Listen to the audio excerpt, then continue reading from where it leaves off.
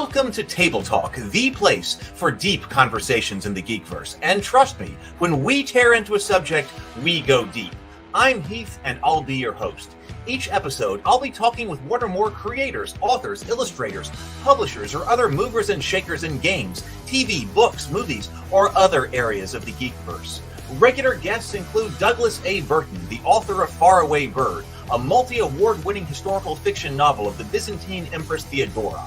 He's also the author of The Heroine's Labyrinth, an alternative story structure to the hero's journey that often occurs in stories with feminine heroes. That structural framework frequently comes up in our analysis of story. Brianna De Silva, she's the director and co-writer of The Cultists, a Lovecraftian comedy mockumentary-style web show here on YouTube. And the author of The City of Reckoning, an epic fantasy novel of political intrigue, the ethics of war, and young love. Cameron Pasha is a screenwriter, director, novelist, and was a writer and producer on the series Kings, a producer on NBC's Bionic Woman, and a co-producer and writer for Sleeper Cell. He's also written for the CW series Nikita and Roswell, New Mexico. He's been breaking news from inside Lucasfilm, Disney, and Hollywood. His analysis and commentary have become very popular on YouTube. We regularly meet to discuss and analyze stories, and when we do, we dive into graduate-level seminars on story structure and writing. Come on in and let's go deep. And when I say we're going deep, I mean you'd better bring your hard suit. Other guests have included Lou Anders, the author of the Thrones and Bones fantasy novels Once Upon a Unicorn, the creator and publisher of the Norengard RPG, and the author of Star Wars, A Pirate's Price, the book that explains why the Millennium Falcon is on the planet Batu at Star Wars Galaxy's Edge. Mark Tassin, the creator of the World of Ataltis, head of Mechanical Muse, former director of the Gen Con Writers Symposium, and the head developer of the new Cool Name RPG. Let's see, who else? Bond. James Bond. Well, not James Bond. Not yet. Maybe soon, though. But I have interviewed Jamie Stegmaier, the founder of Stonemaier Games, crowdfunder extraordinaire, and publisher of many hit board games like Scythe and Wingspan. Brian Colin, sculptor of the world of Revelo Monster Busts, and the creator of the vast grim dark horror RPG. Ajit George, the Dungeons & Dragons author. We talked about game writing, education, and his contribution to Van Richter's Guide to Ravenloft and the development of the Journeys to the Radiant Citadel. I am Hela, Odin's firstborn, the commander of the legions of Asgard, the rightful heir to the throne, and the goddess of death. Well, actually, that interview got rather spicy, so I think I'd better just keep that one to myself. Kate Wilson, a YouTuber, actress, host, and prolific geek guru who's now working to make a new show dedicated to the world of tabletop gaming a reality. So buckle up and get ready for a wild ride, because it's time to explore the worlds of tabletop gaming, sci-fi, fantasy, and all of geekdom through the eyes of those who are making things happen. Atomic batteries to power. Turbines to speed. Roger, ready to move out.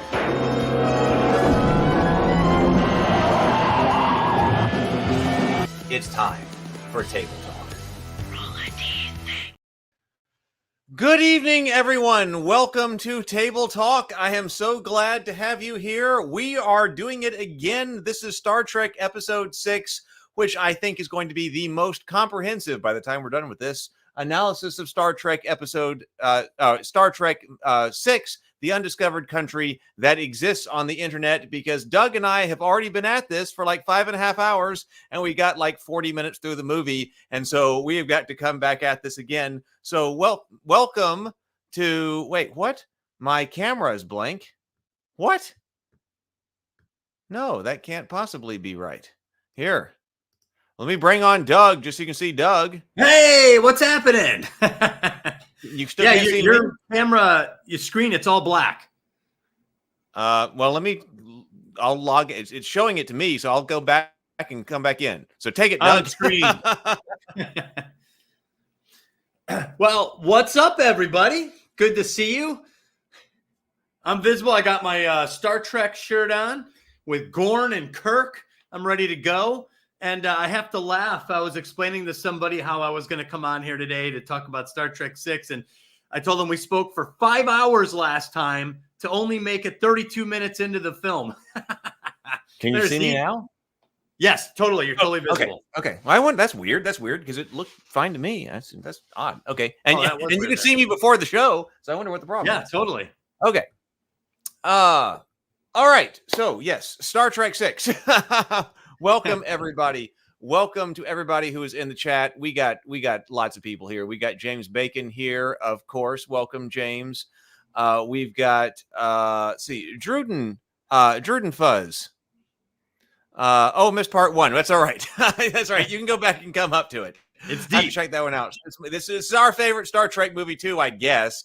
Although we do have a lot of love for Star Trek 2, but we have the most to say apparently about Star Trek 6. Yes, lots of Shakespeare here, man. We are deep. Hey, Sable Phoenix, welcome.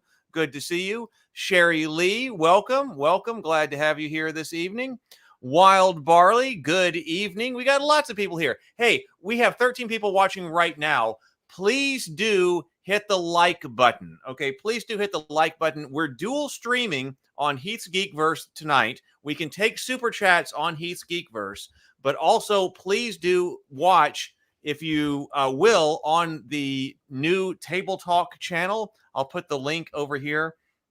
The stream in the comments, the stream on the Table Talk channel. We can't take super chats on the Table Talk channel yet because we don't qualify for monetization yet. We need more watch hours. So if you want to help us out, watching the stream on the Table Talk channel would be huge, because that will help us get the watch hours to be able to monetize this channel and be able to take super chats and things like that over here. So we're taking super chats on the Heath's Geekverse channel, but this permanent home is going to be over here. I'll turn this video private on Heath's Geekverse soon after we finish.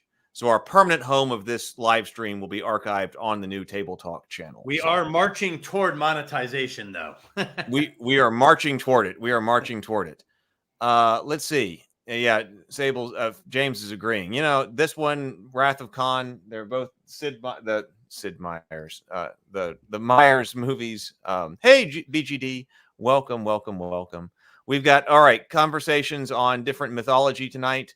Excellent. Sounds great. Wonderful. Hey, Zero the Blade. Wonderful. I don't know. We'll see how this goes. All right, Doug. Jason says this is the first one he went to the theaters to watch. I did see Star Trek 5 in theaters, but this is probably the one that I remember the most. That's awesome. Good morning. The whole gang is here. That's great. Yes. Yeah, we got everybody here. Okay, wonderful. Yes. Oh, and I was going to say, please do hit the like button. It helps us out, but it also helps other people out, because I got comments on the channel by someone who was saying, hey, where's Heath? And I was like, I'm here. We're still streaming. I'm streaming every morning on Heath's Geekverse channel. We're streaming Tuesday nights here on this new channel. But he said it wasn't showing up on his in the comments. He was telling me it wasn't showing up in his feed. So the like button helps push this out. I've been thinking about. I hadn't been saying, hey, please do hit the like button all the time, because But please do hit the like button. It helps us, but also it helps other people, because I think that's what the YouTube algorithm uses to send it out to other people. So there might be people who are subscribed who would like to be here, but YouTube isn't showing them the video. But if you hit the like button, then it may push that out to people who are subscribed but don't even know we're online, but would enjoy being part of the conversation. That'd be great. If you are watching, please do hit the like button. Do you want to introduce yourself, Doug? I'm going to bring up. Sure. I'm going to bring this up again. I've got my name is Doug Burton, and I am an author. My first book, Faraway Bird, is a historical fiction novel based on the real life of Byzantine Empress Theodora. It's book one of what will be a 3-part series. And what's interesting is that I have been a lifelong proponent of the hero's journey and story structure, and I used a lot of the things I learned from movies like Star Wars and brought it into the structure of a historical fiction novel. And you could read there, the book did do well with in winning awards. So we like to talk about story structure here, and I've applied those rules to my own story. All right, so I just dropped the link to Doug's Faraway Bird on Amazon right here, which, by the way, I have, and we are going to evaluate at some point here on the on Table Talk. So get it if you want to be part of that. We don't have a date yet, but I started reading this, by the way. You did? I did. I started reading this 2 days ago, so I'm only one chapter in. But there is a bookmark now in the book. I have started reading it. Awesome. I know James Bacon on the Morning Grind said that he had also started reading it. So he's 2 chapters in. So people That's great. are reading it. Very cool, guys. All right. So then over here, if you this is my current story right now. This is Goodnight Sword. I will put this in the link. Goodnight Sword on Indiegogo. If you have someone in your family or a friend or a child in your family, hold on, let me finish typing. Indiegogo. Well, I can't see. Okay, there we go. Link in the chat as well right there for Goodnight Sword. Goodnight Sword is the first book that's been published in my world, The Tales of Rabavania. It is an obvious takeoff of Goodnight Moon. So if there's a child in your life who is about the right age for Goodnight Moon, but hey, you're a lover of fantasy like many of us here who are, probably all of us, wouldn't you rather the kid read Goodnight Sword? Probably so. So right now I'm bringing hardback books back to Indiegogo. So if you want them, I've got them ready to be printed. So they will also be able to be delivered for Christmas. I got a copy of the book right here. This is a proof Goodnight Sword, so it is ready to go. If you want Goodnight Sword, go to Indiegogo, and then we'll get the hardback copies printed up, and I will get them out to you. The Indiegogo has another week to go. So that is going on right there. And Goodnight Sword is a vast improvement because moons are boring. Swords are awesome. And also, yes, like swords, like Goodnight Sword. Also, I want to say, please do also come by the Ravenkeep Discord server. I don't know if I've been promoting that as much as I should here. I'm Ravenkeep Discord server. I'm putting this link in the chat right now. I'm working on that. Man, I've been trying to catch up on messages. I'm still not caught up to all of my private messages. I was catching up on a bunch of stuff going on in the server last night and this morning, but then I had meetings today, and I've been working on the Kickstarter video for my Christmas story, which is coming out. And so tomorrow morning, I'll circle back around to Discord and finish up getting to messages. I'm sorry about that. Everybody's messaged me. I've also been doing email. But come by if you're here and you want to be part of the Discord server. The Discord server is also a great way to know what's going on. So if YouTube isn't showing you stuff, what's going out, if you're on the Discord server, then you'll be able to see when we're going live because I post that and stuff like that. So you'll be able to make sure that you see, even if the YouTube algorithm is against you. Love to have you. All right. So what do we need to say? How do we start this off, Doug? Well, I think we should lead off by saying this is part 2. This is the first time we have required 2 weeks and 2 videos to discuss a single film. Miraculously, we spent over 5 hours in part 1 discussing just Star Trek VI, The Undiscovered Country. And when I asked Heath at the end, how far into the movie did we get? He said 32 minutes, which is almost impossible. But when I think about it, there's a lot. We spent a good amount of time, and it was a good discussion covering the pretty striking historical context in terms of the year that the movie came out, the fall of the Soviet Union, and how the writers of this story very astutely captured the awareness. It's very rare to have an in-the-moment awareness of your place in history as it's happening. And a lot of that translates directly into Star Trek VI Undiscovered Country. And as time has gone by, this film has aged very well. And I think that it's very deep. Whether they intended it to be as deep as they did or not is amazing to me. But they got a lot right with this film in terms of its historical context. And I think in terms of its characters and its story and plot, like it's just a great Star Trek film. BGD says, once you guys have done all the Star Trek movies, you should analyze all the Touchstone original series episodes. You guys can easily do a 2-hour deep dive. Only 2 hours? Are you kidding? Maybe for part 1. Yes. Yep. They're coming. Yep. Alan Burton. We got Goodnight Swords coming in. They are on their way. Oh, Goodnight Sable says Goodnight Sword is definitely improvement. Yep, he got copies of them. So, all right. Only enjoy swords when they're wielded by thirsty lesbians. All right. So let's. So we got to the point where Kirk and McCoy were going over to the enemy vessel. Wait, where are my notes? I got my notes. Are these my notes? Yes. Okay, so they had fired on the Chancellor's ship. We're roughly 32 minutes into the film at this point. They fired on the Chancellor's ship, and the ship lost its gravity. 2 Starfleet assassins beamed aboard, and easily and made short work of the Klingon vessel. Kirk surrenders the Enterprise, and we discussed a couple. Oh, yeah. We discussed a couple things that we thought were a little problematic. Of course, let me put a caveat on this. Although there are many problems with the plot in Star Trek VI, I think the movie gets away with almost all of it because I still love the film. I do too. For example, the Klingons don't seem very well armed. You would imagine that, gravity or not, that you would have some sort of security force prepared to deal with someone coming on board your ship in this fashion and just having free reign through the corridors all the way up to the Chancellor and firing on him. There was no real response that the Klingons had. I was a little disappointed with that. And secondly, and this was a bigger thing for me than I had ever thought in the past, but Kirk surrenders. And for those who know, and this chat is very smart, so I don't think I'm saying anything that they don't know, but when you surrender your vessel, you are giving your vessel up to the captain of the other vessel, to where you are commandeering that vessel. You would have Klingons beam aboard and take over the Enterprise.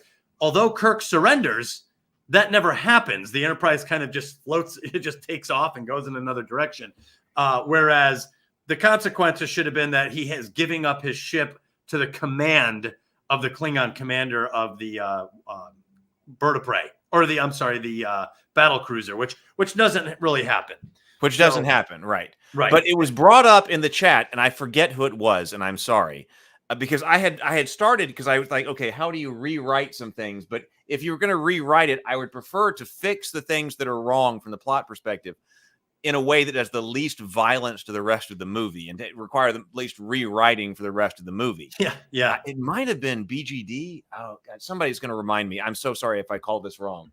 But actually, in the chat last time, it was recommended that what needed to happen was that Kirk needed to surrender himself.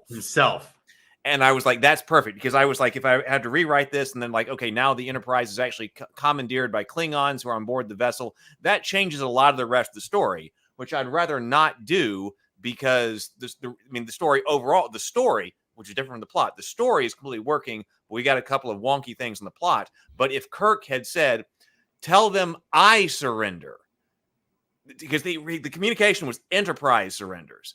So if the communication had been, tell them I surrender, Uhura can then say, sir, whatever, tell them I surrender, I'll beam aboard. That would also play into the weirdness, because we also liked the idea that the oh my God, and I forget his name, the other Klingon who's on board, Kerbla, who is not part of the conspiracy, who is actually the guy who meets them when they beam aboard. Right. He's there. Chang is in command, but there needs to be confusion on board that ship, and that would be additional confusion if this weird. What does that mean that the captain surrenders? Like that he personally surrenders? That's weird, because we know what it means when the ship surrenders, but that would include additional confusion. That, wait a minute, he's surrendering, he's bringing on board. You need to go back to that guy countermanding Chang, who we thought was trying to provoke a war, right there, expecting to fight right there. We needed a reason why the Klingon ship didn't fire. That would be it. Use that guy on board the ship. When Kirk says, I surrender, the other guy doesn't want to start a war. It's like, what does that even mean? Bring him on board. That is an excellent, excellent way to fix this, and allowing us to have the rest of the movie generally as it goes, and fixing this plot hang-up. And exactly. It would not disturb the rest of the plot, and it'd be very easy to include Bones as the chief medical officer. You would imagine him volunteer. Jim, let me. He does volunteer. He can still volunteer. No, I'm going to. They may need a doctor. Totally. Perfect. Except he does say, I don't even know his anatomy, Jim. You would think that a Federation doctor would have knowledge of Klingon anatomy. The president's a Klingon, for crying out loud. Yes. Right. Yes. Brent says if Kirk had surrendered himself instead of the ship, it would move from a military to a civil legal context. Perfectly That's exactly said. it. Yes, Because, exactly. in a military context, you are surrendering your vessel. That means the captain of the Klingon cruiser assumes command of your vessel, puts it in tow. The entire crew of the Enterprise is prisoner. And that ship would be with the Klingons. It is now Klingon property. That's a big freaking deal. He offers this, and then the movie just skips it. Yeah. So it was Brett. So they went back and found it in the chat. Thank you. So we can credit the right person. So this was Brett Finnenstall. Oh, wow. Excellent, Brett. Okay. So thank you. So now we can credit the correct person. Thank you. Very Thank cool. you so much. The Klingons not I was wondering which the Klingon, the president of the Federation is a he isn't that name. In fact, I think I read that was named after the actor. Is it? That particular race? Yeah, he's not a Klingon. The president of the Federation isn't a Klingon. He's Kentwood Smith? Yeah, or Kentwood, maybe. I don't know. He's the guy from RoboCop. Isn't he the guy from RoboCop? And that 70s show? The Red Foreman. Oh, okay. Boy, I'm way off with this president. There's something about who played an Efrosian. So that's what he is. He's an Efrosian. Okay. Yeah. So he's not a Klingon. Okay, interesting. But okay, so that fixes that they should have beamed on board that way. Now they're on board the ship. This is actually when Chang. Gotcha. So Chang is back on board the ship. Yeah. And we said there was some confusion about when exactly he came on board. I think thought he came on board earlier than you did. I did notice there's like blood, the Pepto-Bismol blood splattered on even the walls because the ship was, out of control. So the blood is on the wall, spinning even on the walls. Chang has to be sure that the Chancellor dies here. And I don't know if this was part of it or not. Because the Chancellor is still alive at this moment the room. Which means the assassins actually failed. They kind of failed. So, but Chang is in on the conspiracy. So, you know how like the witch poisons Khal Drogo in the Game of Thrones? Yes. There needed to be an element of that, even if it was subtle. That Chang actually needed to kill him here, because Chang just run interference on their own medical officers, or run interference or whatever. But I think that in retrospect, it needed to be clear that Chang made sure that he died here. That's true, because if you're Chang and you beam aboard, you'd be like, dude, the Chancellor's still alive? This whole plot revolves around him not being alive. Yeah. And of course, he does die anyway. I would have made it clear as you watched it the second time that Chang made sure that he was dead, and that's why McCoy failed. Okay, yeah. And we also identified another plot issue, which was this patch, which Spock has in his pocket, which the Klingons never remove. They never take off his Federation uniform. So there are some issues there with tracking, and again, that could have been easily solved by another means. Well, yeah, I meant to try to come up with a way to solve that, and maybe we can solve that as we're here on the channel live, because I did have a problem with that, because I said that it was easy to miss as the audience. I didn't actually. Sable said that he did see that patch get put on, but didn't actually. Yeah, he reaches back and slips it on. He does. Yeah, but that's very easy for the audience to miss. I know I missed it. It is also a complete plot contrivance, which the writers admitted on the DVD commentary. Oh, they did. Yeah, they're like, we made this up in order to get around some plot points. So that part needs some help, because it's not believable that it's right there. It's easy, that Spock has this thing that can transmit across the galaxy in his pocket. And you would think that, even in regular prisons today, they strip those people down. They're not messing around with them. They're not letting them smuggle anything in. Yeah, and the Klingons aren't that stupid. Yeah, I mean, if you're going to Rura Pente, and there's a beaming shield, they're obviously anticipating efforts to rescue political prisoners. You would think that there'd be a better solution there. However, again, It's Star Trek 6 and it gets away with it. It doesn't bother me enough to ruin the film. It doesn't ruin the film. But I think if there might be some other way that we could have come up with that was this seems less of a plot contrivance. Yeah. But nonetheless, in fact, even when I'm watching Kirk bend down to listen to Gorkin, it's on the patch is on his back. So it is. Yeah. Oh yeah. Spock slaps it on there when he's still on the bridge. But I mean, there's even continuity in the scene. I mean, they made sure that it's there. So good. It's there. So and then they are arrested. Well, yeah, Bones tries to save the Chancellor, and what's interesting is that Chang allows it. I know because he's punching the Chancellor, to try to get the heart to start again, and someone goes to stop him, and Chang's like, shh. So it's almost like Chang sensed that this would fail, and he wanted Bones to be the man without a chair when the music stopped, basically.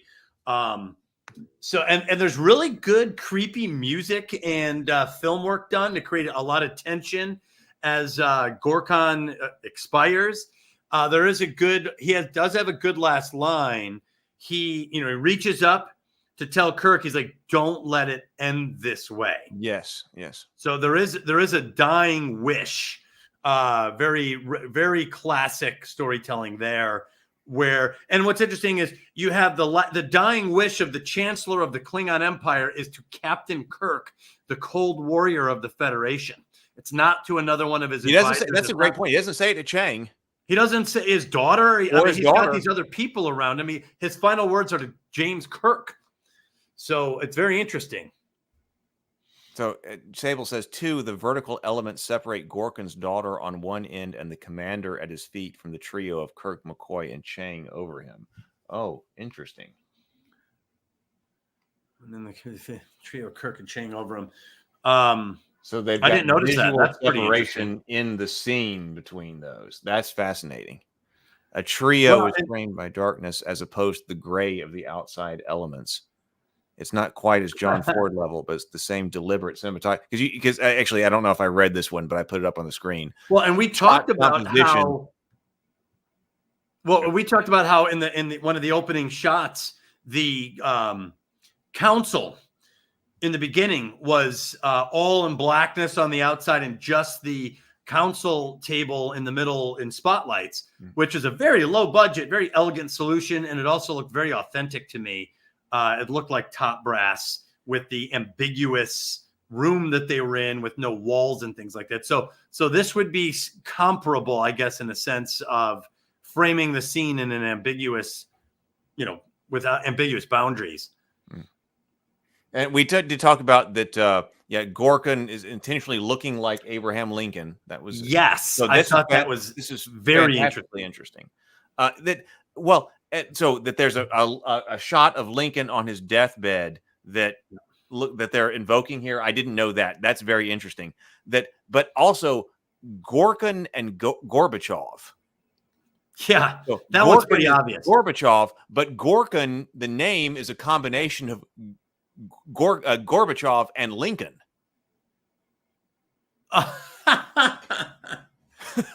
Gorkon. Oh, that's bizarre. The end is the first is Gorbachev. The end part is Lincoln. Yeah, that's not that brilliant. But no, I didn't pick up on that until I was watching the commentary, and they were afraid that there was going to be too on the nose that it was Gorbachev. But nobody picked up on that. I never did either. Yeah, see, that's one of the weird things as a writer. Sometimes the things that I write that I'm thinking, like, this is the most subtle thing ever, will be the things that people pick up on. And then when I'm like, this is something I'm screaming from the rooftop, it's something that nobody picks up on. So that looks like we lost Doug. I mean, he'll be coming back in. But here he is. We lost you temporarily. I was going to respond to something Sable said in the comments, and I ended up knocking myself out. Oh, you hit the wrong button? Okay. So I was just saying that as a writer, you never know what people are going to pick up on, because I have written things that I think is extremely subtle, and people like pick up on that immediately. But then but more often I'll write things that I think that I'm screaming from the rooftop like this. Gorkin, Gorbachev, they thought we're just screaming that. That's very common. That I was like, I'm just screaming this symbology right here. And nobody ever mentions it or picks it up. And even like you or Cameron's like, oh, I didn't notice that. I didn't pick up on that. Yeah. So you never know as a writer what you think is really obvious may not be. Yeah. That's funny because, and that's also one of those obvious things that once someone says it, it's like, of course. I mean, of course. Right. Once you hear it, it's like, oh, God, yes. But I would never have thought of that. What were you trying to respond to Sable about? Sable was talking about how there's excellent use of lighting throughout Star Trek 6, which I agree. He mentioned that it breaks down. And I was about to say, yeah, the Rura Pentes setting was very low budget, in my opinion. It was one of the more obvious elements of low budget film work in the film. I love the movie so much, I just don't care. But there was certainly some low budget work, there. Too bad. But it's still. But I still say this movie is a masterclass in if you have a low budget, what you can do. Totally. Especially when you compare this to Star Trek 5, because we had said that you can see a lot of now. Again, I wouldn't have picked up on this before I started really diving into this and actually doing production. But looking at Star Trek 5, you can see there was a lot of money spent in places that didn't really contribute to the story. We had a great discussion on that. Yeah, totally. That was with that. Like in this one, again, there's budget saving shots and everything else, and then the money is spent where it matters. So yeah. So Brent, we were talking about your solution to the whole episode, or to the whole movie earlier. So when Kirk says we surrender, we pointed out that he failed to surrender his ship, and you were the one. We went back and looked, who suggested that he should have just surrendered himself, and we thought that was a very elegant solution to the problem. Yeah. So thank you. We got the right person credited for that. Yes. Now I got to say, and I like this. So there's really creepy music, and there's a lot of tension captured in the filmmaker after Gorkon passes away. It's kind of like, now what? And it's great the way I appreciate how the filmmaker. So Chang stands up and claps, and on cue, the officers or whoever it is, security apparatus there in the Klingon ship, they arrest James Kirk and McCoy. So it's very elegantly done, and Kirk and them do not resist. They we tried to save them, which has been their mantra even later on through the trial. So they're now political prisoners. This is a big deal because on the eve of a peace process between the Klingon Empire and the Federation, now that's being broken up, and you have a narrative out there that is supported by some facts that the Enterprise has fired on the Chancellor's ship and tried to kill him. So, Kirk and McCoy beaming over and surrendering breaks up that narrative just a little bit. And now we have a little complication. Yes. Yeah. And Christopher Plummer, by the way, I really like him as an actor. He's one of those actors. Daniel Day-Lewis reminds me of this too, who emanates a certain cruelty effortlessly in his persona. There's just a natural cruelty in the eyes, in the body language. There's something about them that just carries over very, very well. And him as Chang, you wouldn't expect an older man to pull off such a great Klingon commander, but you've out of all the Klingons in the Star Trek movies, Krug is really good, but he's really good. But I think Chang is actually better. I actually like Chang. He might be my favorite Klingon of all time. Well, yeah, I would agree. Krug is good, but what he's doing here has more depth. Like if you're just talking about the villain, yes, that's one thing in Star Trek 3. This is also a villain, but with more depth as well. And yes, oh, that's right. And Sable points out, Article 184 of your interstellar law, I'm placing you under arrest. And right, we do get a reuse of the bird of prey blowing up, and that bothers me because watching them together, you see it, and it's like, okay, that's the same explosion. We haven't gotten to the explosion in this film yet, but right. But on the other hand, that's the cost-saving thing. That we've got a fantastic shot of the bird of prey blowing up. We're going to reuse it. He went with it. Well, I think that you're talking about when they both are shooting at it. Yeah, I think it's yeah. Well, that's such a thrilling Star Trek moment that I never noticed that. I never noticed that they reused the shot until right now. Someone just said it. So I guess I didn't care. So you didn't notice and didn't care. So all right, so that's good to know. Well, I care now that someone's pointed it out.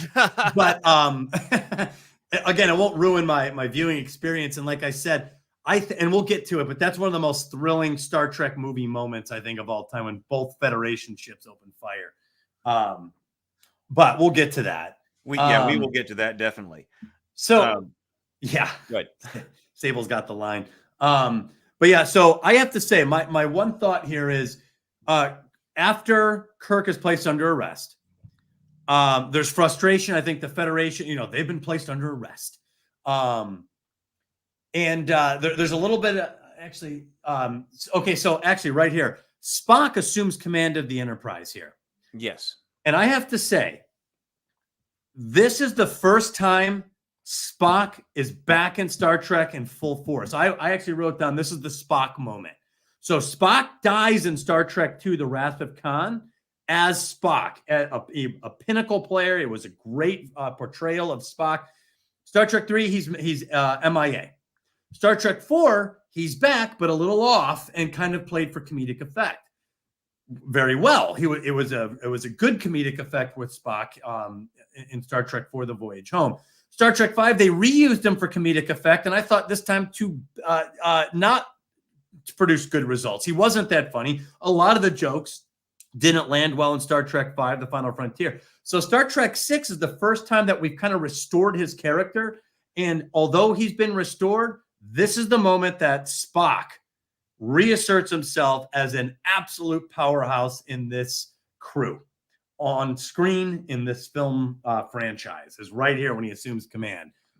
I thought his dialogue was great, and he has such great commanding presence in this scene. I think you're completely right.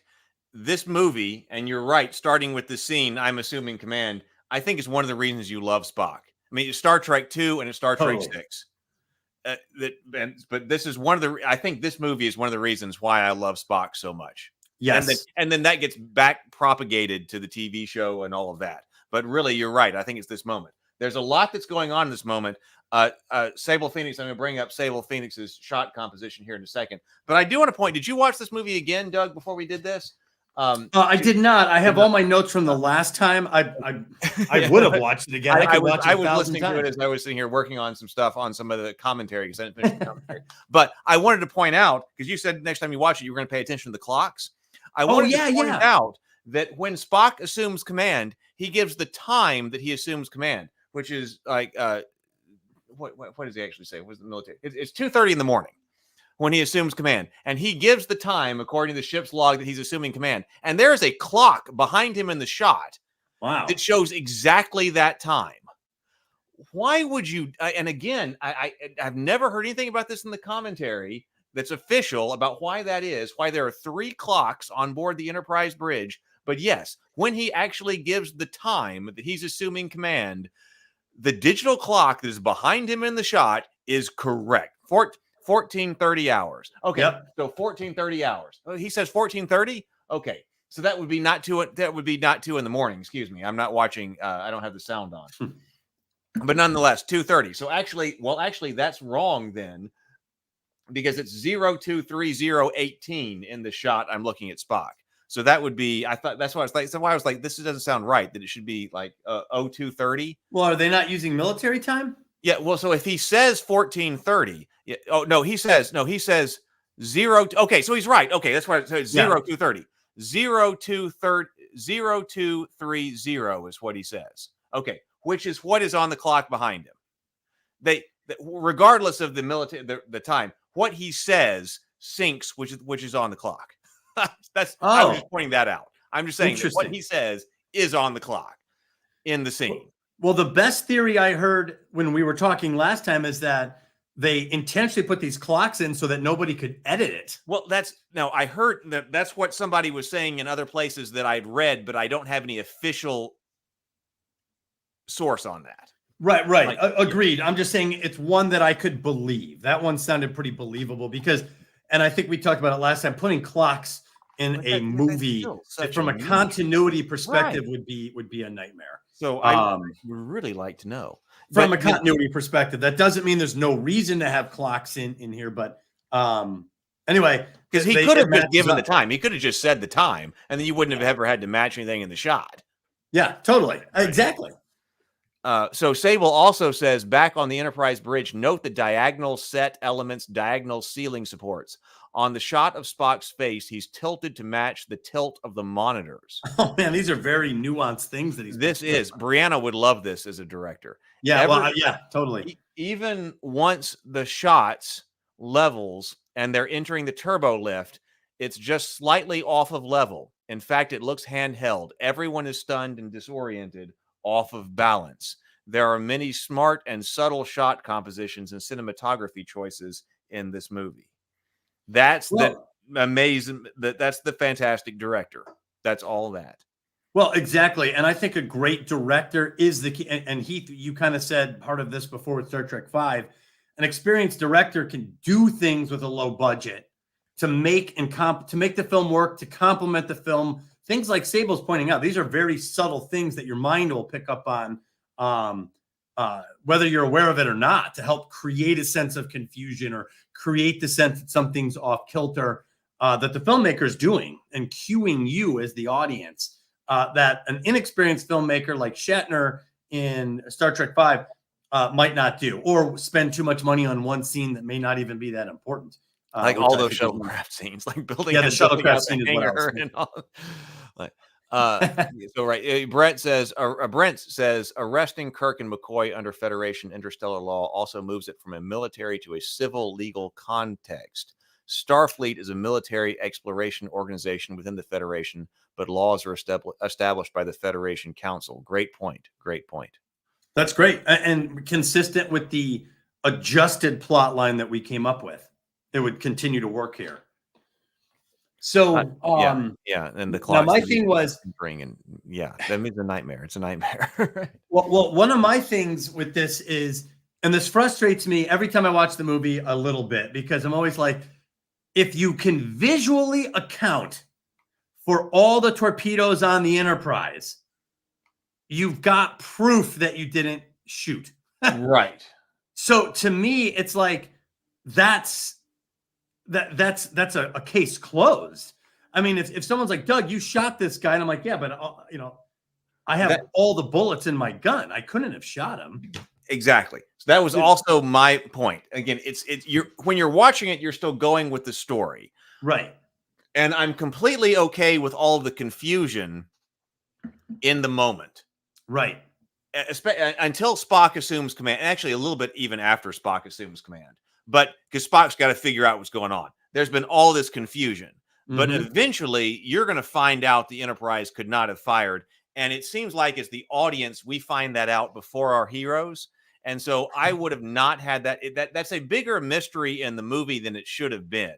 Because as soon as, especially, we're going to get to it later, but Scotty goes to visually inspect all the torpedoes. Because there's a discrepancy apparently between the tactical computer that says we fired and then the inventory of the torpedoes, which says we're still fully loaded. And so we got to reconcile the discrepancy between the tactical computer and the inventory. But then once we actually go and look at them, they're all there. But like I said, if you just go down to the torpedo bay and go, hey guys, did you load torpedoes? Because we know in Star Trek 2, it's kind of a manual operation to shove torpedoes. They should very quickly, after Spock assumes command, determine conclusively that they did not fire. Well, and isn't there somebody manning that station? Like, did you fire? I mean, arrest that guy. You guys, like we see that there are the closed circuit cameras. Like are those not in the torpedo bay as well? So like I said, that should not have been a mystery. Well, you should have detained whoever's on the weapons station, because if their testimony is that they did not fire and all the torpedoes are accounted for. So I think what they should have done, that would throw it to Chekhov. Do this. What's that? That would throw it to Chekhov, because Chekhov is the weapons officer, and Chekhov might be in charge of the tactical computer. Like, somebody would look at him like, "Oh my Chekhov, God, we fired." a torpedo was fired, Chekhov. Yeah, or did Chekhov forge the computer entry? Because Chekhov would have been someone who had access to the tactical computer. Right, but at the very least, he would be detained for questioning.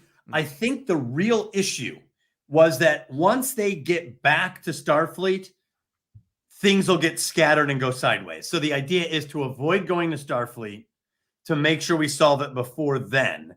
Because Spock says, and we get, whoever altered the databanks is here, or whoever, so he makes a great case later, but I feel like they played it with less certainty than they would have had the ability to ascertain at the time. Well, yeah, they see, this is when, like I said, the plot of the movie starts to go awry, and you don't totally notice it when you're in the moment of it. But I'm going to bring up lots of moments here that is like that we could probably try to solve, and I would love to, like, we got great people in the comments and everything that we can probably solve those, because what starts to happen after this isn't exactly right. I mean, the fact that the Enterprise goes missing, it should be a huge deal. Like, to the whole Federation. Right. Well, to the whole Federation, but also this idea that, this ship that just apparently fired on the Chancellor ship went missing. That would put, that's like the hunt for Red October. It would be like the hunt for Red October. Yeah. Oh, yeah. Yeah. Actually, that's a great point. But my perspective is going to be in the future that, like, okay, there's going to be this trial. These people have been detained or whatever. The Federation legal team would want to pour over the Enterprise, like every single second.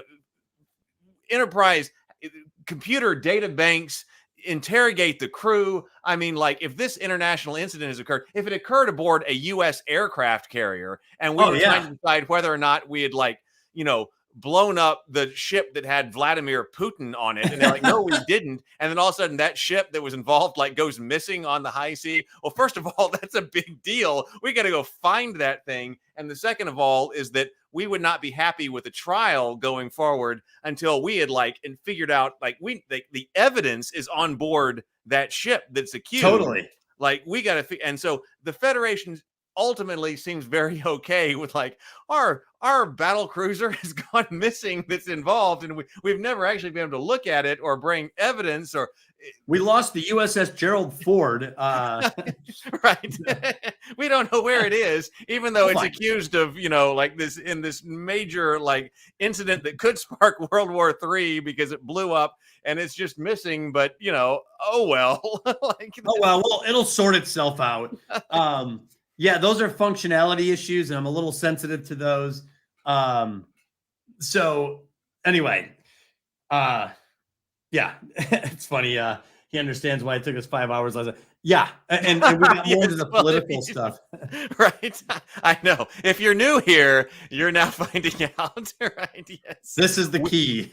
Doug and I like movies, especially Star Trek. Oh yeah. Thor says, I've always wondered if it's a 1/24th of a second is fast enough to cause a real subliminal effect. Yes, that's the kind of thing we go here. Actually, Doug, one of the things I saw from you that was regarding Star Wars, like one of the things that you said in Ahsoka that I laugh about. I think about it because I've seen it in clips.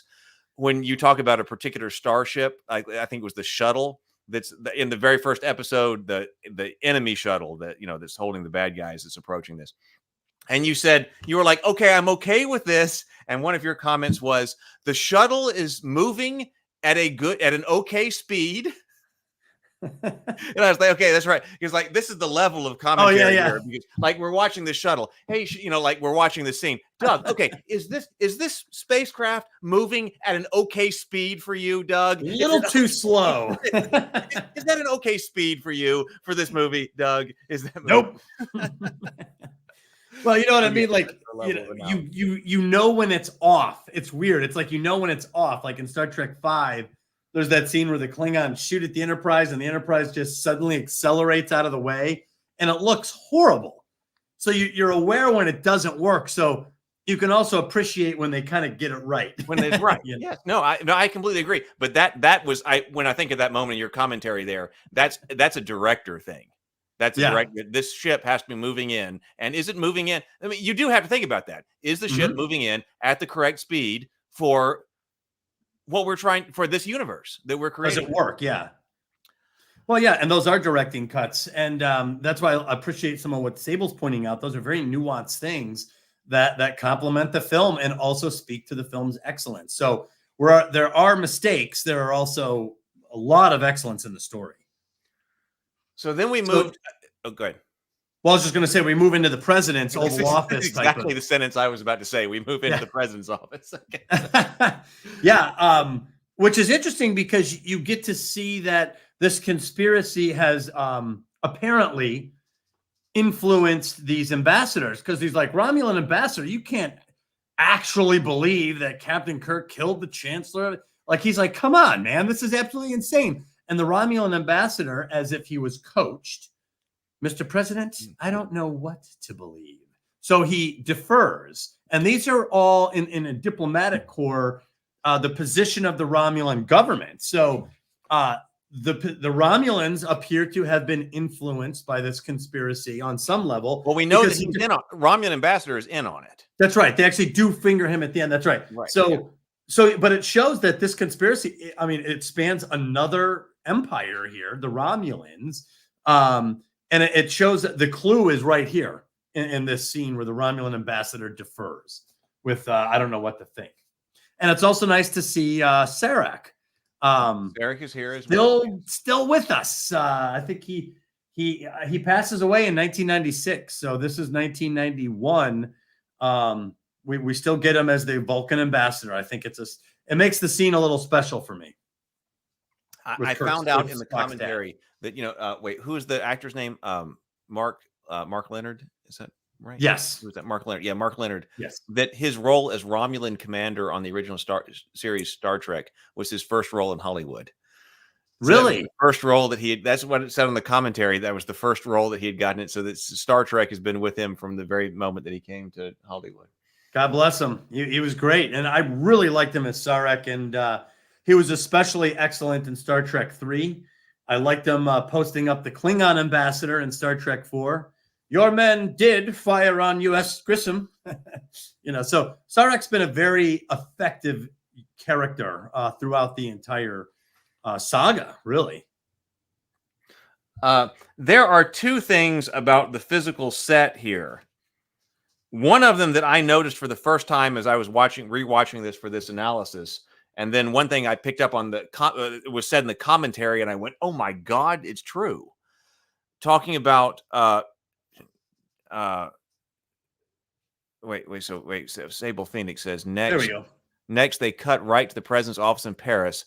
On a shot of the Federation logo, the Klingon ambassador crosses the frame and partially occludes the logo. As he walks forward, he completely slowly increases his height until he's looking downwards, totally hiding the Federation logo, taking up a position of authority and righteous indignation. Interesting. Wow. All the shots are looking up at him sequentially. You know that it's Paris because the Eiffel Tower is in the background of the window. Right. Which that was actually the first thing I was going to say. That's what I was going to say about what I noticed about this set. Yeah. And I only noticed this for the first time when I was rewatching this for our first discussion. I was watching this scene, and then in the background behind the president is the Eiffel Tower. And I went, oh my God, the president of the Federation is in Paris. I guess I always assumed they were in San Francisco because they were, Starfleet headquarters is in San Francisco. Right. But we know that, and the Starfleet Academy is in San Francisco. But this does establish that the president of the Federation is in Paris. Yeah. I had never noticed that until a month ago when I watched it in preparation for this discussion. Oh, yeah. I had noticed that. I guess I never thought too much about it, but you're right. San Francisco has always been the Mecca of Starfleet. So it is interesting to internationalize it a little bit. It's interesting that the civilian leadership is in Paris That's very interesting, right? Starfleet headquarters is under the Golden Gate Bridge. Absolutely. And the first time in the film, right? Yes. So, but okay, so that's what I realized in universe for the first time a month ago. But then when I was listening to the commentary, do you know what physical set they're on? I had never realized this, but as soon as I say it, and especially if you go back and watch it again, you're going to realize, again, reuse of sets, economy of, saving money. The president's office is 10 forward. Is what? 10 forward. The Next Generation, the bar, Guinan's bar. Oh, really? That they're standing into, it's this. I'm looking at it now and going, oh my God, it's the same door. It's the 10 forward door. Oh my goodness. The background that, like what Sable was just talking about, the Klingon ambassador comes across, that's behind the bar. They've taken out the bar. So the bar isn't there, and all the chairs and seating isn't there. But the set is 10 forward, because you can also see like the Next Generation ships curved arches. That's what's behind the president, and they've hung curtains up so that you don't. There's those translucent curtains that you see the Eiffel Tower behind. So it's the 10 forward set that they're on. Oh my God. I never knew that. There was a Star Trek The Next Generation episode, Will Always Have Paris, which included that shot of the Eiffel Tower, and that got reused to put that behind them. Oh my God. So now, they're sitting on the 10 forward set. Yes. Wow. Yeah. They even have a replicator, right? Yeah, beside right. Yeah, I'm looking at it right now. Yes, they use a lot of they use some of the Next Generation sets not very well.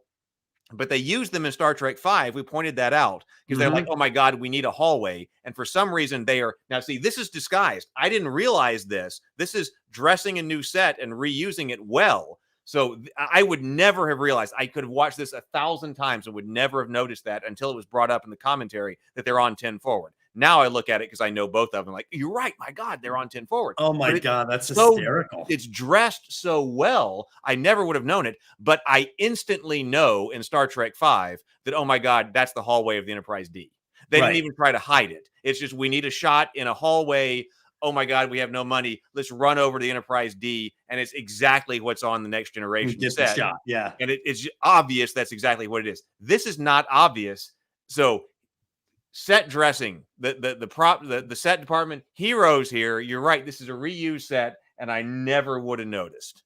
Yeah. Well, congratulations to them, because they did enough to break up the shape, the familiarity of the shapes around it to throw you off the scent. And that's why all those curtains are there, because I'm like, oh my God, all those curtains are there. Add curtains. Yeah, I know. Now I want to watch it again just to line it all up. I can't tell you how many times after these talks I want to rewatch the movie to catch all the things that the chat points out, that you point out, or that come up naturally just over the course of the conversation. It's amazing. Now, there are only, I don't know if you have other things to comment there. I have a comment regarding the president's office difference between the director's, the theatrical and director's cut, because there are only a couple of added scenes in this. Like this movie is only like 2 minutes longer in the director's cut. Oh, okay. So very subtle. So yeah, they only added in a couple of things, and one of the scenes that continues in the director's cut is in the president's office here, which I think as a kid, I think I had the director's cut because I always remember the scene being in there, like my VHS must have been the director's cut, because after the president dismisses all of the diplomats, does the version you watch have Starfleet Command come in? Oh, quite frankly, we can clean their chronometers. Clean their chronometers, right? Yes. Yeah, I love that line. Yeah. Yeah, it is an awkward. You're frozen. At least to me, you are. Oh, am I?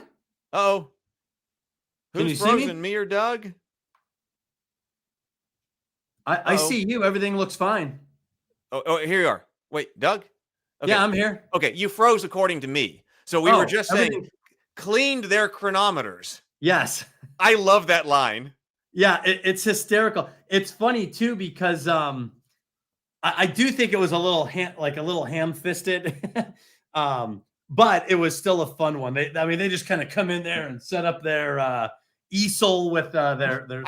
Well, it is so. Yes, I know. It's a fun scene for a few reasons. Yeah. Okay, first of all, you get the clean their chronometers line, which I do like. I do like. But also, it's weird that it is the 23rd century. Should be still the 23rd century, right? Yeah. And he comes in with a whole stack of paper. Yeah. And sets it up on the easel. But I still do like that because that's definitely Meyer in his directing. You know, that he likes the physical aspects. He has books in the films. So the Starfleet personnel comes in and they don't have like a PowerPoint presentation. They've got like a physical thing of paper that they're going through, and he's very serious about it. Well, what the scene is important because it does show the hawkishness that is active on the side of the Federation. They do show it later with the Klingons. You know, the Klingon Warhawks have their scene. So this is the counter where we get to see the Warhawks of the Federation make their case, like, hey man, these guys, their guard is down. Let's hit them hard. Let's clear them out. Let's do this, kind of attitude. But okay, now in this version though, okay, so now the guy who is making the presentation plays Odo in Deep Space Nine. Oh, really? Yeah. What is it? The chat will know the actor's name. I'm sorry that I don't. But yeah, the guy who is delivering the presentation with the paper about how he's going to clean them out and delivers the clean their chronometers line is the guy who goes on to play Odo in Deep Space Nine. Oh, wow. But my problem with him is because he got cut from that character got cut from the theatrical edition. So he doesn't show in the theatrical edition. And actually, he didn't know that he was even in the director's cut. So is this it?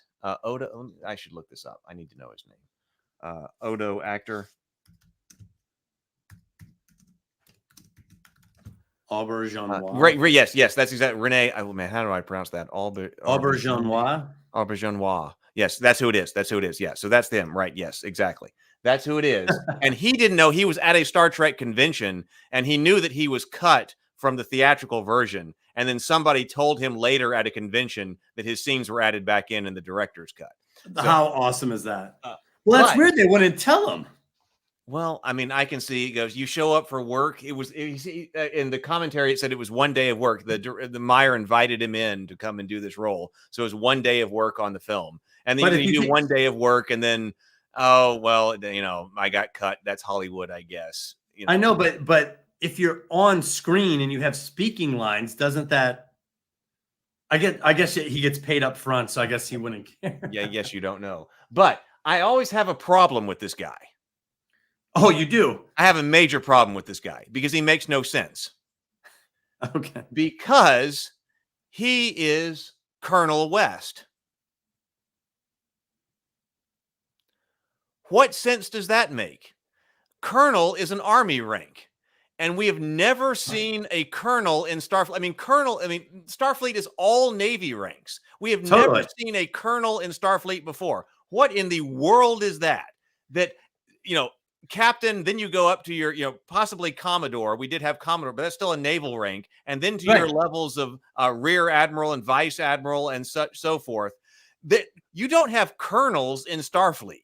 And yet this guy is Colonel West. Let me ask you a question. Isn't the Klingon Brigadier Colonel? Or am I getting mixed up? He's Brigadier Kerbla. Oh, okay. For some reason, okay. My 1991 brain still processed Colonel. So that's who we were talking about, who is not the Klingon, who is not in on the conspiracy that we would have used better in our rewrite. Brigadier Kerbla. That's exactly what we're talking about. Is that guy? Sorry, my 1991 brain kicked up a mispronunciation. You're excused. but he's wearing the uniform of a Starfleet Vice Admiral, and yet he's referred to as Colonel. Oh, that's a weird mistake to me. Well, okay, it is a weird mistake. So I'm glad it got cut from the actual theatrical version. Right. So maybe it's supposed to be Starfleet, but he's wearing a Starfleet uniform, and he's wearing a Vice Admiral uniform, and all of his ranks are Starfleet Vice Admiral. So if he were wearing a different rank, if you're wearing a different uniform, then you'd go, yeah, he's the Marines. That would have been a great opportunity to add the Marines. So I'll tell you why he is Colonel West. He's Colonel West because he is supposed to be a reference to Colonel North. Oh, you think so? Just I like know a hawkish. Because he is the hawkish person coming in with the stuff. So he is supposed to be the stand-in, but all of our references with the Cold War and everything else, that's why he's Colonel West, is because he's supposed to be Colonel North. Okay. Interesting. I could totally see that. And it makes sense. I mean, it makes sense from the filmmaker's perspective for what they're doing. But I think you still need to do better at explaining that. So, well, like they ended up cutting it. But so true. there are Starfleet Marines. So what you should have done, if you wanted a character called Colonel West to be an analogy of Colonel North, then what you should have done is have him in a different uniform and made it the Starfleet Marines and made that explicit right there. That would have been cool. But right now, having him in a Starfleet Vice Admiral uniform being called a colonel makes no damn sense. So real quick, my wife just brought me some Romulan ale. Oh, Romulan ale. Cheers, everybody. Cheers. Woo! Strong stuff. I'm allergic to Retinox. Yes, I know. That bothers me too. The uniform changes between TNG and DS9 when they're both the same period. I know it bothers me too. But it's like every episode or every series gets its own stuff. Even the comm badges change and set. Yeah, right. No, wait a minute. Okay, wait, sorry. I only use it for medicinal purposes. But that's the same here. Same here. Isn't that illegal? No, illegal. Take a breath and sip. Yes. No, actually, no, wait a minute. Actually, I think this is not true. So you have to check me on this, Sable, because I did a deep dive into this as well. Because there is the idea that in the original series, every ship has its own badge. Oh, we did talk about this. But I think, well, this is a deep aside from Star Trek 6, but there's another captain of another ship who's wearing another badge. So this is unclear at least. It's unclear at least because according to one line of thought, because what you see on screen, there's another ship and they've got a different kind of badge insignia. And so it's come to be the case that's thought that, every ship had its own insignia. And then later the Enterprise badge became the badge of all of Starfleet after that. And that they actually make that explicit in Star Trek Continues. That is the thought that Star Trek Continues uses, because when Kirk in Star Trek Continues shows back up to Starfleet headquarters at the last episode, the Admiral specifically says that as an honor to everything you've done on board this ship, Starfleet's emblem is going to become the Enterprise emblem. But that might not be true.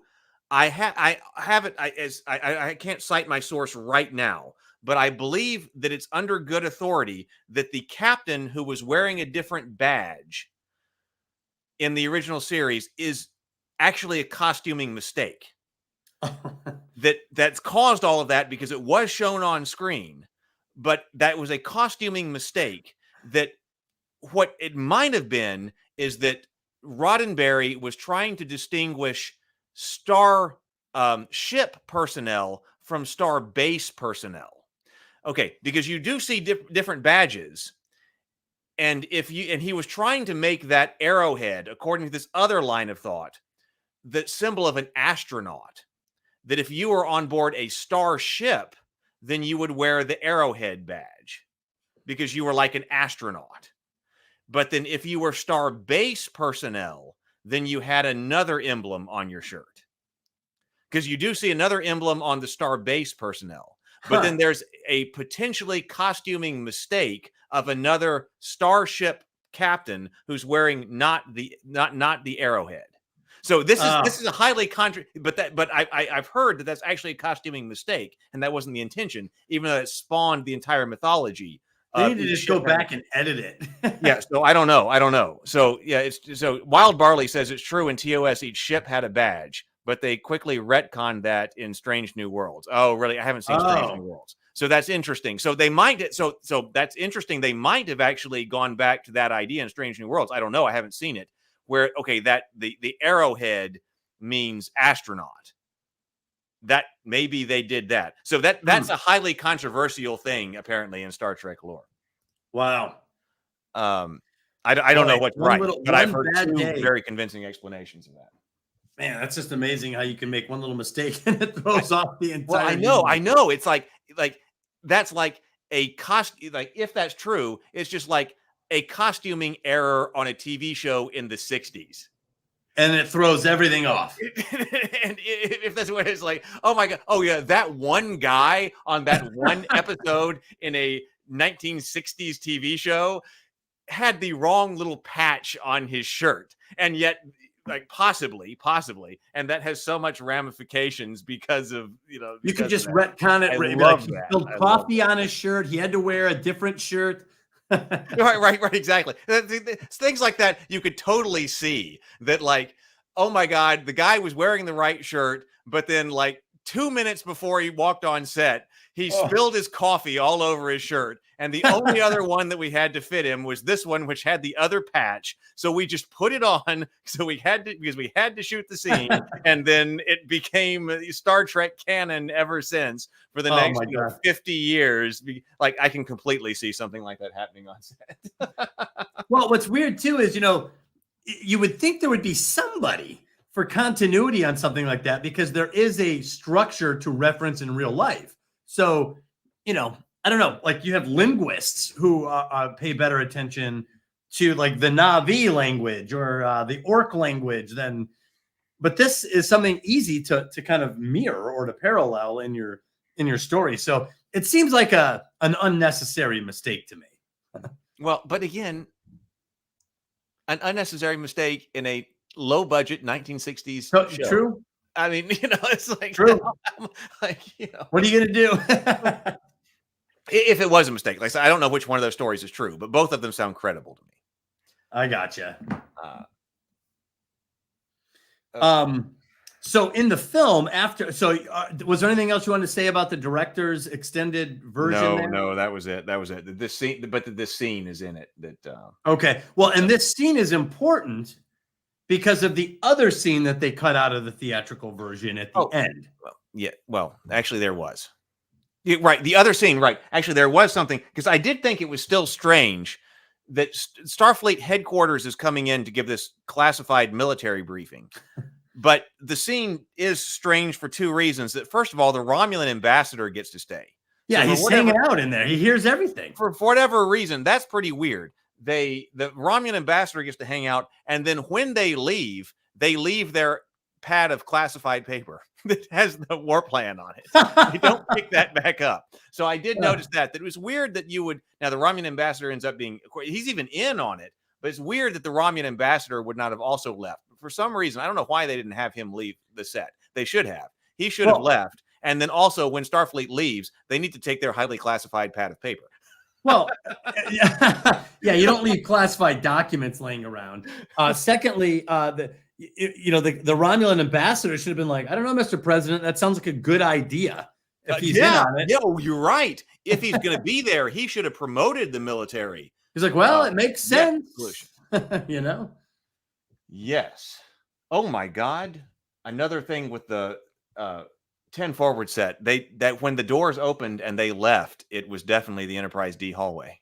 Oh, really? I just saw that on screen as I went by. I gotta rewatch. Outside the door was definitely the Enterprise D hallway. They weren't even trying to hide that part.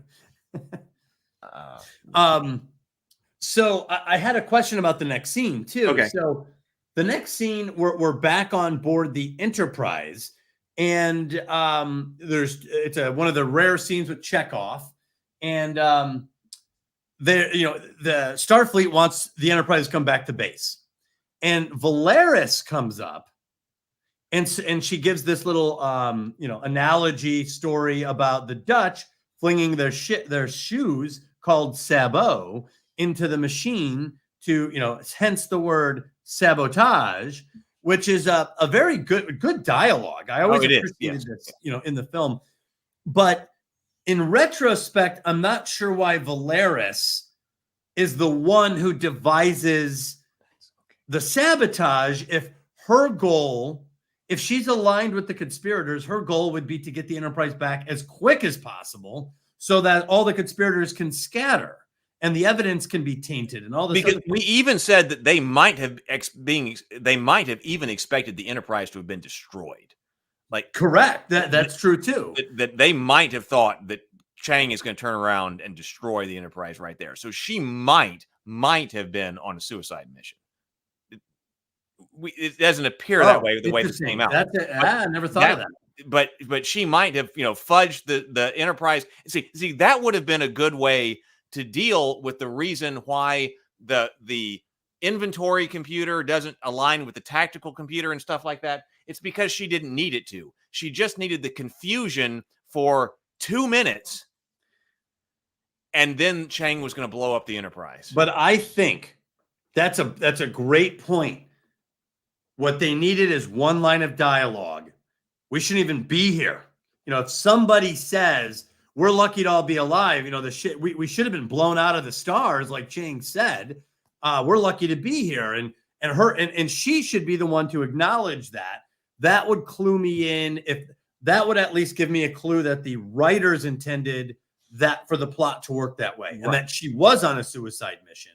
I think that would solve several of our coming issues, because in that case, it would make it clear that the conspirators are on the back foot even more, because not only do we have this weird situation where Kirk surrendered, and now we got, when that stopped our casus belli for the start of the war, but also we weren't expecting for the Enterprise to be exactly combed over in detail. Yeah, all the evidence. Because we were expecting to be blown to pieces and we would all be dead. Oh, but you do need, if that's the case, and I think there's a good reason to make that case, that's actually very wise to the plot.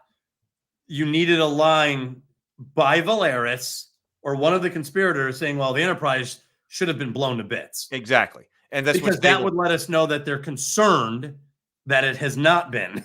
Right. Because from the plot, from the logical plot perspective, what Sable Phoenix is here is saying, and we've talked about, the Enterprise would be locked down as soon as it went to a starbase and taken apart with a fine-tooth comb. And everyone on board would be detained for questioning. You're right. And actually, the conspirators would rather the Enterprise sit dead in space. She doesn't know about the patch that Spock slipped to Kirk. That's a good point. She doesn't know about that. She asks him how, and he disassembles the previous scene because time is short, and he dismisses it in that scene because, right, she doesn't know that. But if they go back to a starbase, what should be happening? That's a good point too. But see that case they needed in that. So we needed to know that Valeris thought she was on a suicide mission, and now the Enterprise is still alive. The evidence of the crime is the Enterprise, or the evidence of the conspiracy is clearly on board the Enterprise. As we just talked about, it should be clear the Enterprise didn't shoot. So as soon as the Enterprise is actually inspected at any length of time, they're going to come to that conclusion. So she's got to keep them in space. Yeah. That's how that scene should have gone. Well, and there should be some dialogue attribution, or I'm getting all mixed up with my term. They should devote some dialogue to that. There should be the line that says, well, the Enterprise shouldn't even be here. It should have been blown up in space. And then someone else could say, well, then, but we're still here. And then the idea that if it's returned, we'll at least get to the bottom of this because we'll comb the Enterprise for evidence. And then you could have someone say that, if we get back to base, the entire starship will be combed for evidence. Everyone will be detained. And then have Spock say, well, then we would lose our chance to save Captain Kirk. He does say something similar. And then that's when she could say, well, she's actually in alignment with Spock on this. She doesn't want the Enterprise to go back to starbase for that reason. I think there needed to be a little bit of dialogue to establish that. Because when you watch it and when you watch it again, you'd be like, oh, that all makes sense. And right now we're talking about how it doesn't quite make sense, or you could kind of fit it together in a kind of a ham-fisted way, but it's not fluid like you would want it to be. And I'm totally on board with inviting Sable. He's had a lot of I told Sable that because Sable said last time we were talking that he wished he could be here live with us. I wasn't going to start. So you think it's time to bring Sable on?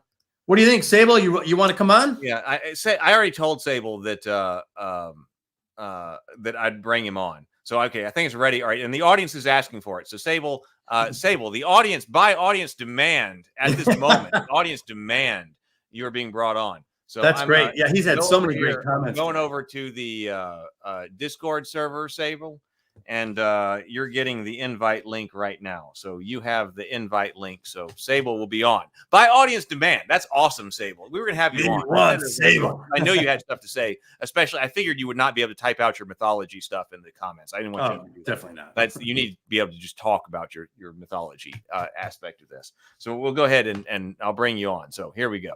I was going to say what the direction you went with Valeris versus Chekhov in this scene is excellent. I think you're completely right that we need further clarification about this. Would be the perfect opportunity to clarify the conspiracy a bit more. Her motives. And the motives. We had said that the crew is used very well in this show, in this movie, specifically as compared to movie 5. Which Correct. that was really built around Kirk, Spock, and McCoy, and they didn't know what to do with the rest of the crew. And it looked like it. This one, exactly, Brent. Always give the audience what they want. So that's what we're doing. Where was I going with that? Oh, yeah, they didn't know what to do with the rest of the crew. This movie knows what to do with the crew. That they are all useful and contributing to the story anytime they are on screen. So I have to believe that every one of the actors was very happy to receive this script. Me too. But here's the but. So even Chekhov with Walter here playing Chekhov, I always feel like in these scenes, the dialogue of Valeris and Chekhov need to be flipped. I agree. Unless you establish her motive. Right. If you established her motive, it would be better. I still think that Chekhov often comes off kind of flighty. That he says things that he should know. Everything he says, he takes offense. Remember, he takes offense to everything. Like, oh my God, yes, everything like that. But he should know. Here's Sable. Sable's here. Hey, Sable. Awesome. Hey, can everybody hear me? What's up, Sable? I can hear you. Awesome. Okay. Well, by audience demand, by audience demand, you are here. Let me finish that thought on this. That many of the lines that he is given should be spoken by a more junior officer, because he's often given lines that are the lines that are questioning something about, like, oh, how can this be? And then somebody else explains it to explain some component that should have been spoken by a more junior officer. And Chekhov should have been, because often Chekhov will ask some kind of question and then Valeris will provide the answer. Yeah. That should be swapped. Valeris should ask the question and then Chekhov should provide the answer. If we had more motivation for Valeris's dialogue, that might help. But also, if we establish that she thinks she's dead, she might actually be some of the person who's asking questions, and then Chekhov could have been in a position of more authority in some scenes. I think that's what I would have done. Yeah, there's another scene where Chekhov goes, "Why not just vaporize?" Well, I know we're getting to that. Yes, So that should have been reversed. That should have been reversed. Yeah, I agree. And again, I'll just add that caveat: Chekhov if is you're always going to establish a motivation for Valeris, do it with dialogue so that this scene made sense, more sense. Chekhov, unfortunately, has always been treated somewhat as the comic relief of Star Trek, which, especially in this film, I think didn't necessarily serve very well. But well, I mean, he was the more junior. He was brought into the show as the most junior of the bridge crew. Well, that's true. That's true. When he was, I heard they brought him in because he looked like one of the monkeys. Davy Jones. No, from the band. Davy Jones, is that his name? From the Monkees? I heard that was one of the reasons they cast him. He looked like one of the monkeys from the rock band. You're right. I mean, I know That's a good point, Sable, that he's introduced as the most junior, so I guess he's still playing that role. which is probably why it works. And like I said, I would still be very happy if I were Walter when I got the script, because he plays a big part in it and all of this. But I still would have changed the script. Even though it still works. Probably for that reason, because we're used to him being the junior guy. I guess that's why it works, even though he shouldn't be anymore. Yeah, I think by this stage of his career, 20 years of experience now. yeah, well, or 30. I mean, whatever it is, I don't know. 25 years of real time. So, but anyway, Valeris. Even this though, this scene is played for comedy because Valeris mentions sabotage, and then Uhura looks up at Chekhov and it's like, "We are experiencing technical malfunction. All backup systems inoperable." Excellent. I mean, too bad. Too bad. Which I thought that was kind of funny, and it's great. Yeah, but that's probably why they did it, because Valeris is it Vulcan? She's not going to deliver a laugh line.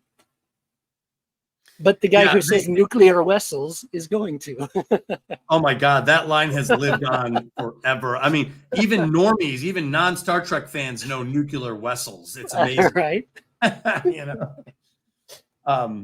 But yeah, so this essentially, like you said, it's played for laughs in a lot of ways. But this essentially establishes a possibly illegal behavior on the crew of the Enterprise. And shifts them from obeying orders to disobeying orders in a gray area type of way, in order to solve this crime on their own, in which I guess from what your point was, that Valeris is in alignment because she doesn't want all the evidence to get back to Starfleet either. And which ultimately ends up only giving relevance to Chang's point in the trial a little bit later. It's just in a couple of scenes from now. Violated order, the chain of command, whenever it suited him. Well, it's not just him; it's the whole freaking crew. Yeah, Yeah, they're almost like as that line in Remember the Titans. Attitude reflects leadership, Captain. Yeah. Well, and it's funny, by these late movies, the crew starts to do it on autopilot. There's that scene later where he's like, Sulu, just by helping us, you're a criminal. He's like, I'm sorry, your message is breaking up. Yeah, right. They don't even think about it anymore. They just do it. Before they're even on comms, when Christian Slater opens up his door, and he's like, report to Starfleet, no information, location, Enterprise. It's like, sir, you heard me, or you have a hearing problem, or whatever it is. I do love that line. We'll get to that. Do you have hearing problems, Mister? That was very influential on me on like military culture, right there. Yeah. Well, on the flip side of the scene that was deleted in the director's cut, where the hawkish colonel comes in to propose a full military solution to this international crisis or intergalactic crisis. Or I should say interstellar crisis. Interstellar crisis. Yeah. Now we have the scene where the Klingons propose their strong military response to this as well. They lay out their plan to attack the Federation. Well, yes. There is a scene. We do cut back to the president's office. And I had a comment on that scene. Yes, Sulu is great, but I was like, Druden Fuzz says this is take 3 more parts. I did prepare. I did actually prepare for a thumbnail. I prepared a part 2 because before we had to do other table talks. I had to delete and do some other table talks. Before I deleted those, I made part 2 because I wanted to make the thumbnail consistent. I went ahead and made part 3 as well, just in case. Oh my God. I didn't do it just in case before I moved on. The movie's 2 hours, but our thoughts on it are 10. But see, this is my notes, like more than 50% of my notes are on the first half of the movie. As soon as they get to Repente, it switches to more of a kind of standard action genre style film, and that kind of flies by. And there's a few things in there for sure, but the first half is way more dense than the second. Oh, absolutely, because they're setting up a kind of a geopolitical crisis. It's kind of like the Winter Soldier. I love that. The first half of the movie is like this tense, dread-inducing spy thriller, and the second half is a standard superhero action movie, and the first half is what everybody remembers because it's the best. Yeah. Same thing here. Yeah. So I was going to say we do cut back to the president's office for discussion, and which is a fine discussion to set up now that she's the now chancellor and all of that, and there's going to be another peace conference. All of that's fine. I mean, that's fine, except that from the plot perspective, though, the president of the Federation is communicating with the Klingon chancellor in real time. Subspace communications. Well, I know, but what I've said is that but they could just do this by but that's kind of establishing they could just do this by subspace communication. It's kind of dangerous for us to get together. We could just negotiate all of this, from he's sitting in Paris and I don't know if she's on Kronos at the moment, but someplace in the Klingon. I think she is. And they are communicating in real time. And I've said in other table talks that some of my favorite parts of Star Trek, even in the Next Generation, is when they are not able to communicate in real time and they'll receive a transmission from the Federation. And sometimes in the Next Generation, I guess it depends on the writer and who's doing the episode, they'll have like transmission time actually on the screen and ship's time on the screen. So you can see that. And they can't they get a transmission from Starfleet, but they can't communicate in real time. They get this order from Starfleet to go in this situation and they can't communicate with this is establishing that even the Klingon, basically homeworld and Earth, can communicate in real time through subspace communication. It's another one of those things that works for this movie. Yeah. This scene is doing what it needs to do in this movie. That's a weird thing. I think going back, I don't think I would have had them communicating in real time. I think I would have just had them get the transmission from her and then organize a transmission back. Yeah, because then you don't need Camp Kittimer. Right. There's no reason to have Kittimer if they could just negotiate that here in his office over Skype. Where it's safe for everybody. Right. Or Zoom. Or they're just having a Zoom meeting, right? And they don't have to do it. So, but they don't want anybody to be able to hack into it either. Well, I realize this is headcanoning it. But again, you can have dialogue. Yeah, you can have a dialogue. But someone could say, is this? Should we just discuss this over, subspace? Subspace, and someone say no, it's too dangerous. Someone could overhear. It's risky. It's too risky. But they didn't devote any dialogue. That could be. That also would have fixed it. Yeah. That could have. That shot. I also made a note here. Cinematography or lighting as far as here, and it makes more sense in the director's cut because there were a couple of scenes before this, but it's obviously a totally different day. It looks like it's very, very early morning now in the president's office, and the mood is now very cold and gray after the arrest of Kirk and McCoy. In the theatrical cut, it's like bam, bam, and okay, we understand by the lighting that time has passed, but we were just here 2 scenes ago, and it's like, oh wow, that's a big contrast from the lighting in this very same room. Oh yeah, and it's very somber now, and almost it puts an antipathy into the audience. Some foreboding. Yes. Yeah, that's almost like having storm clouds in the background. Yeah, it's either extremely early morning where it's foggy in Paris, like when is it ever foggy in Paris? Oh, all the time. Or it's overcast, one or the other. Yeah. Hey, Retro Nerd Girl. Retro Nerd Girl. Hey, RNG. Hey, yeah. That's awesome. A friend of the channel. We love having Retro Nerd Girl on. She's awesome. Random number generator. Do check out her channel and subscribe to her. She does all kinds of movie reviews. If you like talking about movies, then you can go to Nerd Girl's channel. So definitely check out her channel. Click on her name in the comments and go over there and subscribe to her channel. Yay. Yeah, this trick. So hand waving the specifics is second nature, says James. That's very true. Well, yes, that's what they're doing. And and we've said time and time again, this movie hand waves things like that in a way that works. I don't want to necessarily touch on archetypal things, but if we're talking about the tracking patch, Thank you, James. hand waving that, can we talk about that now? Sure. I know you have a lot to say about that, so go ahead. Okay. All right. So this ties into the entire thing about them not taking their uniforms off. You know what? I'm going to save this until after the courtroom scene. So let's do that first. Okay, because we do. Okay, all right. So that they bring that up at the so that's a good time to talk about that because you're right. I know you've got some comments on the uniform and the importance. All right, so we'll talk about that then. Okay. So then we do cut to the Klingons, which is what you were talking about. The Klingons making their plans, Doug. Right. Yeah. So now here's the hardliners on the Klingon side that says, look, we have the strength now. Let's strike out. And they use a line, I think, from Milton. Better, it's a Lucifer line. Yes. Better to die on our feet than to serve on our knees. Which is better to rule in heaven rather than serve in hell. It's a mirror of that line. Right. Yeah. Right. Exactly. But die on our feet and serving on our knees comes from World War II. Oh, really? Oh, it does? Yeah. Oh, okay. That was the British. That was the Battle of Britain. That started in the Battle of Britain. Die on our feet, then serve on our knees, 100%.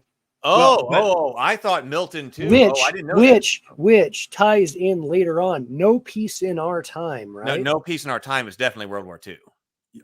Yeah, this is pulling in all sorts of war imagery from all over Earth of 20th century war history. Earth, Hitler, 1938. 100%.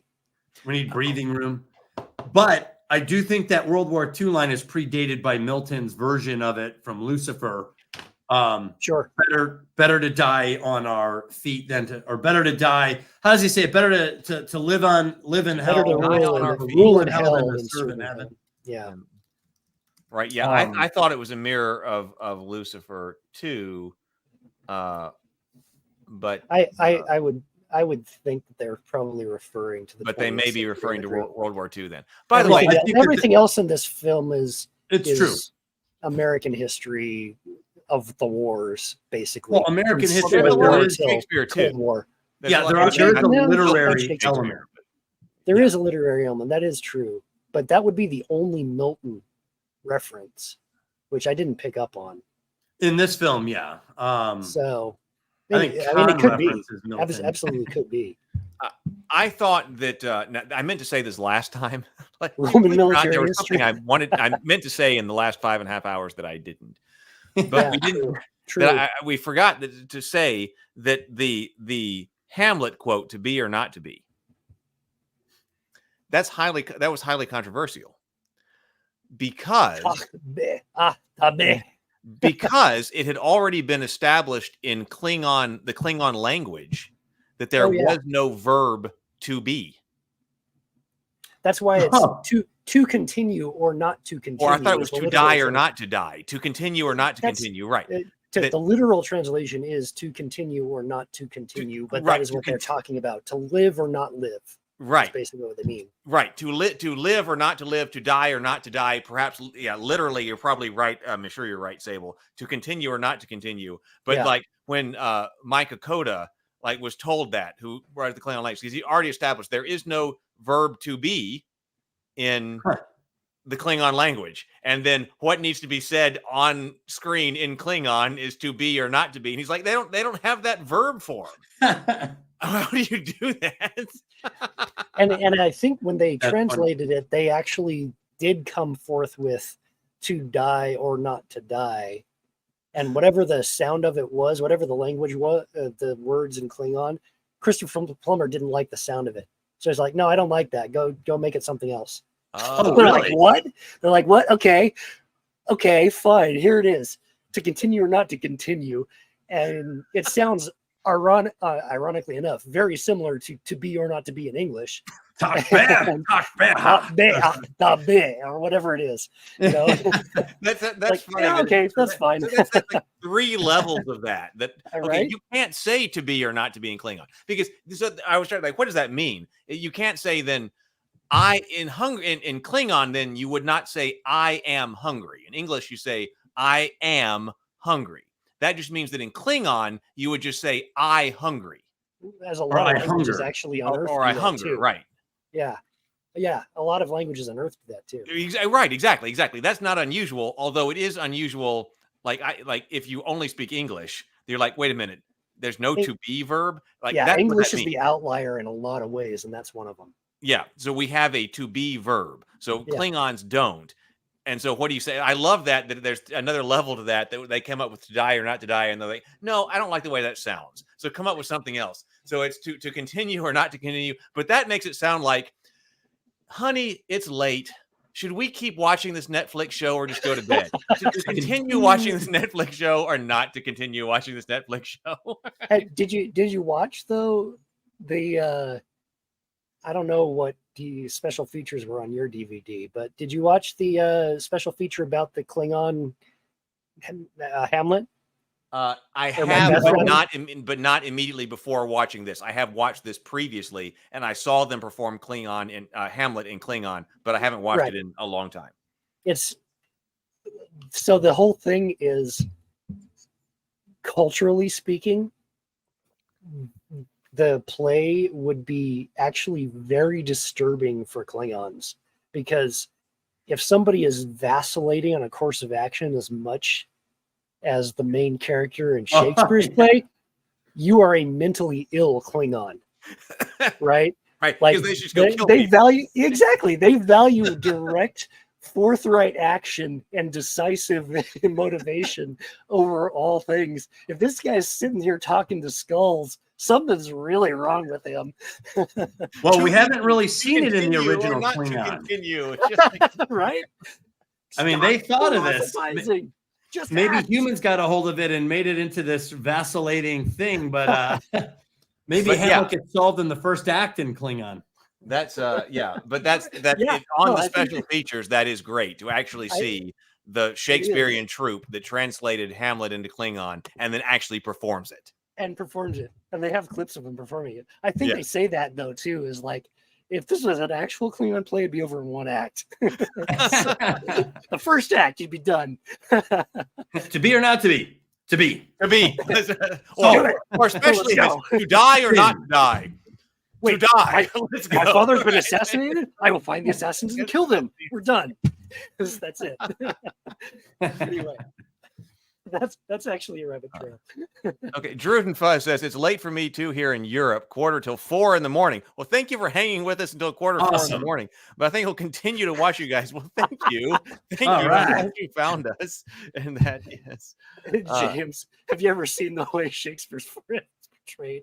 have you ever Definitely a seen Klingon. He was a Klingon. There's evidence. We'll get into how Sherlock Holmes was a Vulcan too. Yeah, we're right. Yeah, no, we're coming to that too. Surely, yeah. Hey, fascinating. Retro and her girl says fascinating. Right. Yes. Yes. Cry havoc. No, we haven't gotten that line Cry yet. We haven't gotten that havoc? line yet. Cry Love that havoc. line. Yeah, he's great. Yeah. All right. I mean, So this moves to the trial. Am I right? So Okay, great. wait a minute. Hang on. I think this is actually one of the extra scenes that is in the director's cut. Oh, Come on. Let me it may Actually, should have done this before the stream, knowing things, but I'm going to duck out for just a second for a bio break. Okay, no, do it. Why is my thing not working? Okay, so does the episode the version that you watched have Savick and not Savick, Valaris slide down the pole? no, but I have seen the Okay. director's cut in the past. Okay, so this is the second, basically the second edition of the director's cut. That after you have I've got to go through the Klingon thing. There is a scene that further establishes that Scotty has inspected every torpedo. This is when he actually says that. Spock and Scotty are talking about the torpedoes, and he's specifically talking about it. Every one of them has been manually inspected.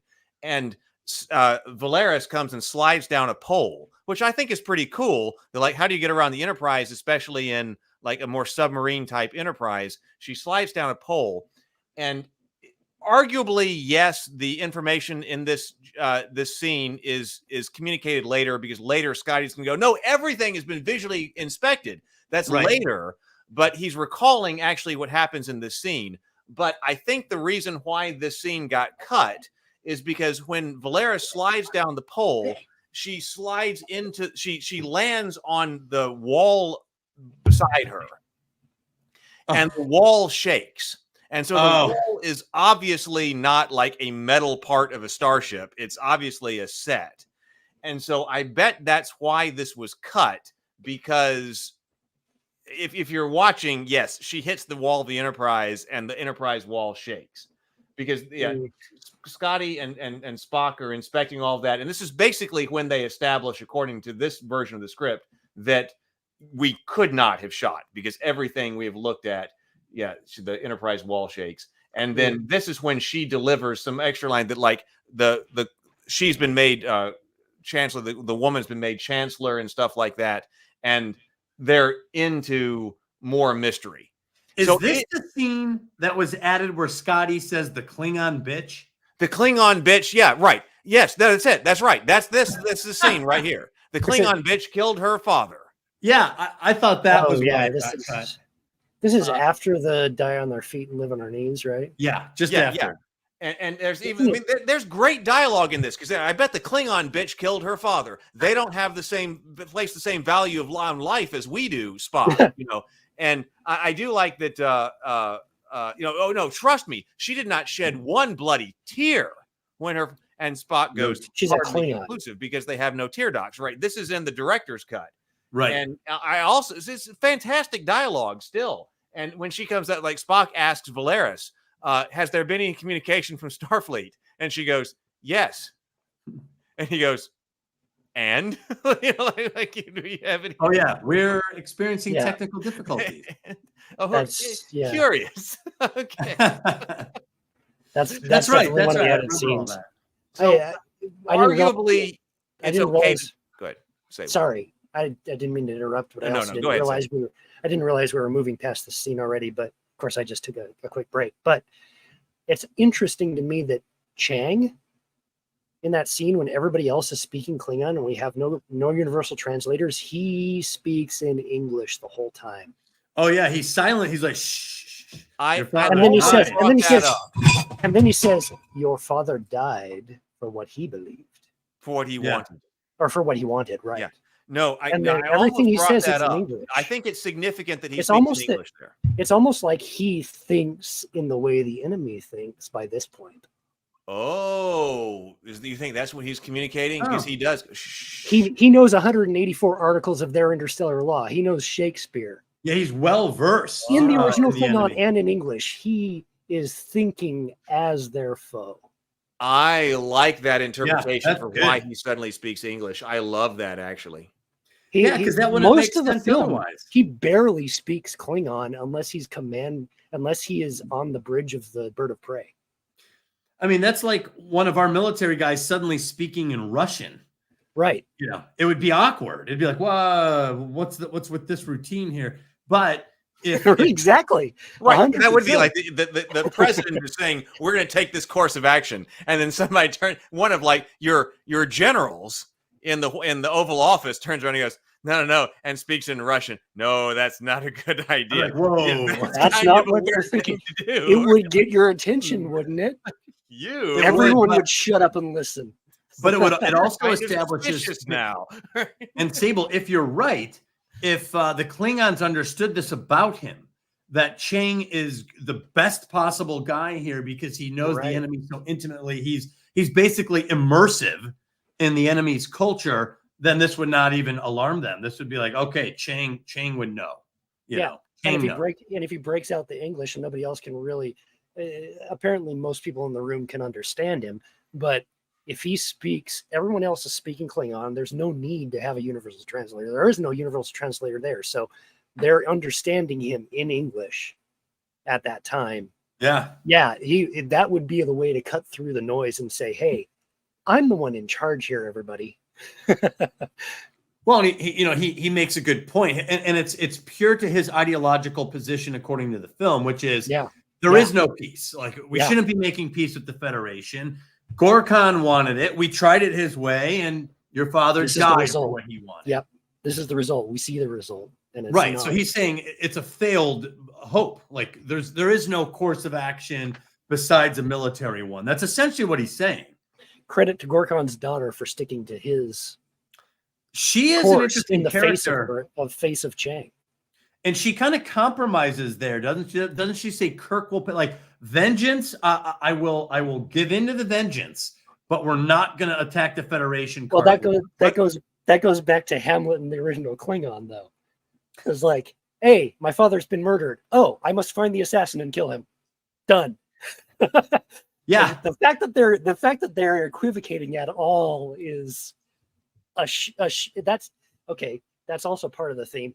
That shows how on the ropes they are, right? Like they realize the whole reason this is happening is because they are facing the extinction of the homeworld, which would be you're cutting the heart out of the Empire.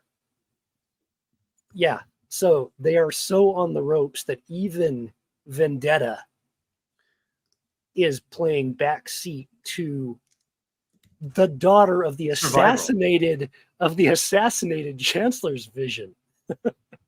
Yeah. Well, it almost would have been interesting, man. Now that I think about it, they left that Romulan ambassador in there. Yeah. In that, if someone's like, "Look, the Federation is planning to attack us," we have from a good source that there is a plan in place to clean our chronometer. Right.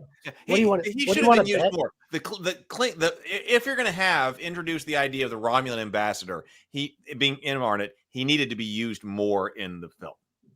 He kind of did, 100%. Yeah. Yeah. But what do you this want would to have been bet a great scene to say, look, we have good information, good intel. The Federation, there is a faction of the Federation, a hardline faction that is, advocating for a full-scale military invasion of the Klingon Empire. What are we doing to stop this? What are we doing to rectify this? Is there a plan? It would have created, I think if they would have dealt with that, it would have created even more tension in this discussion, because it almost played like these guys are like, let's attack. And she's like, no. And they're like, like they almost sulked, like, darn it. She didn't go for it. I think it would have been much more tense if you had credible information saying they were going to attack. What do you do if you hear they're going to attack you? Well, if you're a Klingon? What do you want to bet that the reason that the dialogue was opened by Spock in the first place was because the ambassador in the position of the Romulan in the Federation was Sarek himself in the Klingon Empire at that time. And he was in on the Federation ambassador to the Klingon Empire? I'm thinking because the Vulcans and the Romulans obviously are counterparts. I'm thinking, okay, we've got the Romulan ambassador, and the Romulans feed the stealth technology to the Klingons, right? So there's a connection there. What if the Romulan ambassador serves the position in the Federation Council that Sarek was serving to the Klingons? Well, the reason this is all headcanon, but it makes sense, because why would Spock, a captain in Starfleet, initiate diplomacy with the Klingon Empire unless his father was in their classified meetings and funneled the intelligence back to him? Now that you say it, it's actually inappropriate for Spock to give that meeting in the beginning. It should have been 100%. Oh, 100%. But Sarek wasn't there. He was on the Klingon homeworld at the time. Maybe he was on the Klingon homeworld. That's a great. It's not in the film. It's not in the film, but it could be Eric at that meeting. Eric, it should have been. It should have been.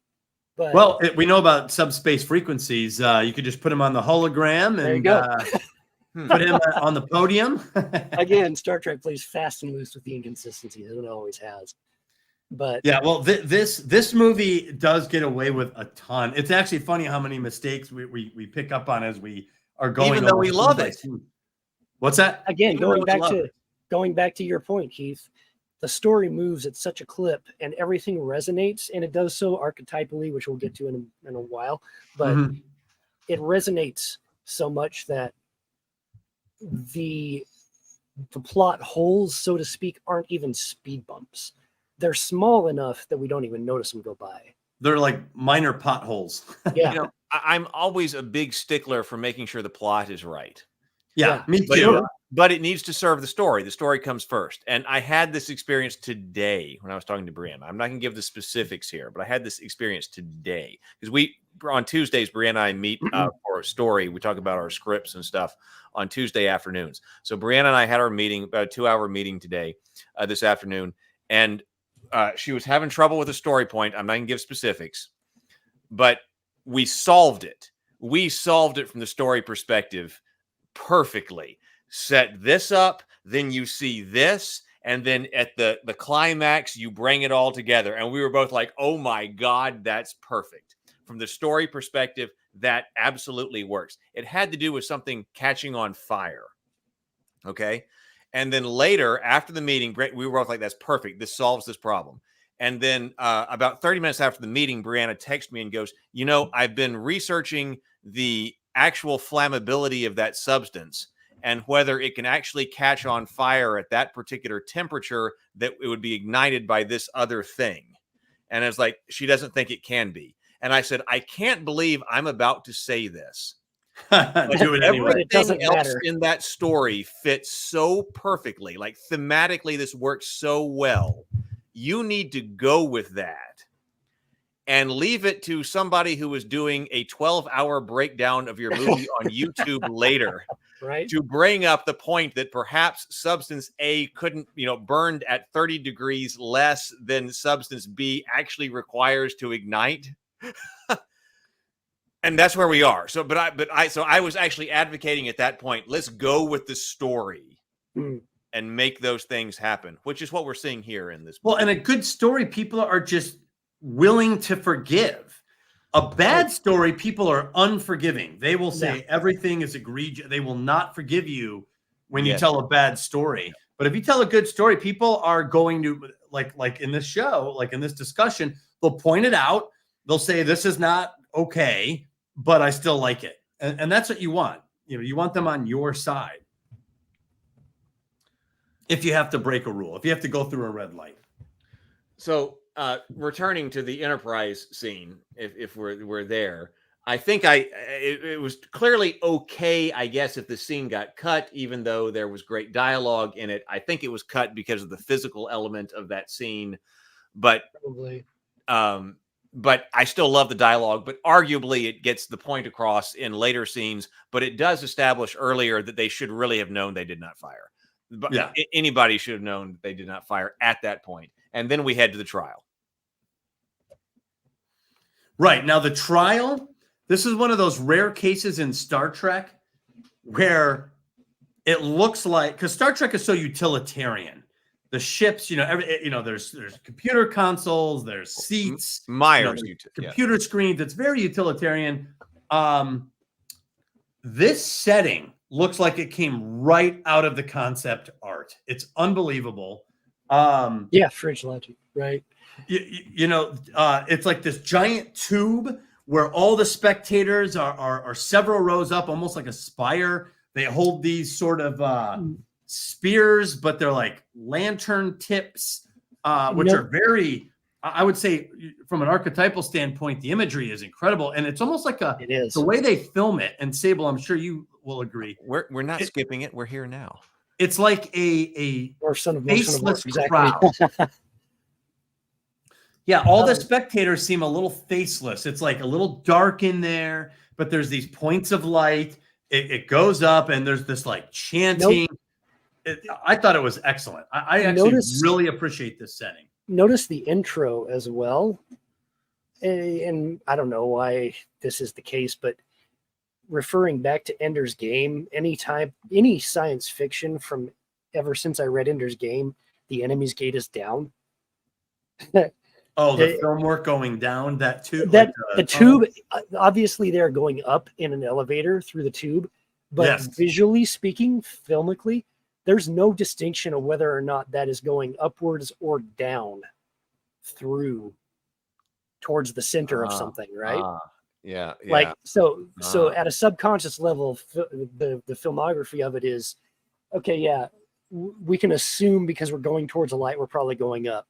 visually speaking, it feels exactly the same as drilling down into the center of the earth. Into like This is the abyss. We're into the abyss. Yes, the abyss, or yes. even the throat of the beast, like or the belly throat of the beast. Either way, we're going to the underworld now, which going to the archetypal imagery you're just talking about, the faceless crowd, the points of light, the darkness. Yeah, we're in the underworld. I love it though, and it's so good. Even the judge, with the hood and the beard and the face that's in the shadows, but and he's this old, like a wizard. He's like a wizard. Yes, a wizard. He's even got the crystal ball in the claw. Yeah, with the flint, and he strikes it.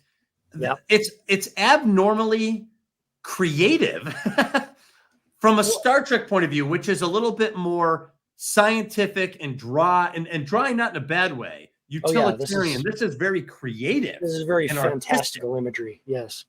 Yeah. Although amazingly, I noticed how oddly close they hew to 20th century American jurisprudence in this setup. Oh, the language, 100%. Objection, stricken from the record. Or the sentence is coming. Right. But and I will say, it doesn't seem very Klingon in the interest of fostering the upcoming peace talks. We'll get to that. Really? But that goes to what you're saying with Sable, that they're on the back foot, how back-footed the Klingons have become. Keep in mind which direction the conference table at dinner curved. Now that you've mentioned that was a great point. I cannot unsee that. When I was watching the director's commentary after I got off the meeting with Brianna in preparation for tonight's stream, now that you've mentioned that, Sable, I cannot unsee it. They are at bay. They are standing shoulder to shoulder, surrounded against all odds. Yes. They have nowhere to go. I love that point, and visually, it's unmistakable.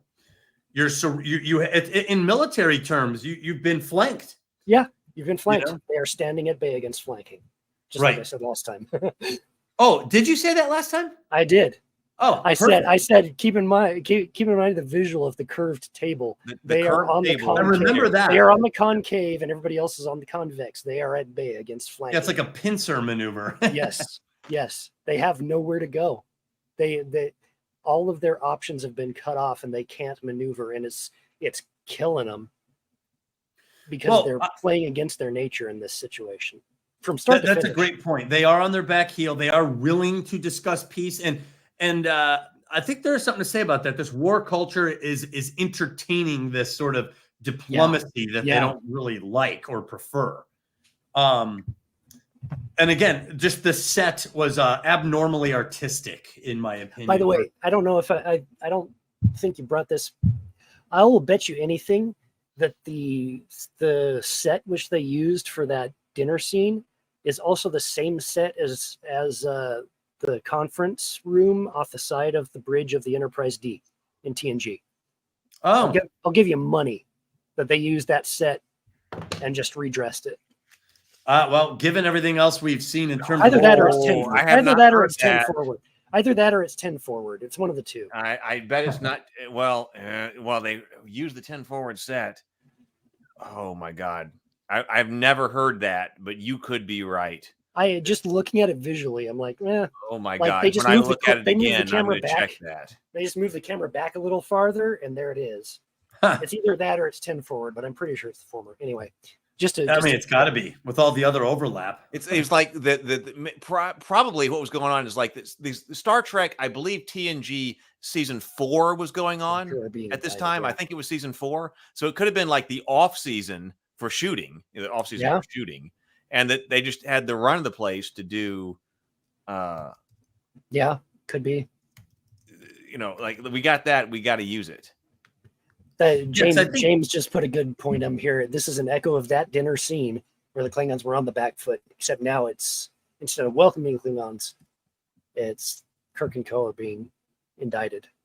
Yeah, and it's very intimidating. You're surrounded. Yeah. All the way up with these Klingons who are clamoring for your head. Kirk. Yeah, I love that. I really appreciate it. And to William Shatner's credit, he plays Kirk perfectly. He does not really appear intimidated. He holds his cool, Bones gets a little rattled. They're setting us up, Jim.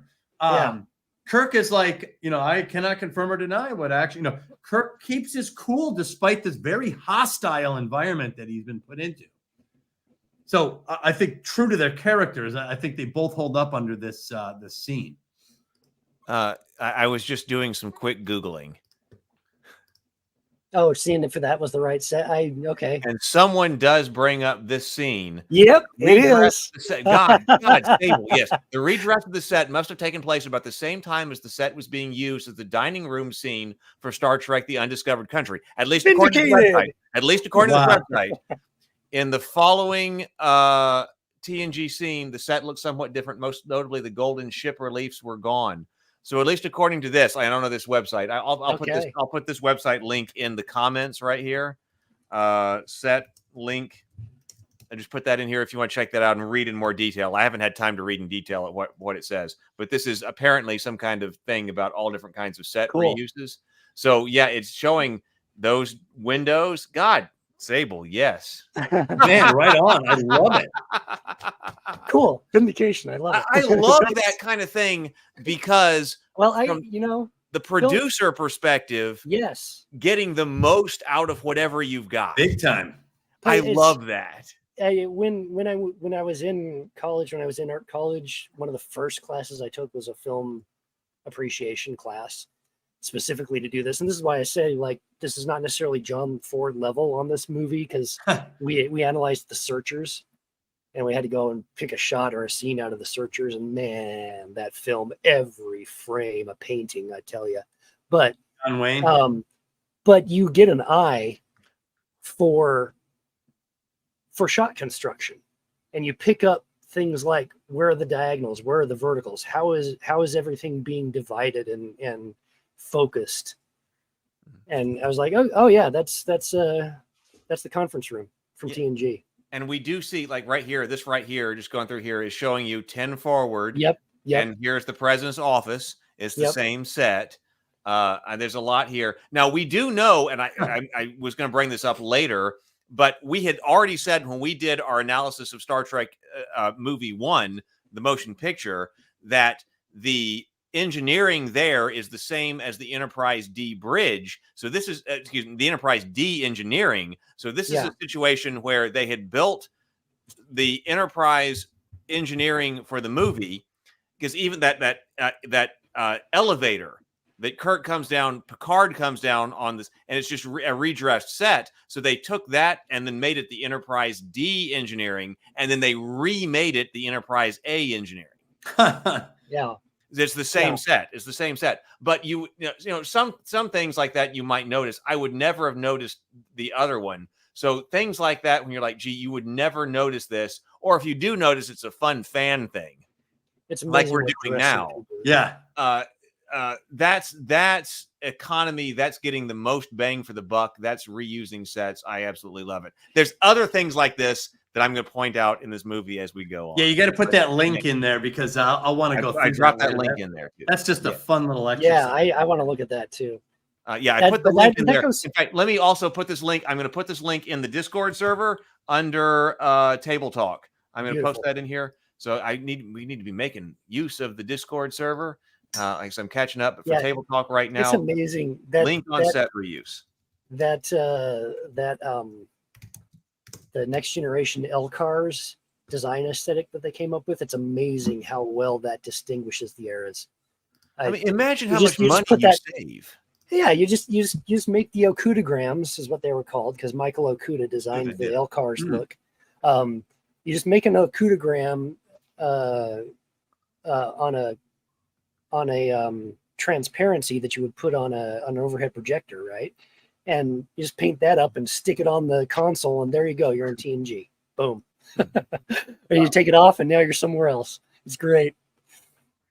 And that's actually, we've brought up Babylon. I know Bacon and I have brought up Babylon 5 a lot too. That's what Babylon 5 does to even bigger extent, because they were on a shoestring budget, and they were filming in an old soap warehouse or something like that. Anyway, and they got some people from theater to design the sets, and everything was rollable walls. So you just, we're in the command center of Babylon 5, and so that's the one static set. Everything else is you just roll the walls around into different configurations, and now you're in the conference room, and now you're in Jakar's quarters, and now you're in Captain Sheridan's quarters, and yada yada yada. And nothing looks the same twice, even though it's all using the exact same parts. That's genius. It's like set design and dressing is amazing. Anyway, but again, I want to point out how well it's done. This distinguish between Star Trek 6 and Star Trek 5 when it's just glaringly obvious they're on board the Enterprise D. Yeah. So it's just glaringly obvious. Here, it's not obvious, and when you discover it, you're like, "Oh my God, we're seeing something, underground. Look at this! Like, look how they changed this." And it's really cool when you finally notice it, because I would have watched a lot of this and never ever noticed in a million years. Wherein you instantly notice in Star Trek 5, and that's the difference. Yeah, it's amazing what a color shift and proper lighting. Not easy to fool Star Trek fans like that. That's right. It's not easy to fool us, right?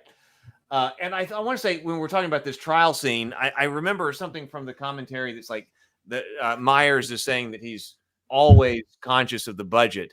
But I think if I understood he used a weird phraseology here, but if I understood it correctly, that he didn't feel that here. But I think it's because of what you guys were talking about, the invocation of the feelings that are here, the underworld, the abyss. Archetypal imagery. This is generally inexpensive, but is invoking what he apparently really wanted to invoke. Mythological. Well, and that's why I think there's a direct tie to the concept artist, because when you hire a concept artist, that's what they're doing. They're going to create this thing. And Star Trek tends to be a little bit more science-y, a little bit more computerized. And this has none of that. This is like pure concept design, direct from the artist's pad to the screen. It's everywhere in this. Like we even said, the wizard look to the Klingon. I mean, you could picture the artist drawing it. It almost looks exactly like an artist rendering, but it's live. Him clacking, instead of a gavel, it's a flint, an orb of like flint, and it sparks. Like, that's all our pure artisticness. And it's just it stands out in this film. And I just really appreciate it because, like you said, there is a sense of descending into this world where our heroes are surrounded by a hostile crowd, like a mob, and an old wizened enemy. He's going to condemn these guys. It's just great visuals. It's an obvious show trial, and the shot after the elevator comes up and Kirk is looking up into the camera. Yeah. And then you've got this mile high shot. It's way higher than the set. It's going down and looking down. That's not physical. No, it's looking down at this beam of light and just this little pinpoint of light, in the frame. It's like, how far up are we again? 20 stories? But it gives you that feeling.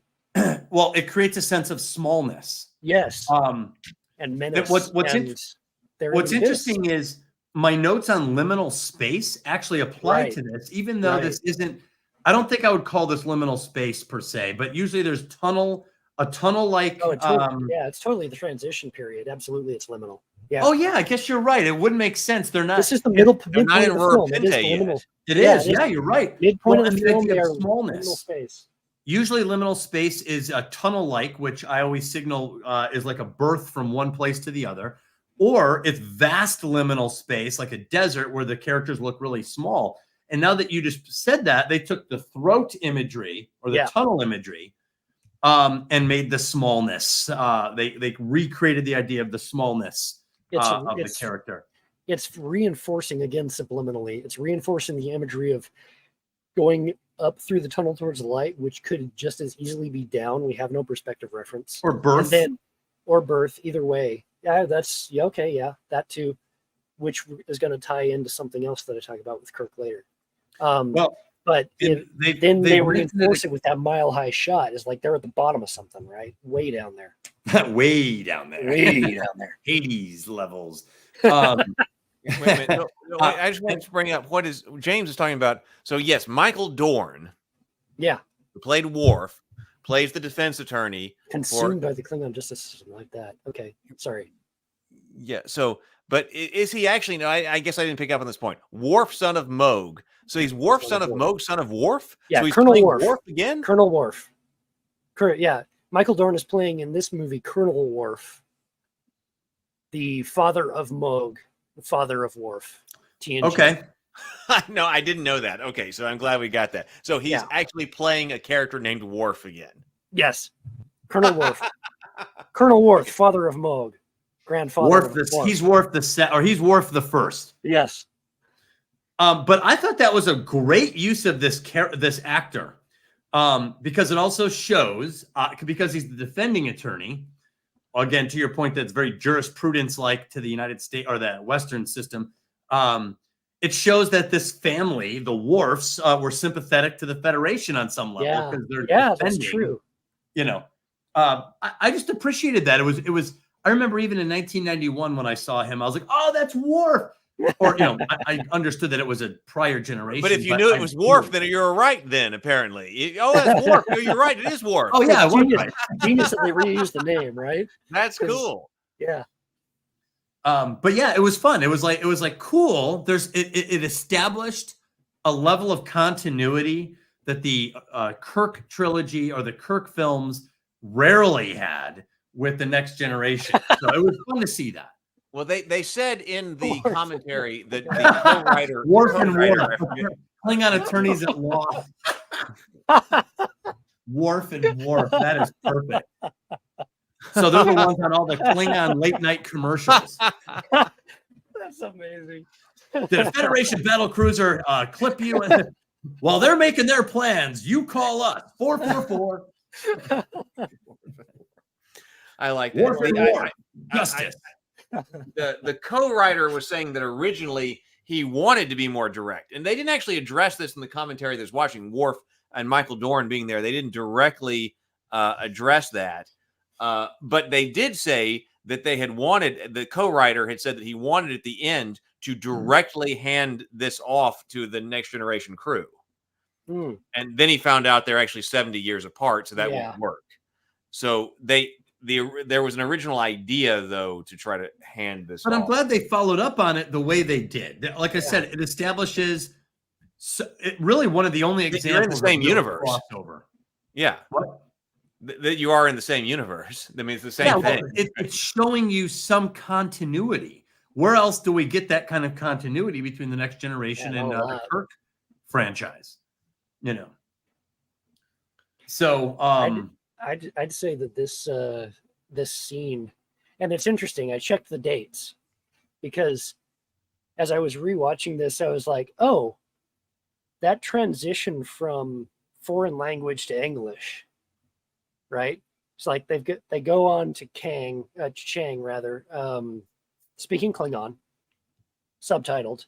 Oh yeah. And then they transition to the translator in the wire booth, right? Speaking into the translating machine, just like in all of the of the Olympics or whatever else that we've seen. The UN.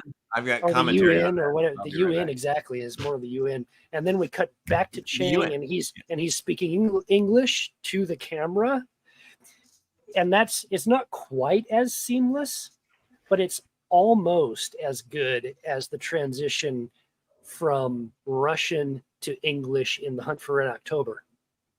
Oh man, which is the single best transition from a foreign language into the audience now understanding the foreign language. It feels like suddenly you can understand Russian with Ramius. And they're saying they because they're reading Revelation in Russian up to the point where the word is the same in both languages, Armageddon.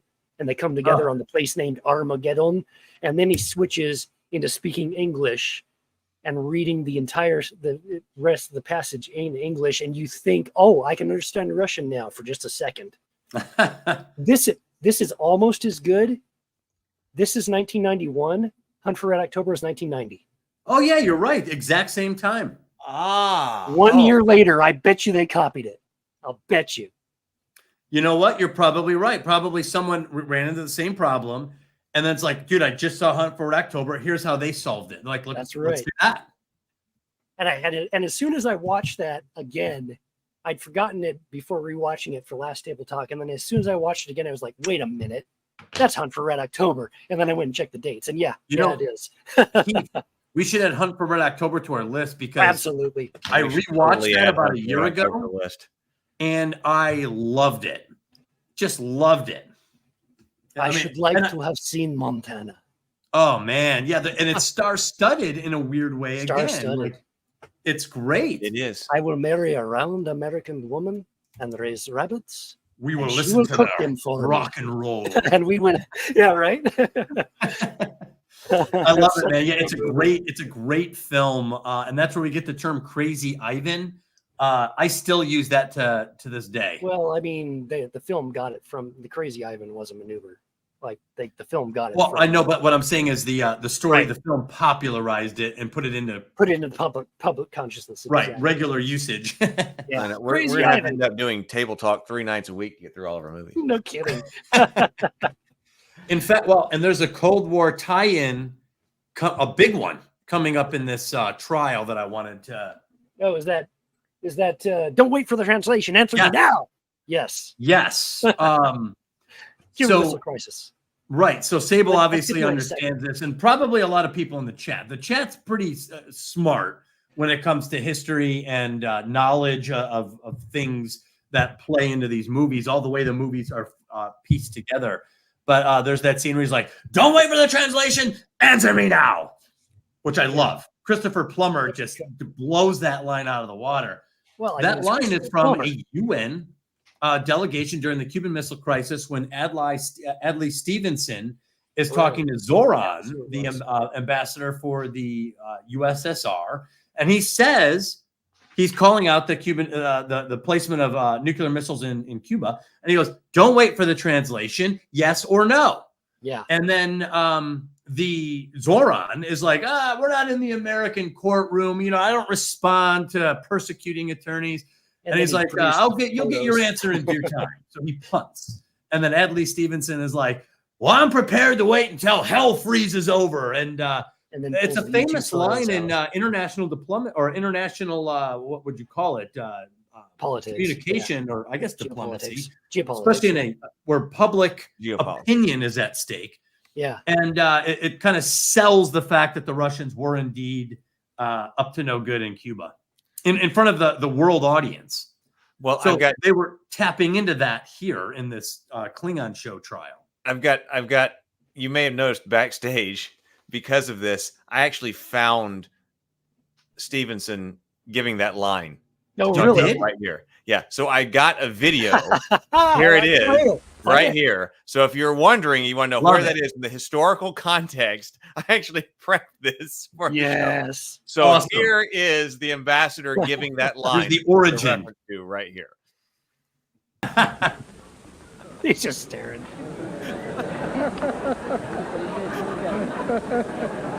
I mean, but that provokes an opinion. Right. It's a public response to the schoolyard taunt. And then he just stares. Yeah, so that's it. I don't know what. Sir, would you please continue your statement? You will have your answer in due course. I'm prepared to wait for my answer until hell freezes over, if that's your decision. So there you go. That's the actual historical context right Not there. long after that, I think he actually pulled out some YouTube photos of the site. He does. Right after this, he pulls out the proof. He cornered him. It was beautiful theatrics. He corners them, and then the coup de grace with the footage of proof. And they're tapping into this in Star Trek VI. They are. That okay. Brent says you should put a few good. I love A Few Good. That's a good one too. That's I think also 1990, isn't it? Yeah. You can't handle the truth. I love that. Right. You want me on that wall. You need me on that wall. I was reading something that, and it may be true, that if you just read this script with it's chock full of Shakespeare quotes, it's chock full of these historical references. We end up with a Sherlock Holmes quote we're going to talk about and a Peter Pan quote we're talking about. That is packed into this movie. Yeah. That you might go, if you read the script, like, you can't do all of this. Like, I mean, what are you doing here? And yet this movie pulls it all off. You know what? That's a great point, Heath, because it's almost like you would almost imagine that being like in an amateur screenwriter and being like, you can use one or two Shakespeare quotes. You can't keep it as a running one or theme. two, right? You can't use it. Totally. That's a great point. And the movie does, you know what though?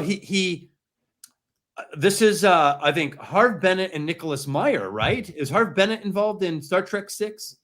Because they do this in Star Trek 2. They do it in Star Trek 6. My two favorite Star Treks, they do a lot of this literary homage, which they pull off so easily.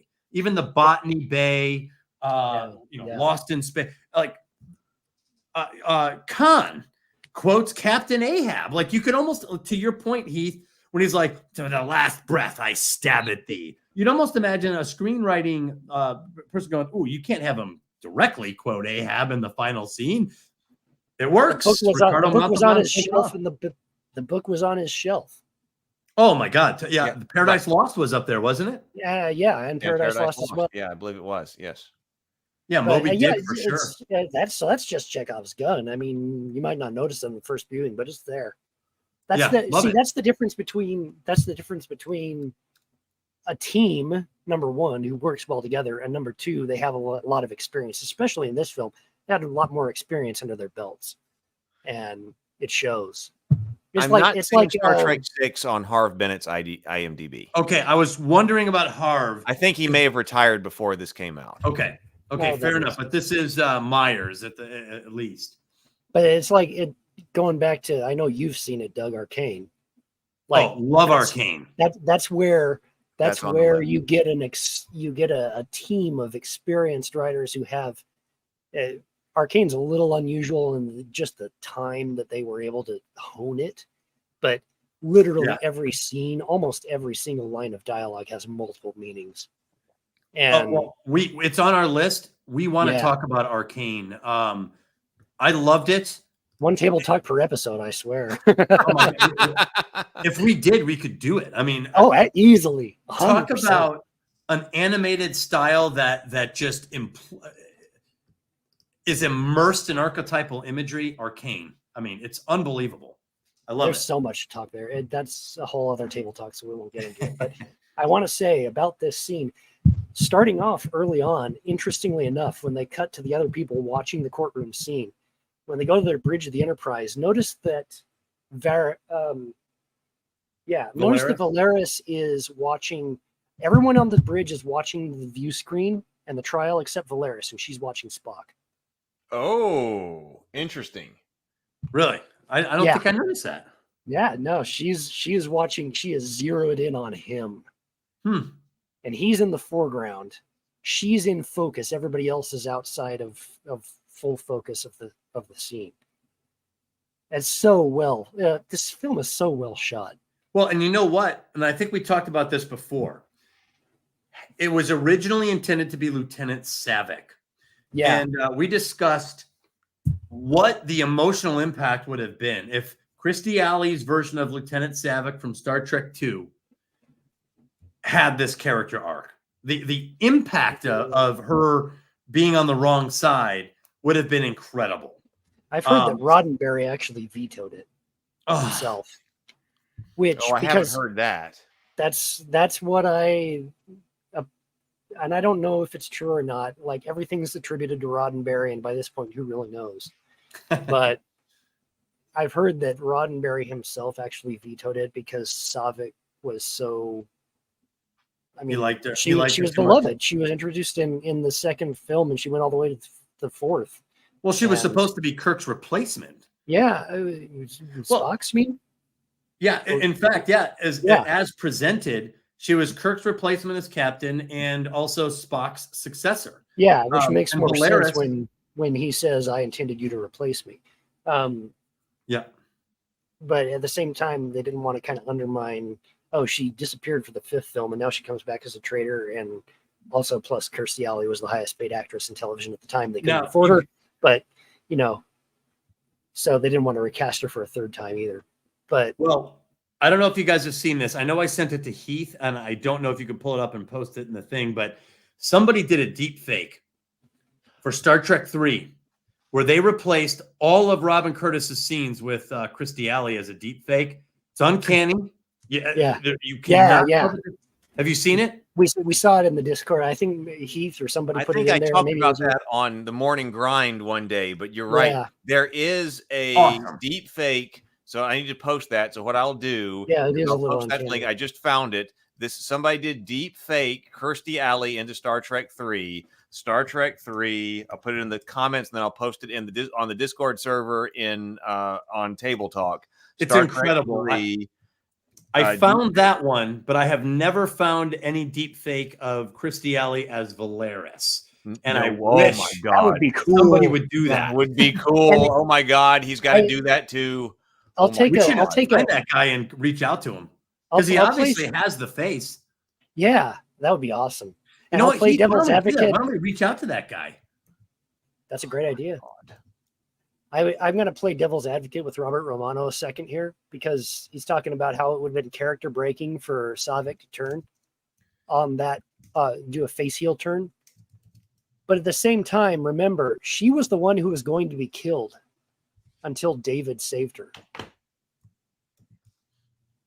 in Star Trek 2.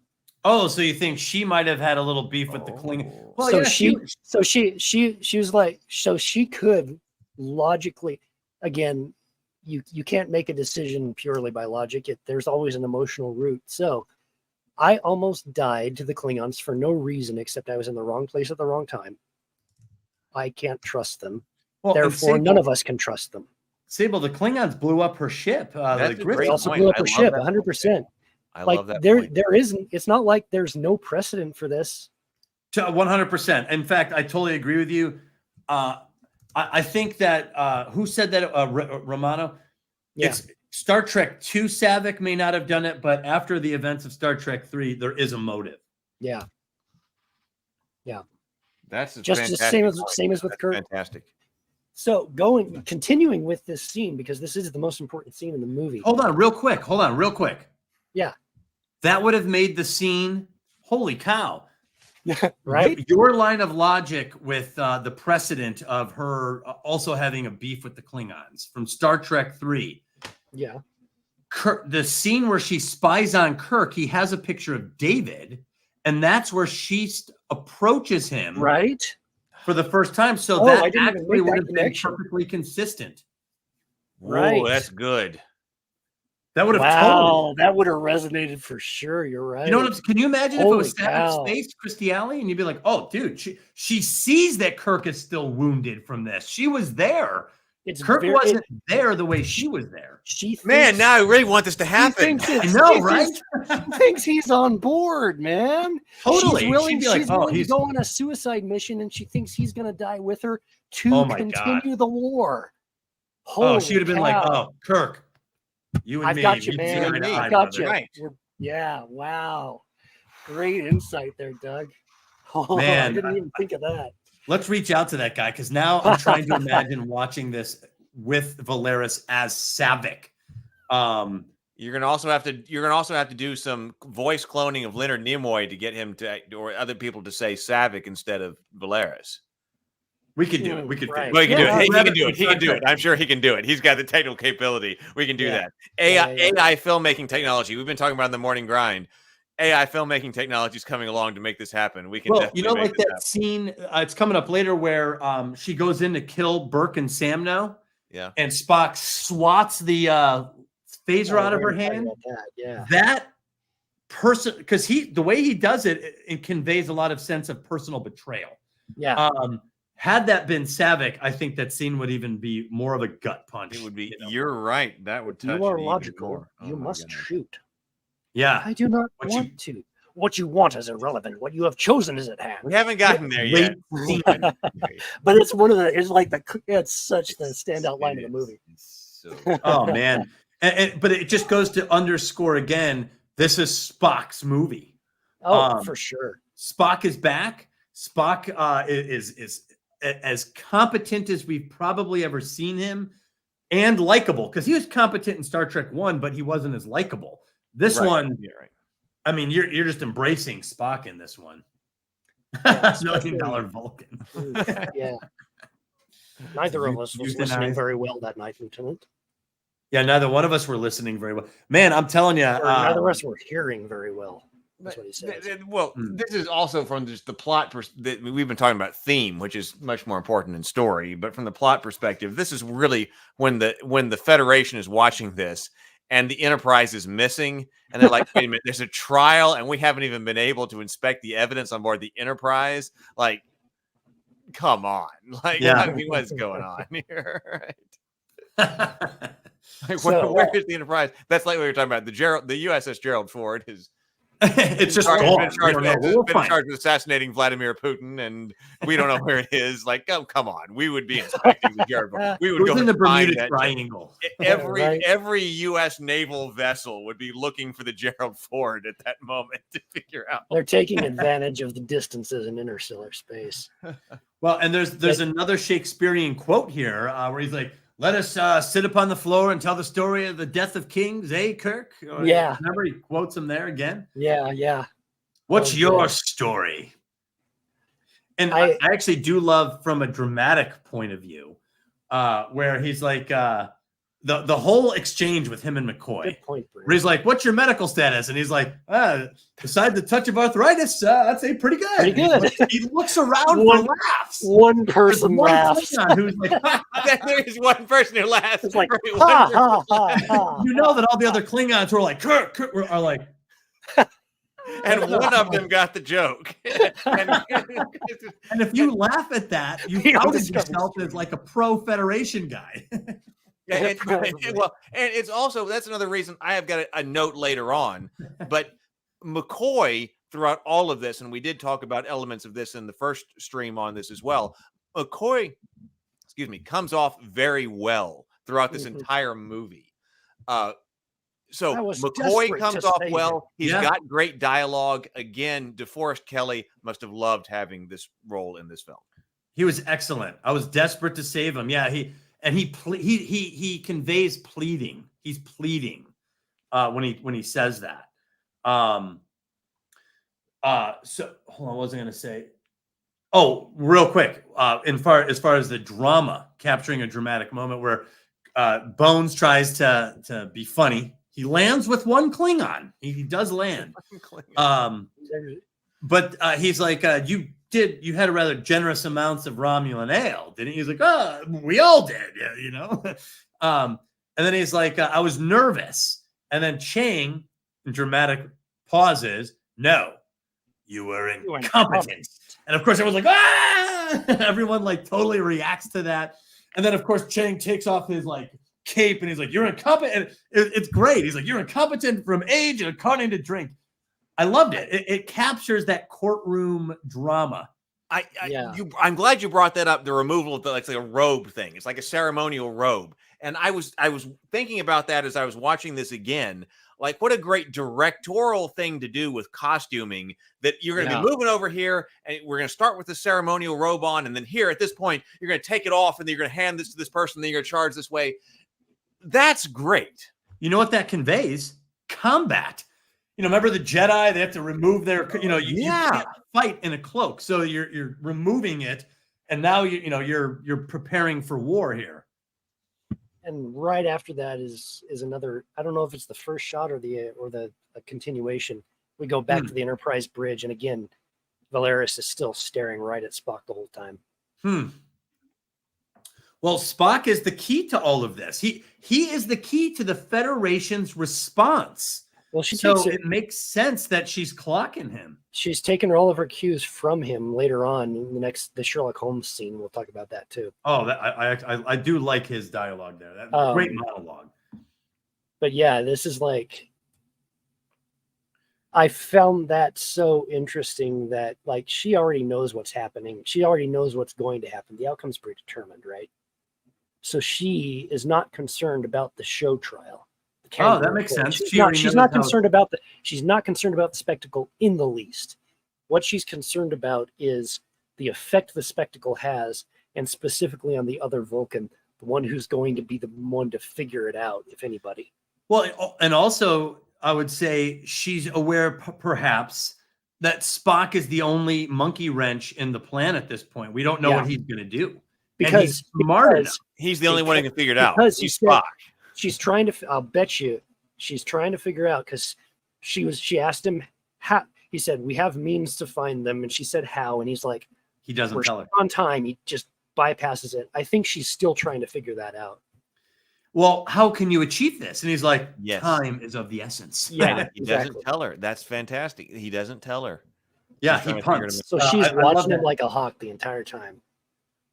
Yeah, she does mine him for information. That's very consistent. I do like that.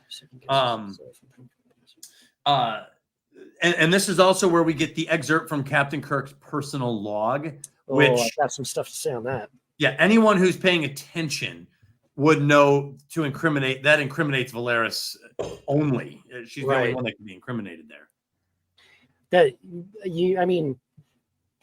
So yeah, it makes sense, especially in retrospect, that's when Kirk kind of drops the translator unit off of his ear for a second. He's like, oh, that's who must have done it. Like he probably immediately gets it. But then Chang, they play it twice, and then Chang says, "Repeat." Yeah, again, right? again. And then Chang says, Chang basically asks him, "Are these your words?" Those words were spoken by me. That's a very passive way to answer that question, by the way. Odd phraseology. You're talking about passive voice. Yes, those words were spoken by me. Bizarre. That caught me because in my remembrance, before I rewatched this, because it's been years before I rewatched this film, that I hadn't seen it for years before watching it for the last tabletop. In my mind, this scene stood out, and in my mind, his line, Kirk's line, was, "The words are mine." But then I go and rewatch it, and it's that passive, "Those words were spoken by me," and it hits very differently. Well, either way, it's passive voice, because the answer is yes. No, the words are mine. That is possessive. That is are mine, not were mine. Okay, I remembered it as "the words are mine. I am possessing that. That is me," right? But "those words were spoken by me" does not in any way mean that those words are mine. Or my feeling. Right, you're right. Those are not my feelings. This is yes, exactly. This is the thing. Even this early, the surface reaction that he has to the Klingons, "I will never trust Klingons," is not the core reaction. He may be pugnacious at his core. He may be, he may be hurt, but at his core, he believes the Federation ideal over everything. Right. Well, and I'll add this. I'll add this as a writer, and I've done this when my characters, and I've said this, I think, in a previous stream, when my characters are powerless, I have them speak in passive voice. So this is about as powerless as you could be for Kirk. So it matches up with my instinct to use passive language especially Captain Kirk. He's a man of action. He's decisive. So to hear him speak in such passive voice, it must be at his most powerless. And this meets that criteria. I think you're probably right from a writer's perspective, but at the same time, from the filmography perspective, he's still on a pedestal. He's still looking down at Chang the whole time. Oh yeah, he's even smirking at one point. And he's even he is not in a position of authority in this, but he is not powerless at all. He still possess until that point, he still acts and feels like he's in charge. Well, and I did mention that both Kirk does not appear intimidated by this show trial. Right. It's very intimidating setting. Most of us would be like, "Oh shit," he's not like that. Bones gets a little rattled, but not Kirk. However, yeah, right. So I guess what I'm saying though is, like, I've had scenes where my characters are very specifically submitting to something, or they've lost control of something, and I tend to make the language passive language instead of and acting. that makes sense. And I'm sure that that's part of it. But the other part of it too is he hasn't used that voice. He doesn't use that voice at any other point in the trial. Even when he's saying, "Oh yeah, I take responsibility for the actions of the people under my command," of course, like he says yes there. But this one, he's going into passive because he's not owning the words themselves. Yeah, well, because it's the most incriminating thing. No, I think it's more than that. I think it's at an emotional level. Right, that's what I was going to say. You're right. It's not taking ownership of that. I did say those words. Good. Yeah, that's not what I meant. I said those words. Ownership of the sentiment. That's they were. Yeah, that's those words were spoken by me, but words that's were not spoken by really. me. I've realized that's not really what I believe since I attitude saw Gorkon I've die changed. under my hands, right? And he looked into my eyes and said, "Don't let it in this way, Captain." I realized that he says that later when they get into Repente, I realized that I never even considered giving Gorkon a chance. Oh yeah. He goes, I never even considered to take Gorkon at his It never word. it never occurred to me to take Gorkon at his word is the exact dialogue. You could almost imagine him saying those words were spoken by me before the events that have taken place. Almost like that was a different Kirk who said that. Like, I understand now the words were spoken by me, but that's not me. Right. Not anymore. Not given the new scenario. Yeah. I can't deny that I spoke the words, but that's not what I feel. It's an acknowledgement of the physical fact that this utterance did come from my I love it. The more we talk about it, the more I appreciate the passive language use there. But not an ownership of it or articulation that it is the spirit or emotional trust. I like James Bacon's insight on this too. Well, Druden Fuzz, first of all, I brought this up. I'm not sure. Passive voice is something interesting for the tabletop RPG hobby. I'm going to have to think about this more, Druden Fuzz. I think it's a great showing powerless characters there too, but it's rarely used in a hobby. I'll have to think about that. I'm going to think about that more. It's hard because you have to almost translate your language into passive voice. Yeah. I'll have to think about that. That's an interesting. And tabletop RPG, it's almost like improv. So you have to do it consciously. You have to do it consciously. People speak in passive voice all the time, but it's not conscious. Well, because it's less aggressive. So people in social settings tend to be less confrontational. Well, so I also use it in more formal settings, like when I Sure. Doug, you actually commented that I was using passive voice, but I was trying to invoke a feel, and I was very conscious of that, and I rewrote everything on Tuesday. I spent a lot of time working on your. So those words were written by you. Those words were written by me, right? But also in some formal circumstances, like scripture and things like that, you try to invoke some type of feel with that. But James Bacon says they are surrounded by Klingons seated higher than they are. Chang has lowered himself to their level to undermine them. He places himself lower than they to cut their legs out under from them. Oh, that's an interesting. This is Kirk. That's interesting because Chang places him there. Chang is in control, though Kirk is apparently above him. That's a good point. You do have him on a pedestal, but you've got Chang below him, but you've got the Klingons judging from above. Right. Oh, I have to think about that. Interesting. That's a weird disorientation then if you're Kirk, because your attention would be on the intimidating mob surrounding you from above, and then this attack coming. This incessant intellectual attack coming from Chang below. That might. Okay, something's. You know what that makes me think something of? is rattling around in my brain at the moment with that comment about the whole idea of the id, the ego, and the superego, where McCoy's the id, and Kirk's the ego, and Spock is the superego, and the fact that the id and the ego are the ones that are separated and on trial and isolated right here. And I'll have to think about this and make another point, but it seems like this is kind of tying in to something like that, where they're kind of suspended in the middle between floor and ceiling. Yeah, because that has to be a conscious choice. Like, that's not accidental. No. You know what makes me think you said id, for some you reason, said id, ego, and super ego. Yeah, so the id is the passion, right? The id is the pure kind of the pure emotional core, and that's what McCoy is. And have you heard of this before? The idea of the psychological trinary that Kirk, Spock, and McCoy represent. Have you guys heard of this before? Yes. That they I've balance never each other said out it in as a terms of full id, spectrum. super ego, and ego. I typically say it in terms of heart, brain, and spleen. Yeah, okay. That may be a I've heard different. That it may be Sable's different. way. Yeah, Thematically, that's it's a good heart, idea. brain, and spleen. Yeah, that is so that you kind of the same idea. Yeah, right. Okay.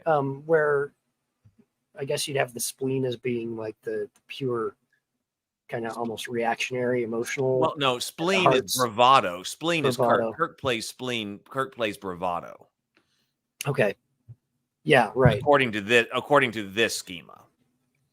It's probably the same idea. Yeah. But it's like where like the superego is the purely logical, mind-based, total Logic. consciousness, logical approach, and then McCoy being the id is the passion, right? Yeah, he's like passion, right? all emotional at the time, and then Kirk is kind of the synthesis of the two.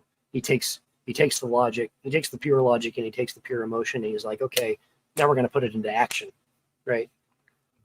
So that would be the bravado thing, the spleen idea.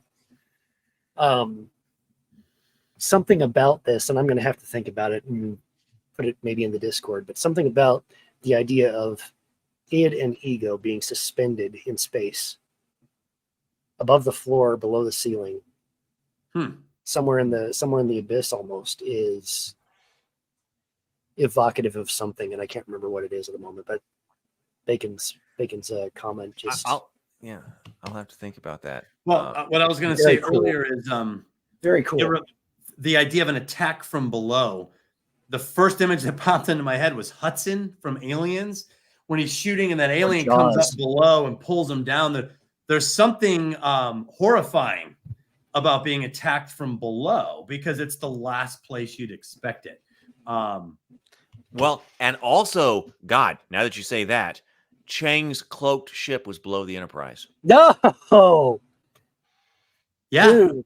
Yes. Wow. Yeah, you're right. Interesting. So, Backstab. I'm telling you, there's something primal about an attack from below because it's not common. We expect attack from above. It immediately strikes at all of our most vulnerable spots, too.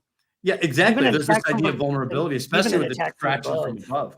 Yeah, even an attack from above, you may not see it coming, but it's still coming down on what is typically kind of the most armored parts of your body. The stuff. So it's interesting. Alan Burton says he never remembers Kirk speaking in passive voice. And James Bacon mentioned that I could never forgive them for the death of my boy. Is also passive. I made a point about that. You made a point about that. Absolutely. I could never, but he just says, right. The word could again. I remember that's something I remember different too. I will never forgive them is what I remembered, and then I watched it again. It's I could never. It's not the same. Right. Could introduces the idea of uncertainty. Yes. He could have said, see, there's options. I don't forgive them for the death of my son. Or just, I'll never forgive them. Yeah, that's what I always remembered. I'll never forgive them. But I will never forgive them still implies a future. I will in the future never forgive them. I don't forgive them is now. That's true. Yeah. And it's emphatic. Whereas I could never forgive them, meaning introduces the idea of uncertainty. So I do like the wording of the passive voice there too, because it introduces the chance that, but he might one day, but he hasn't yet. Yeah. There's an uncertainty factor in the language. But they set this up. They're setting this up. Again, this is probably hitting at a subconscious level, but with passive voicing and the word choices, they're saying, "Hey, this is what Kirk's saying." But it's and think about the resolution to the film. Yeah, she's like, "You've restored my father's faith," and what is Kirk? You've restored my son's. So there, it is redemption. Yeah, 100%. We're going to touch on. Oh yeah, okay. I mean, this is all stuff that keeps coming. This is why this film works, I think, better than any other Star Trek film. Is these things keep recurring throughout the film. They keep being reinforced. Yeah. By the themes are powerful, and I think they're powerful enough to bulldoze some of the plot problems that we've clearly spotted throughout riddling the story. He'll never I'm trust fascinated by so much of this the thing, and I'm wondering how much has to be conscious and how much is subconscious, because I want to be able to write something like this, like when you're talking about where Chang's ship is, like you could write something and be like, there was a ship that was, above us to port. And, that's where it was. But where should the ship be? You're completely below right. the sneak attack. Emotionally, it's below got to you. be underneath. Exactly. Emotionally, it has to be below you. There was a ship beneath us. And secondly, I think that there is a mythological, archetypal idea that up is good and down is evil. Bad. True. Hell is below us, right? And if something's under you, you literally can't see it anyway, right? If you're standing on the ground and something's under the ground, you cannot see it. Well, we don't have any defense. Our head is what I up. wonder. Your head is up top, right? Yeah, your head is up top. The bridge of the Enterprise is up top. Yeah. And think about it too. Why are we afraid of snakes? Yeah. They're at our feet. We recoil. I've seen garden hoses, and I'm like, or not like that bad, but I'm like, there's a moment where I think it's a snake for a second. There's something about the lower attack, the below you attack that is the perhaps the most lethal. Because Kirk is above him the whole time and has the high ground. Has the high ground. It's over, Anakin. It's over. It's over. Chang's arrogance. So James is saying because Kirk is above him the whole time, he does have the high ground. But even still, Chang thinks he's got him. And that could be the symbology there. He'll as never well. trust them, but he could forgive them. That's what he says next, and that's great. You know what? From hell's heart, I James stab at thee. That was. From hell's heart. So from below again. From below. From hell's the attack from below. I think James has another point that Kirk being above Chang, representing a level of arrogance, also is true because Kirk acts arrogant. Yeah, I cannot confirm or deny. I cannot confirm what actions I have not seen. He behaves very arrogantly for a while. Yeah. And then he's shaken by his own words coming. The attack from below. That's when he shifts. Yeah, 100%. So Kirk is found guilty, and I didn't catch this the first couple times I saw, like when I was younger. I caught this when I was older. Kirk was given a death sentence that the judge commutes in favor of the peace talks. I always heard we're going to reduce the sentence, but I didn't realize that the sentence he reduced was, capital punishment, which the crowd is like, no, we want Kirk's blood. We want his head. He commutes the sentence and instead exiles Kirk on the penal asteroid of Rurapente, which is obviously a gulag in Siberia. Yeah, Siberian gulag. Even the warden there, no stockade. He's speaking in a Russian accent, like it's understood. Right. they didn't try to hide any of it. That's just the actor's voice. That guy appeared in Babylon 5 as well. He sounded the exact same. Well, they cast him though because he must have been the right fit. Yeah. Well, but actually, it was interesting. The fact that we're not quite there yet, but he's going to Rurapente, which is ice. But I was discovering from the commentary that it was supposed to be a third world communist country look that was hot. Oh, really? So it was actually supposed to, you say it looks like Siberia, Siberia, but it was actually going to be a hot environment that was like a third world communist country. And like some producer said, haven't we seen enough hot planets? Can't we do something else? And they're like, okay, what's the opposite of that? Ice. Cold. But it invokes Siberia. So but it does now. It invokes Siberia. Yeah. You can almost make the argument it's a better choice for the theme they were going with in the Cold War. There's a gorgeous shot towards the end of this courtroom scene too, where I think it's after the verdict, or maybe it's just before.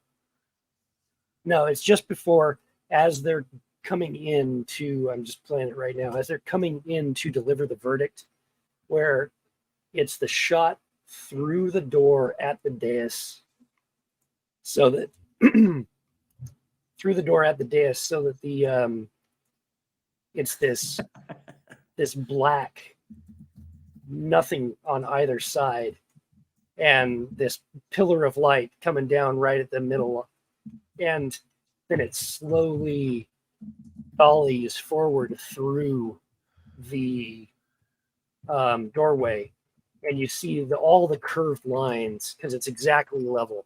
You see all the curved lines coming up from the bottom and down from the top and pinching in on Kirk and McCoy right in the center of the frame.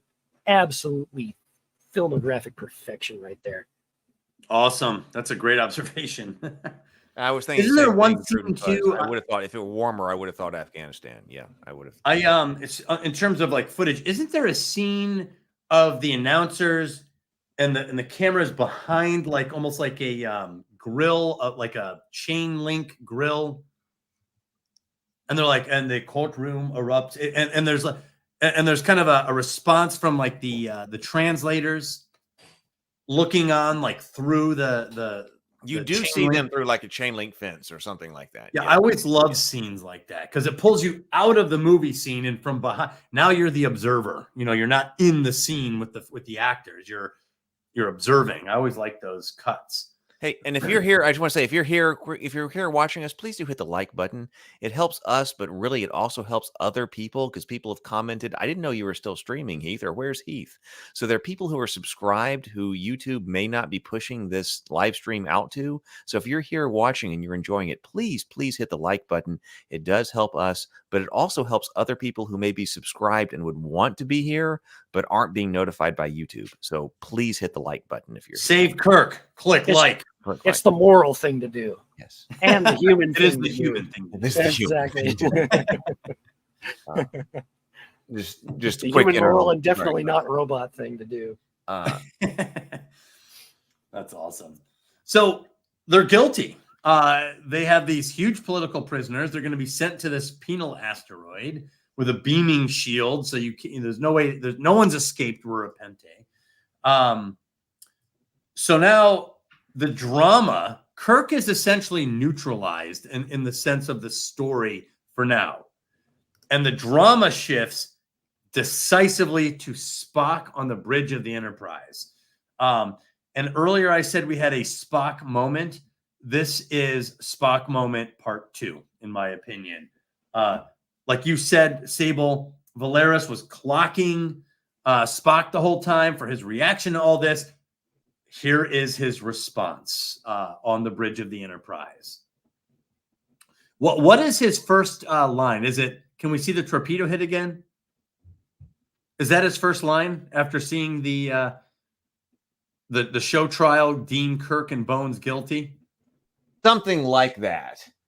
The torpedo hit. After they established Rurapente, and this is an example I was noticing of giving you information right when you need it as far as the script goes, because he's sentenced to Rurapente, you go back to the Enterprise, and they're like, and Uhura's like Rurapente, and then known as the aliens graveyard. So they use that transition to give you information about Rurapente right when you need it.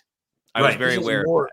This is more great cinematography too, by the way, is how they're just doing this panning shot across everybody going but down they also towards, capture down towards Spock at the end, but everybody says their line in time as the camera comes across them, and then it transitions to the next person and they say their line, and it's just you can tell also capture.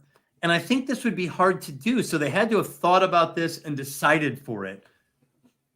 The idea of a show trial that the whole world's watching. They show the president like throw down a handkerchief or something. He's pissed. You know, they're all watching it on TV, and they show the Enterprise. And I don't think we've ever seen the Enterprise like this. Like watching television on their view screen. They're all sucked into the drama. Kirk's guilty. And like you said, they capture everyone's reacting to this in live, right? So they capture a modern sense of the whole world channeling in on an event, almost like the Cuban Missile Crisis. Where the drama of the back and forth is going to lead to one side or the other, kind of gaining the public upper hand. And this film captures that in Star Trek-ized. They Star Trek-ize it. But I think they nailed it. Yeah. Yeah, I totally agree. But you're right. After we've established what Rurapente is, which is giving you the information as you need it, you do go to And Spock Spock. says something like Spock Lieutenant, says the torpedo hit Torpedo again. it again, if you please. If you please, If you right. please. And this is actually the moment when I was most unhappy with Chekhov, because they watched the torpedo hit again. And this was years ago when I watched this and made this realization.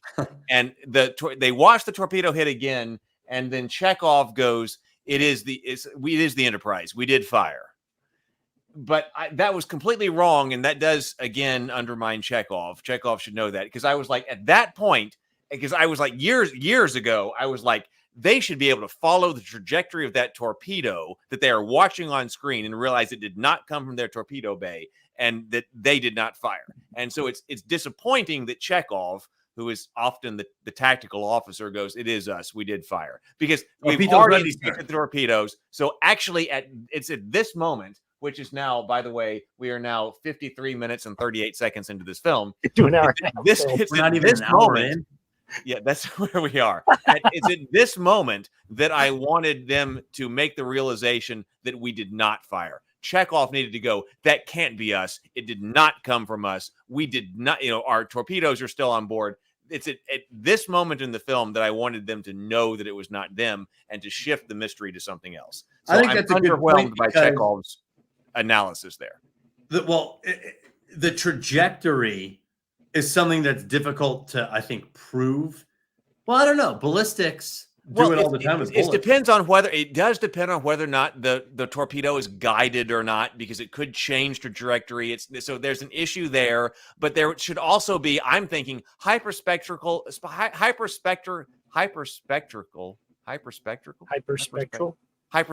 Thank you. Yes. Hyperspectral analysis of that torpedo. Do Klingon and Federation torpedoes have the same hyperspectral profile? It's a red. Both of them are red, right? But firing red torpedoes in the film. So that's what I would be thinking. I would want to write that into the script. We have this particular photon torpedo. I would have put this into the script. Analyze its trajectory. Analyze its hyperspectral signature. Find out, and then somebody actually would have said that's a Klingon torpedo. I would have used that in the script. Do a hyperspectral analysis of that torpedo. That's not a Federation signature. That's a Klingon torpedo. That's what I would have put on that bridge right then, and that's when they would have known. If I was writing it, I would have had them actually say, no, that is a Federation torpedo, because they actually delivered Federation torpedoes to the bird of prey ahead of time. Or right. No, I thought about that too. Or you do that and make it part of the conspiracy. Right. Those are the two options. Well, you need to know at that moment, or you need to add into the film that they did fire Federation torpedoes. And that's what I would have done. So they freeze either one of those two things. He freezes it on the impact. Yeah. I would have frozen on its route to the flight. Freeze and augment, right? Freeze and augment. Bring it up, like that is a Federation torpedo, and then maybe there's a dilithium discharge that is inexplicable. Something, like you could tell from barrels of a gun sometimes, like the markings, like there's some signature from a Klingon vessel that they can zero in on instead of just the torpedo. But okay, even the oscillation, you could say that our torpedoes don't oscillate like that. Whatever. Okay. No. Yes, but here's my, because James is also talking about. Sherry says good points. Yes, this is very technical analysis of this film. Yes, but it depends on the direction we're going to go with whether or not the Enterprise should still exist. Because if the Enterprise was intended to be destroyed, there would have been no reason to go into the depth of putting Federation torpedoes on board the Klingon ships. It depends on how you wanted to go with some earlier plot true. I see what we you're are trying to work with. If you were expecting the Enterprise to be blown up, then by this time it could have just been a Klingon torpedo. I have a counter to that point, though. If you were expecting the Enterprise to be destroyed, you would be expecting the Klingon battlecruiser to have destroyed it. So you still have the problem of an impact crater on the Klingon ship. I think you still want that to come across as a Federation Federation torpedo. That's a good point. That's a good point. That when the Klingon High Council analyzes that, they want to know that it's a Federation torpedo. It's a Federation torpedo. That might be. Well, it depends on which way you want to go. That might be deeper than necessary for the story if they were thinking, if you had planted the idea the Enterprise was not supposed to be there. But that's an excellent point. I will take that point. But I think that a writer should think of those things. Yeah, that if you wanted the Klingon Empire, yeah, I agree, to analyze the hull, because that would be evidence in that trial. Okay, I'm coming around here. That's going to be evidence in that trial. Did the Enterprise fire on this ship? What evidence are we bringing forward in this trial? We analyzed the debris field, debris residue of the torpedo, and it is in fact a Federation torpedo. Well, we could do this today with missiles. We know by the I like that. I like that. I like. You can do that nowadays with missiles and all kinds of ballistics. Exactly. It's a totally verifiable science. Yeah. Imagine what they could do with. Well, Brent comes forward again. Right? Brent, God, you're doing it again. Could beam a torpedo off and mass the theft. The Enterprise's bridge would have been down during the Enterprise's shields would have been down during the dinner. That's when you take a Federation torpedo. So the Klingons could beam a torpedo off and mask the theft. And that way to resolve a Federation signature. God, you're brilliant, Brent. I hope you write films. We've seen it multiple. We've seen multiple times too. All they have to do is put one of those little locator beacons on something and beam it out. So you just have a locator beacon on a couple of torpedoes, beam it over, and then all of a sudden, visually, we've also fired the torpedo. Yes. Well, but Burke and Sam, dude, that's a great idea. I would have Burke and Samno remove a torpedo during the dinner. And have, here's the coordinate. You have the coordinates. Beam it over. The torpedo is missing now. Right. That's what James said. Then you would actually have a greater mystery. If you really want to make it a greater mystery, okay, this does the least violence to the actual plot of the movie because they wanted it to be inconclusive whether or not the Enterprise fired. That way, there would actually be a torpedo missing from the Enterprise. And as James says, yes, then Scott can say we inspected and we are missing a torpedo. Could you imagine that scene? By them? Could you imagine the scene? Verify, I want visual, I want accounting for every torpedo, and then all this activity is going by and it cuts, and he's like, "What do you got? We're short one torpedo." That would terrify me if I'm on board. It would. That's right. That would have been so much more terrifying because right now, according to inventory, we're still fully loaded. Okay, that does indicate chaos, but it would be even more chaotic that like, oh my God, if they turn around, we're short a torpedo. And then have them be like, and you could even have the dialogue be clever. We fired it. I can't prove we fired it, but I can prove we're missing a torpedo. Leave it right there. Yeah, I think that's perfect. And then a couple of things too is like Bacon's saying, it can still be ambiguous. They can still have no record of firing because you should have the actual tube should have some record of actually the magnets going off. That's why. What do you have to do? You have to go dig through. You have to go dig through the transporter logs, and maybe those were wiped, and so then you have to go into the backups and yada yada yada. Yeah.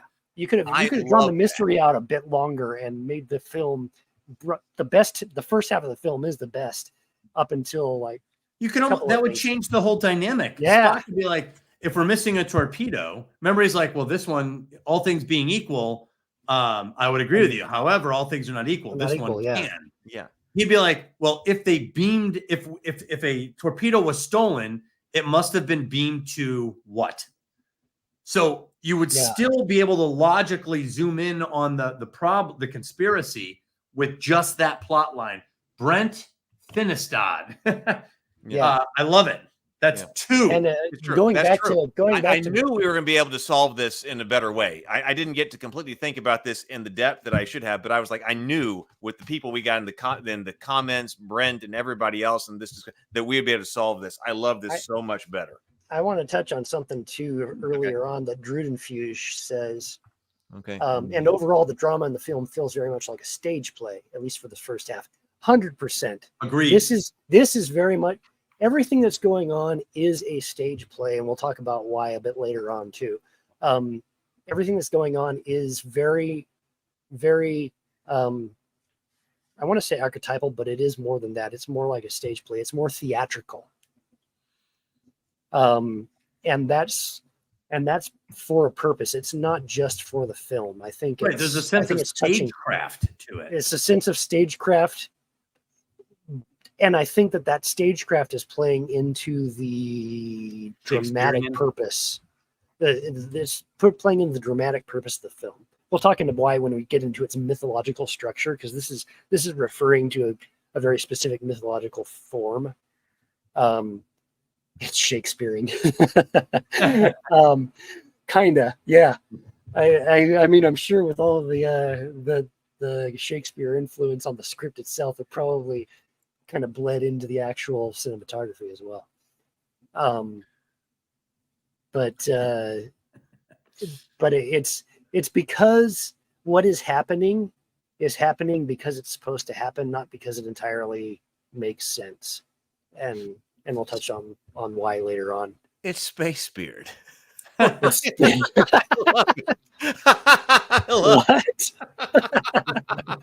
Space Beard instead of Shakespeare. If that's not a thing, it's got to be now. It's got to be. It's Space William Spirit. Space Beard. That's actually a great term to describe this movie. Spaceberian. Spaceberian. Yeah, I love right. it. I love it. I love Yeah, it. we got to do that. I love that. I want to dig into, because this is probably the last scene. This is the last scene before Repente, right? So it's still what I would call the first half of the film, not by time but by tone. Well, it's still close to. We're at 54 minutes into the movie now, which means we have 59 minutes left. Okay, so it is. But we're not quite half, actually. Well, with credits, we're about halfway at this moment. This setup is going to be called back later on at the very end of the film almost. But first off, we had this beautiful, absolutely gorgeous panning dolly backwards, following Spock. And as the camera kind of curves along that curved panel, that curved control panel, as he walks up to the edge of it and pulls Valeris into the shot with him. Like, the cinematography especially in the first half of this film, is just gorgeous. And then next shot, as Spock walks towards the view screen and he's logicking out all the connections, he steps into the right half of the frame foreground, and he's in focus, and then everybody else, the entire bridge, is back behind him in an out of focus shot. This is going to come back. This is one reference that's going to be pulled back later when Valeris is exposed. Oh, okay. I know what you're talking about. They literally copy this shot, but Valeris is in Spock's place. Interesting. I just saw that go by on screen, and I know exactly what you're talking about. Yeah. That's an excellent observation. But this is why I think this is Spock's movie. Yeah. And this monologue is perhaps one of his best monologues in all of the films. That's where we learned that Sherlock Holmes was a Vulcan. Yes. One of my ancestors once point said. for that. Yeah. When you have eliminated the Shakespeare was impossible. Klingon and Sherlock Holmes was Vulcan. All right. When you have And eliminated Tom the Clancy impossible. was Romulan. There you go. But it is great. It is good dialogue. So somebody explain if you don't know what we're talking about. Yeah. The Stable, quote you want to that he explain said, that line? the quote that he says, when you have what an ancestor of mine once said, when you have eliminated the impossible, whatever remains, no matter how improbable, must be the truth. And that is a quote of Arthur Conan Doyle writing Sherlock Holmes. So that is Sherlock Holmes. That's a quote from Sherlock Holmes, but Spock quotes it as an ancestor of his. Yeah. So if you know that, then it's funny. If you don't know it, then you just accept it as a point of Vulcan logic. You know what's funny too is revenge is a dish best served cold was also given to the Klingons in Star Trek lore, and that's not true. I'm starting to think the Klingon. Did we appropriate a lot of Klingon culture here on Earth? Dread Fuse is right again, blocking us, and it seems to have been forgotten in modern Hollywood. Blocking? Yeah, This this film, especially in its first half, this film is almost on the level of something like I, Claudius.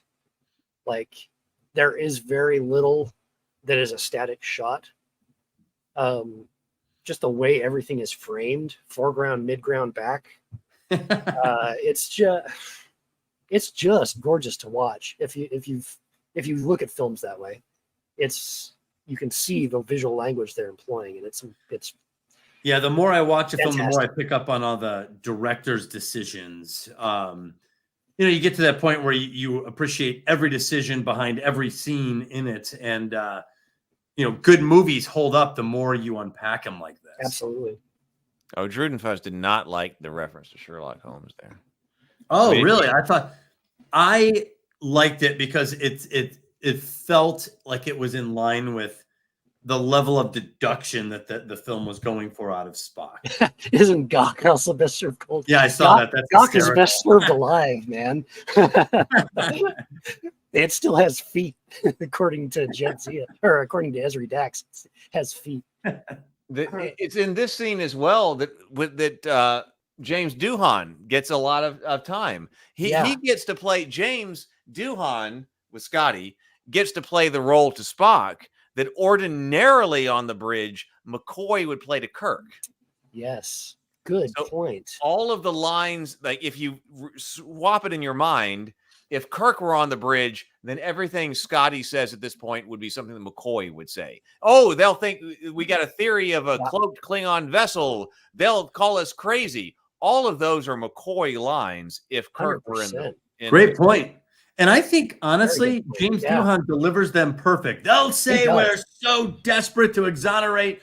Like, he delivers those lines, like in Scotty version, but it's great. Well, and once again, that's another reason why if you're an auxiliary cast member, like not Kirk, Spock, or McCoy, you'd still be very happy with the movie. I mean, James Doohan getting to deliver this kinds of lines. I mean, this is great. And he gets to shine. He gets to shine here. And they would be correct. We have no evidence. Yeah. And they would be correct. Yeah. Yeah. The dialogue here to me is awesome. Because you're hanging on every line as a viewer. Scotty brings up a good point. Spock acquiesces. Spock counters. Somebody counters Spock. Like, it's a chess game on this bridge right now. And as a viewer, you get a sense of like, where are we going with this? How are we going to solve this? You really don't know. Heath, I see you pretty happy about something. Well, I'm just laughing again because it's things that we brought up again, because at this point they are still unknown to Starfleet, because I had written down that there's no way the Federation, because I mean I brought this up before, but I'm just laughing at it again, that the Federation should know that something's up because they have not been able to present any evidence from the Enterprise at this point, and they're missing. And I was just laughing at your reference about the Gerald Ford. The Vladimir Putin has decided to come to the U.S. for a peace talk and to be escorted by the Gerald Ford. The Gerald Ford has attacked the ship that Vladimir Putin was on, killed him, Putin, and vanished. and nobody in the Federation seems to care. Where nor does anyone else, nor does the Klingon Empire. Neither does the Klingon Empire. You're right. Neither does the Klingon Empire seem to care, because in reality, like the entire U.S. Navy, the entire Russian Navy would all be looking for the Gerald Ford, but also the U.S. Coast Guard, the U.S. Space Force, every single plane we had. People would be scouring Google Earth. Right, exactly. There would be open source intelligence here, and everybody on Google Earth, whole Reddit communities would develop. Yeah, you'd have YouTube channels. We think we found the Enterprise. It's hiding on SETI Alpha here. Right? Yes. That's what would actually happen, and yet somehow they are still stealth. That's what I was thinking of when I was laughing. I was like, that's what our world would be like. It's not quite what's going on here. It's a good thing. Hysterical. It's a good thing that space is so big that that the director could treat it as Horatio Hornblower like he wanted to. Yeah, right. Yeah, yeah, just kind of like this general construct where things are can get lost. Yeah, like all the evidence in an assassination plot line that has interstellar ramifications. We have a very cool shot to end this as well, where we swing the camera again. It's another pan around to a side view, and as it's cutting between Spock from profile and other cast members speaking their lines, he's getting closer and closer to Saavik, not Saavik, to Valeris, until he steps in front of her and says the line. What does it say? A bird of prey. Right. No, but he says. I like that line by Jordan Fuzz. Very near us, but not possibly beneath us. Beneath us. Right. And they kind of trick you into thinking Valeris is innocent because she does the eyebrow raise, and then he says, "Yeah." He says, he steps over when Scotty says, "If a ship was beneath us, the Klingons would have seen it." And then would they? He steps in front of Valeris and looks up at Scotty past her and says, "Would they?" I love that. And then she waits because she knows the answer the whole time. She knows, right? But she waits just long enough to pretend to be logicking it out herself, and then she looks up at him and says, "A bird of prey," and that's when a bird of prey. Right. Spock is slowly zeroing in, and I think you're right. She waits till the last minute before she's like, "Okay, he knows. I can now solve the puzzle." For everybody without really betraying anything. Yeah. Because they figured it out themselves. I was going to say here at this point as well, as far as all this whole scenes and the plot problems, not the story problems, but the plot problems that have been coming up with. I think that a lot of the reasons you don't notice the plot problems on first, second, even third watch through is because of Leonard Nimoy. That first of all, this for two reasons. First of all, it builds you Spock up. You're basically understanding all of this because you have a lot of trust in Spock. A lot of trust in Spock. You have the audience has a lot of trust in Spock. So if Spock, there's a lot of times in this, as we're going from this scene forward, that you as the audience believe things because Spock tells you. They're not really good reasons from the plot perspective, but you believe them when you're getting analytical. But you believe them because Spock tells them to you. And so the story has built up Spock a lot. Like you're talking about, Spock is back. So when Spock says something, you as the audience believe it, and Leonard Nimoy sells it. And that's so why it's working. So does Kim Cattrall, by the way. Well, she does too. We get that same kind of trust bleeding off onto her because he obviously respects her to the level he does. And yeah, I like the way you say that, bleeding off. They play off of each other so well. But if you didn't have faith in Spock, if you didn't have the faith in Spock, and if Leonard Nimoy didn't exert this kind of confidence in what was going on, and I'm in control, and I'm puzzling this out, and I'm the intellect, I'm the brain here, like you're talking about that you have so much invested in him, that the script is given him, and him as an actor, that carries so much for this story. It does. And I remember, so this is different movie, but I remember asking this question a long time ago with the movie Braveheart. So Robert the Bruce betrays Braveheart in that movie, and he does so in the most egregious way. And I remember asking my dad while we were watching it, I was like, man, the movie really portrays Robert the Bruce positively throughout the whole film, really, and kind of skips over a little bit the fact that he betrays Braveheart. And I was like, how come the film gets away with this? And my dad's answer was, he thought about it and he goes, because Braveheart believes in Robert the Bruce. Braveheart likes Robert the Bruce. So we as the audience tend to be more forgiving to Robert the Bruce. And I thought that was a very astute answer. So I think that dynamic is at work with Valeris here. Spock likes Valeris. And so we tend to let all of that rub off on us with her and our perception of her. He forgives her. He likes her. He wants her to succeed him. Valeris is in. No, we don't question it. Not. Sadly, no, I know it's not historically accurate. I'm speaking purely from a story from perspective. We could do Braveheart on Table Talk, but I only have about 60 or 70 hours worth of things to say about it. So I don't know. Well, I don't want to from a lose heart. storytelling point of view. Yeah, no, that's a great point. wanna believe like Robert. I think that's a very astute observation as well about Robert Bruce, and I'll think more about that more because I actually I had a grandfather who my grandfather watched and was like, well, that wasn't very kind to Robert the Bruce. I don't know that it was kind to Robert the Bruce, but you still understood and you still accepted him as a hero in the end, I think, for the reason that you were talking about. So I'm going to have to think more about that.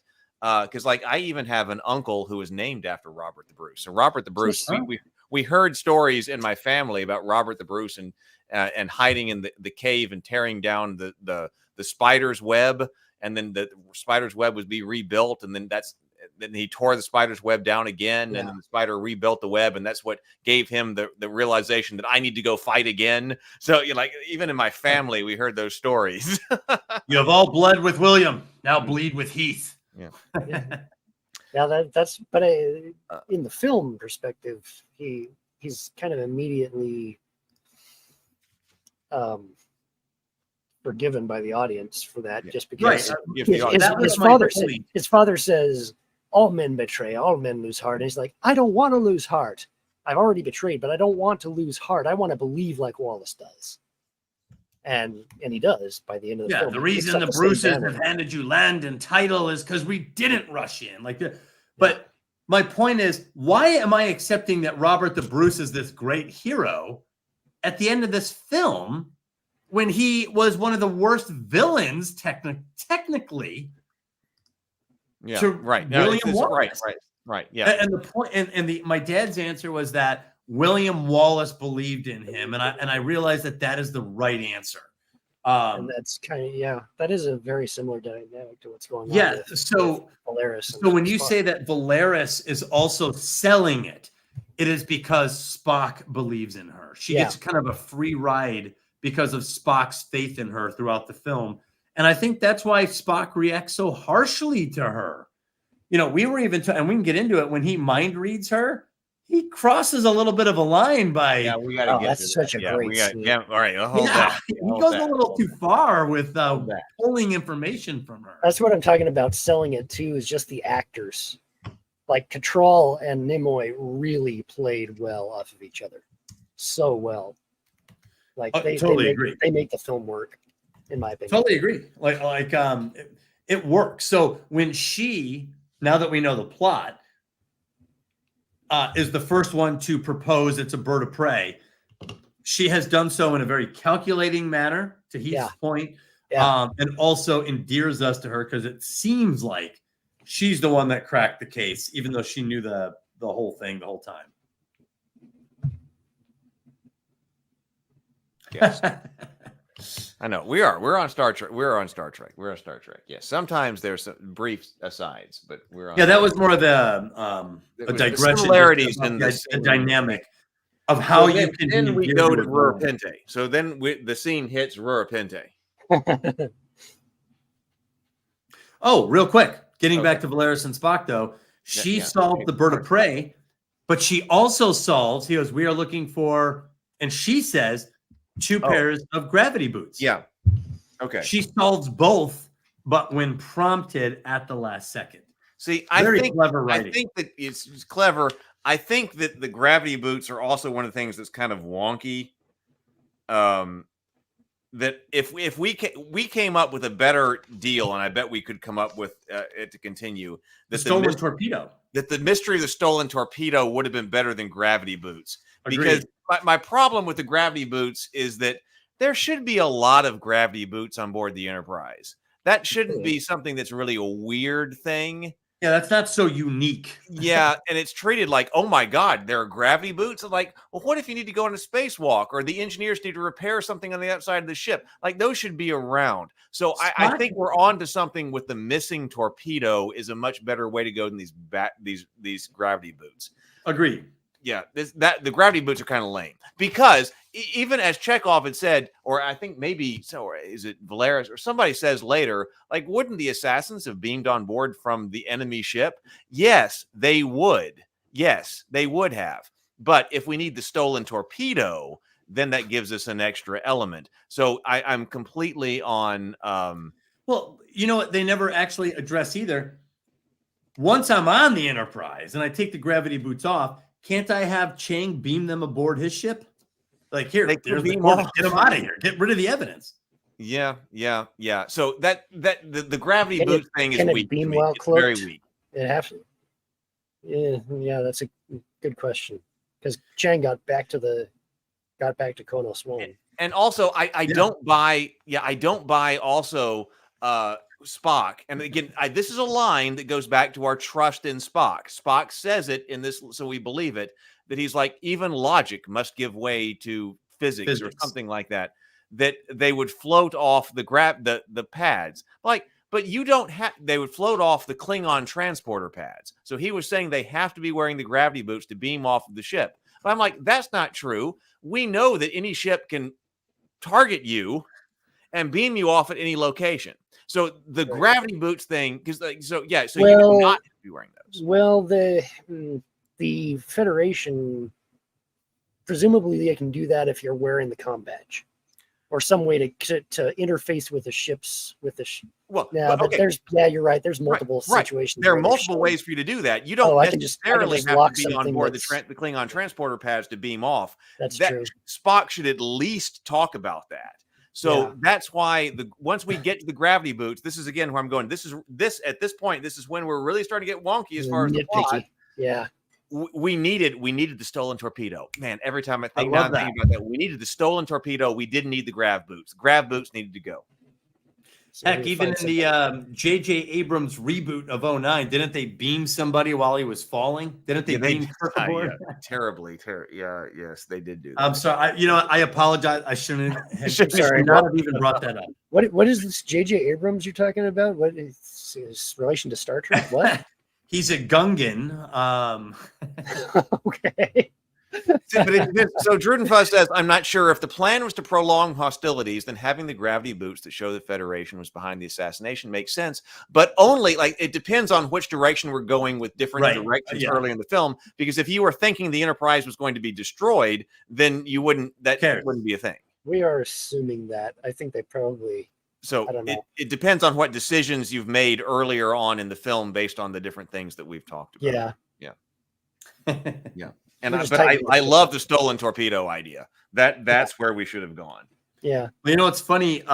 When they switched to Rura Pente, we talk about how the actor, no stockade. You will be, you're brought to the surface. He even calls it a gulag. Did you notice that?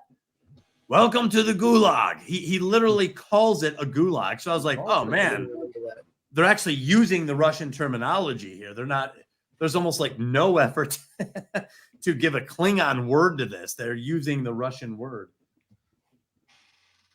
But yes, so now we are in the ice which is done on a soundstage. We're on the snow in Rura Pente. And giving that speech you were just talking about. Yes. And they bring some guy up. Exile means removal from prison and exile to the surface. And they throw this guy out who's like dressed in like a loincloth. Throw him into the snow. I don't know why I was always bothered by this. This guy's like swimming in the snow, and I'm like, oh man, less contact with the snow is like the way I would go. But anyway, this guy's like bathing, like doing snow angels, and it freezes to death rapidly, like very quickly, and like has like icicles hanging off of him, like from his lip from drool. In 15 seconds. Wind chill of -100. Even though our main guy can have a completely exposed head, and everybody else they've got a cloak. Yeah, that's on the extreme end. It's getting the point across thematically. Correct. It's dangerous if you are the other guy. if you're not wearing clothes, and you're tossed out here, you're gonna die. All right. And I'll be honest, the Rura Pente sets the Rura Pente scenario is to me the lowest budget where it's evident. It looks low budget, it feels low budget, and they move through it rather quickly plot wise. It's almost like we got to just get through this. Yeah, we're gonna have caves under here that you're in. Yeah, it's all just it's more contrived here, less patient. The whole movie is very patient, very thought out, at least in terms thematically, storytelling wise. The movie seems to take its time, but in Aurora Pente, it just blows through these like a prison break. Like he meets someone, she's gonna help him escape, and they escape. I mean, it's well, but they meet her because it's planned. Yeah, that's true. It's like the whole thing. Yeah, the whole reason that it all happens because they want to eliminate them as quickly as possible and still make it look like an accident. Or specifically make it look like they were killed trying to escape. So well, but it's funny because in real life, if you're trying to kill Kirk, does it really matter if he's just killed by someone in a jail cell that looks like monstrous? Like that one dude he kicked in the knee. Not all aliens, carry their genitals in the same. Well, we go through 2 alien fights, and that's the second one. Yeah. What I'm saying is that guy could have killed Kirk, like on accident, not even part of the plot. So if that's on the table, who cares how Kirk dies? Like, to me, it's like, why go through this elaborate thing with a shapeshifter and all this other stuff? Well, they wanted to get rid of. She says they wanted to get rid of both of them, and if both of them have an accident right after getting there, it looks suspicious. But even so, like, there's been suspicious deaths all through history. Sure. You're just gonna have to deal with it if you can't prove it, Yeah, this is where story takes where story trumps plot. And actually, I meant to. We actually blew past this when you wanted to talk about something Sable. Did you want to talk about the patch and the uniform? You said you wanted to hold that. Yeah, that's right. We could. We can go back to that now. Okay, so you want to go back to that now? All right. So because he's got the patch still appropriate. Yeah, it's still appropriate because they still haven't taken their uniforms off, and this is where I love that. So this is where we get into archetypes really heavily. So as I was talking with James Bacon a little bit ago about and I put it in the Discord actually for the Raven Keep Discord as well as a possible table talk type of a thing, is like, how do you analyze things? How do you critically examine and critically think about stuff? And there are like the 5 basic questions that allow you to establish properties of whatever it is that you're interrogating. So you've got the empirical questions, which are when and where. Where in space time does this occur? It's like you can establish that empirically speaking. Okay, at this place, at this time, a thing occurred. Then there's a quantifiable question of who. It's like, who did it happen to? Was it a nation? Was it a city? Was it a clan or a family? Was it a person, singular? We're quantifying it, and then you get to the question of why, where the why question is what alerts us that something doesn't make sense. Why questions are a kind of a red flag, I guess you could call it, but they're not actually useful for helping to solve any actual problem analytically, because that's just a way of saying I don't understand. Like, why is the sky blue? You can preface just about any question with I don't understand why X. Well, what movie was it in where in court they say never ask the question why? Oh, wasn't that like, I don't know, My Cousin Vinny or something like?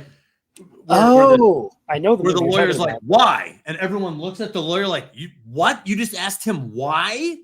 And then he's like, because my father, went to, and it gives this big preachy answer where they say, don't ask the question why, because it could go anywhere. Yeah, exactly. Why is just, hey, here's something that itches.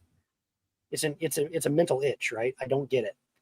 So it is a useful question insofar as, okay, here's something to dig into.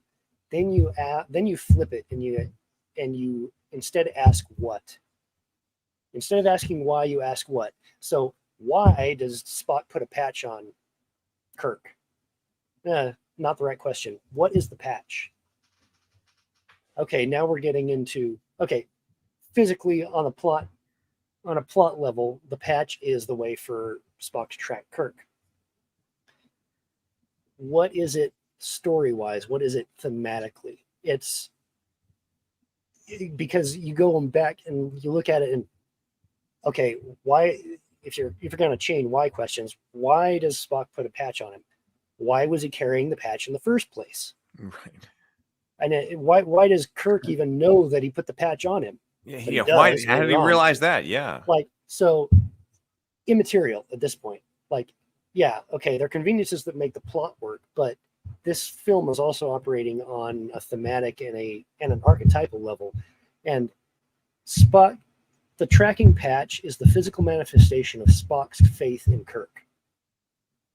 He surrenders his logic because Kirk explains to, first Spock objects and says, I started this, I got you into it, I should be the one to go over. And Kirk... That's a good point, because that actually evokes the original conversation to start the movie. Yeah, exactly. It's we're getting echoes, right? Thematic echoes. And Kirk convinces him, not with logic, his argument makes no real sense, but on an emotional level, it resonates.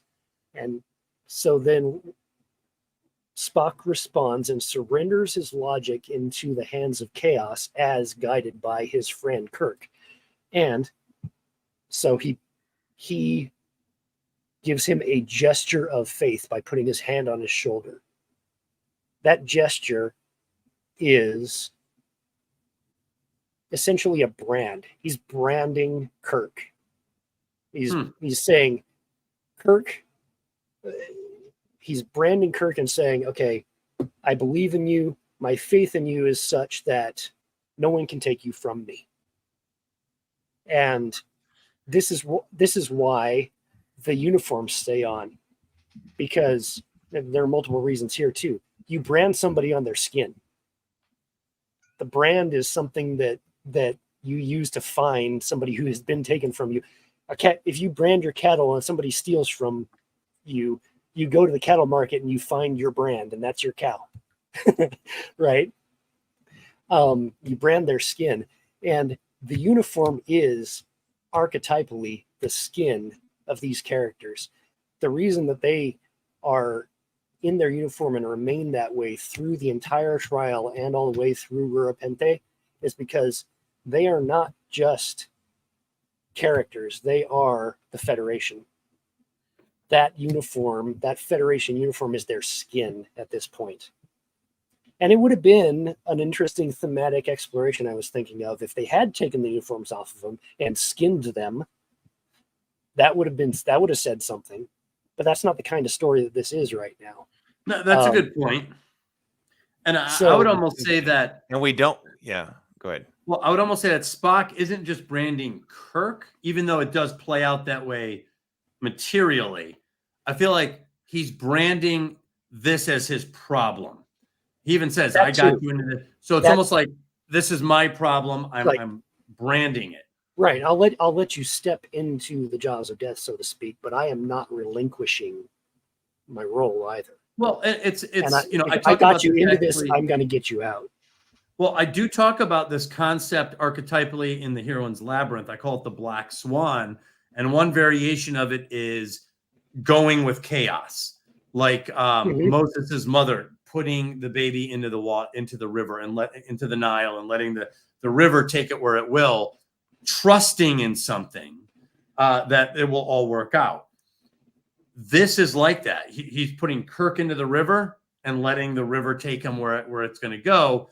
So he is putting some sort of faith in the uncertainty of events that are going to follow.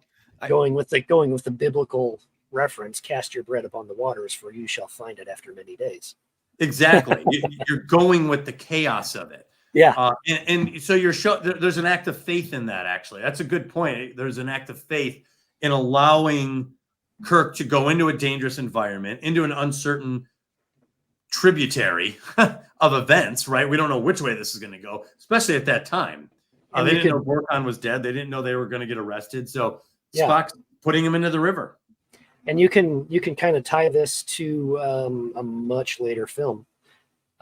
Interstellar, you could say this gesture of faith of Spock is the same thing as love allowing our main character to navigate the Tesseract at the end of Interstellar. It's a non-quantifiable, but still thematically and narratively illustrative concept, right? Well, you're allowing free will to play out. You're Also Spock is letting Kirk do what he wants to do, willing to suffer obviously Kirk is willing to suffer the consequences. That he's not doing what you expect Kirk to do. He surrendered technically. Yeah. He's beaming aboard. He's going to try to save the Chancellor. So these are all uncharacteristic kind of choices, and Spock is honoring that. Yeah. Yeah, he's like, we're on uncharted waters, so we'll just go ahead and surrender logic in this case, and just let the ego do its thing, basically. Yeah, and I love what you're saying. That it is an act of solidarity. Yeah, I do love that. Well, that's solidarity. That's what Brent just said. In that context, doesn't the patch brand also maintain the solidarity, that word, of Spock with Kirk, even though they're separated? You are of my people. Yeah. Yes. Okay.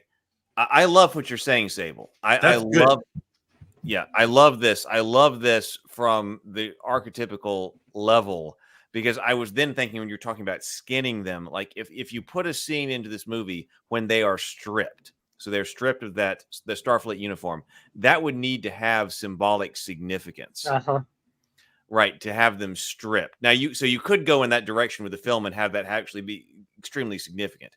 Yeah, okay, but the film is not operating on that kind of level. It's not operating on that level, right? So you're not actually going to have them stripped in this film. I think that's an excellent observation. You know what reinforces that? Now that I'm thinking about it, they really don't take off their uniforms in any of the films. Even when they go back in time into 1986 San Francisco, still in uniform. They are still in uniform. Yeah. Scotty's in uniform, Kirk's in uniform. Like, there is this idea that that is their skin. The only times they're out of it is when they're in their bedrooms. When they're like sleeping. Well, I think in Star Trek 5 in the Yosemite, they're like in Sherpas and that's true. But that's also Star Trek 5. Right. Yeah. That's 5. Right. That's also Star Trek 5. So that's an excellent point.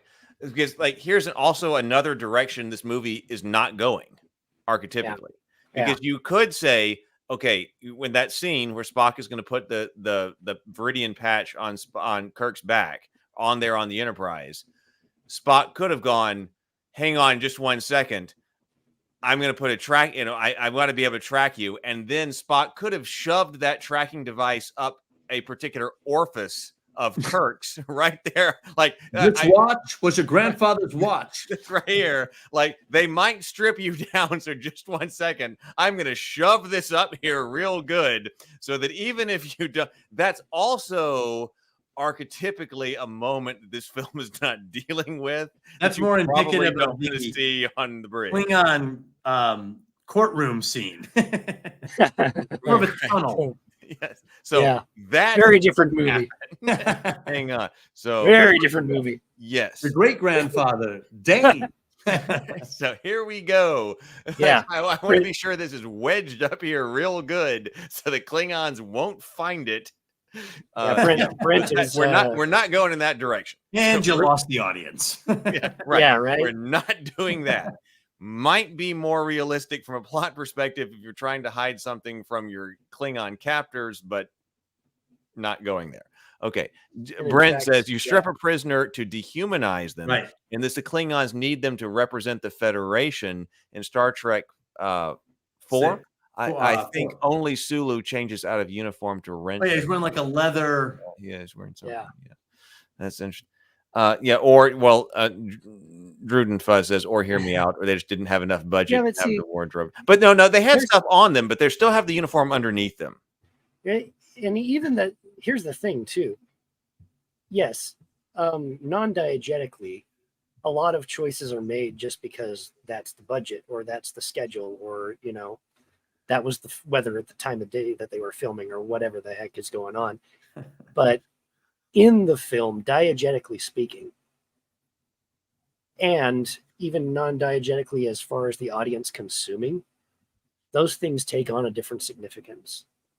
And sometimes if you're lucky, those actually enhance the film thematically. And I think this does, because what is the patch? If you don't ask why Spock had the patch, don't ask why he was able to just put it on there right away, and then why nobody took it off again. What is the patch? What does it represent? It's more than just a patch of tracking material. It is the literal manifestation of the connection between the characters. And this film is operating. This is why we can go past the plot inconsistencies, right? Is because the film is operating on at least 3 levels of depth past the plot. Well, you know what else? It's operating on story, it's operating on archetype, and it's operating even on a mythological level, on the level of the collective unconscious that Freud talks about. I think. Well, I think we'll talk about that later on too. Is the only person who knows about this connection is Spock. And Kirk somehow. Right? Like Kirk he did. somehow. There was no way, realistically, that he could have known that Spock put that on him. But then he tells McCoy when they're escaping, "I have a Duridium or whatever patch on me." Patch on my back. That Spock. Oh yeah, he does say that. Like he does know it. Yeah, How? he does know. Yeah, Kirk knows, and that's why I've got a Viridian patch on my back. Spock slapped it there before I left. That crafty little Vulcan. But right. It's because it's not really. Yes, it's a plot contrivance, but it's not really a technological thing. It is the fact that Kirk and Spock are brothers, and they are connected on a deeper than physical level. That's what it comes down to. Yeah, I see. This is what I want. Oh, go ahead, Doug. Kirk read the script. Kirk's read the script. Well, okay. So on that point, as I was listening, the only thing that was said when I was listening to the director's commentary, the director with the co-writer, they said we'd never seen a Viridian patch before, and we added it in to solve certain plot points. Yeah. So the only thing that I have personally heard from anybody who was involved in this is that we added this in to solve certain plot points. So this goes, I think, directly to many of the things that we often discuss here on Table Talk, that it was added in to solve certain plot points, and yet you are making a very cogent argument, Sable, I would say, about its archetypical significance. Yeah. As you've done over the past. So is that so? It was added in as a plot point. It seems like how do we get the Enterprise there, and get them out of this? How do we can add this in, and yet does it happen to speak to something much deeper? Yeah, that got added in that we don't even notice, but because it's part of our psychology, it manifested. Yeah. That kind of thing happens all the time. And this goes back to from where, Doug, we lost your camera. We did lose. He may have turned. No, I had to step away for 1 second. This goes back to the whole from where you dream thing too, right? Like sometimes something is just a thing that comes to you to solve a problem in production. It's like, oh, just do this, it'll work. And you don't know why it'll work, but you know it will. And I bet you that's what happened here. It's like, oh man, we got this problem. Oh, this. It'll work. It'll handle it, and it'll work fine. And I bet you when they came up with it at the time, they could not have told you that it would work or why. But on a deeper than conscious level, they knew, hey, this resonates. It's thrumming. So let's go ahead and put it in here. It'll make things flow. Because if it's not there, that's actually a speed bump. This eliminates the speed bump. And everybody can keep going. And everybody accepts it because of the psychological archetypical level. The psychological, yeah. Right. Well, there's an emotional connection that's overriding an intellectual disconnection. Yeah. Because of course Spock would have something like that. Kirk's his friend. He's always going to have something for his friend. It doesn't make any logical sense, but it resonates. And quite honestly, this is what's missing in most modern. The point, as Heath would say. What's that? I said I don't want to belabor the point, as Heath would say. We have our jokes here. Sorry, I interrupted you, Doug. No, that's fine. I'm just saying a lot of modern films lack entirely this archetypal, deeper connection to the reader. And I'm going to touch gibberish. on that too. I'm going to touch on that too later on, 100%. I was going to say. Oh, Brent has an interesting turn of language. Spock has Kirk's back. Even on his back. Yes. That's very literally good language. That's genius. I love it. I've got your Brent, back. Why aren't you on this stream? Because you just summarized everything I said. I know. In 4 Brent words. needs What to the be heck? on this sometimes. Spock does not slap this on his ass.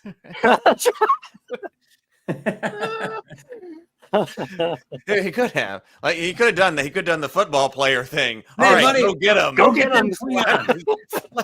You got him right where you want him. He does. He puts it on his back. Yes. Okay. Yes, that's right. So that's fantastic. The mythological element is indeed missing in modern films. Yes. Big time. Well, they're anti-archetypal. They're what we want. This is how the world should be, not how it is, and that's a major deviation from storytelling. I definitely want to bring that up again in the wrap up of the film, because this is Star Well, the Trek. wrap up will take place November 18th. I was about to say, okay, we'll make note of that Maybe. because How long are in we going another for, Alex? 18 hours we'll wrap up this film. So I don't know. take I note of think that. we can bounce through Rura Pente pretty quick. I was going to say that one of the things I think it was James who was up here that there's a terror. Why have a big guy? See, the problem to me isn't that the big guy comes after Kirk. And he gets away so easily. It's that it does happen twice. It's because they were. It's a Star Trek fist fight. That's what Kirk does, right? Well, I know, It's- but I would have had it happen once. But it happens twice in this. Right. Film. Yeah. So Kirk's. Well, the the first one was the intro to what's her name? Jail. The intro to jail, and also what's her name? It's the intro to the Camellia, the shapeshifter. Yeah. Mardia. Mardia, that's her. So he doesn't actually fight that one. She just tells the guy off, and for whatever reason, he obeys her. Which, but it kind of serves the same function. It's serving the same function. He's in a fight with a large monster. It doesn't both make times sense. he escapes. It doesn't make sense why it wouldn't have been the same guy coming after him later, right? That would have made more sense. That too. So it's it's almost like the writers were like, is. In prison, someone's got to fight him. Yeah, it's a Star Trek fist fight. Kirk's got to get in a fist fight fight. him again. Right, that's what happens, right? But actually now we're getting ahead of, because the kitchen scene, the scene in the mess happens before this, and that's really important. Let me vaporize. Yes. Okay.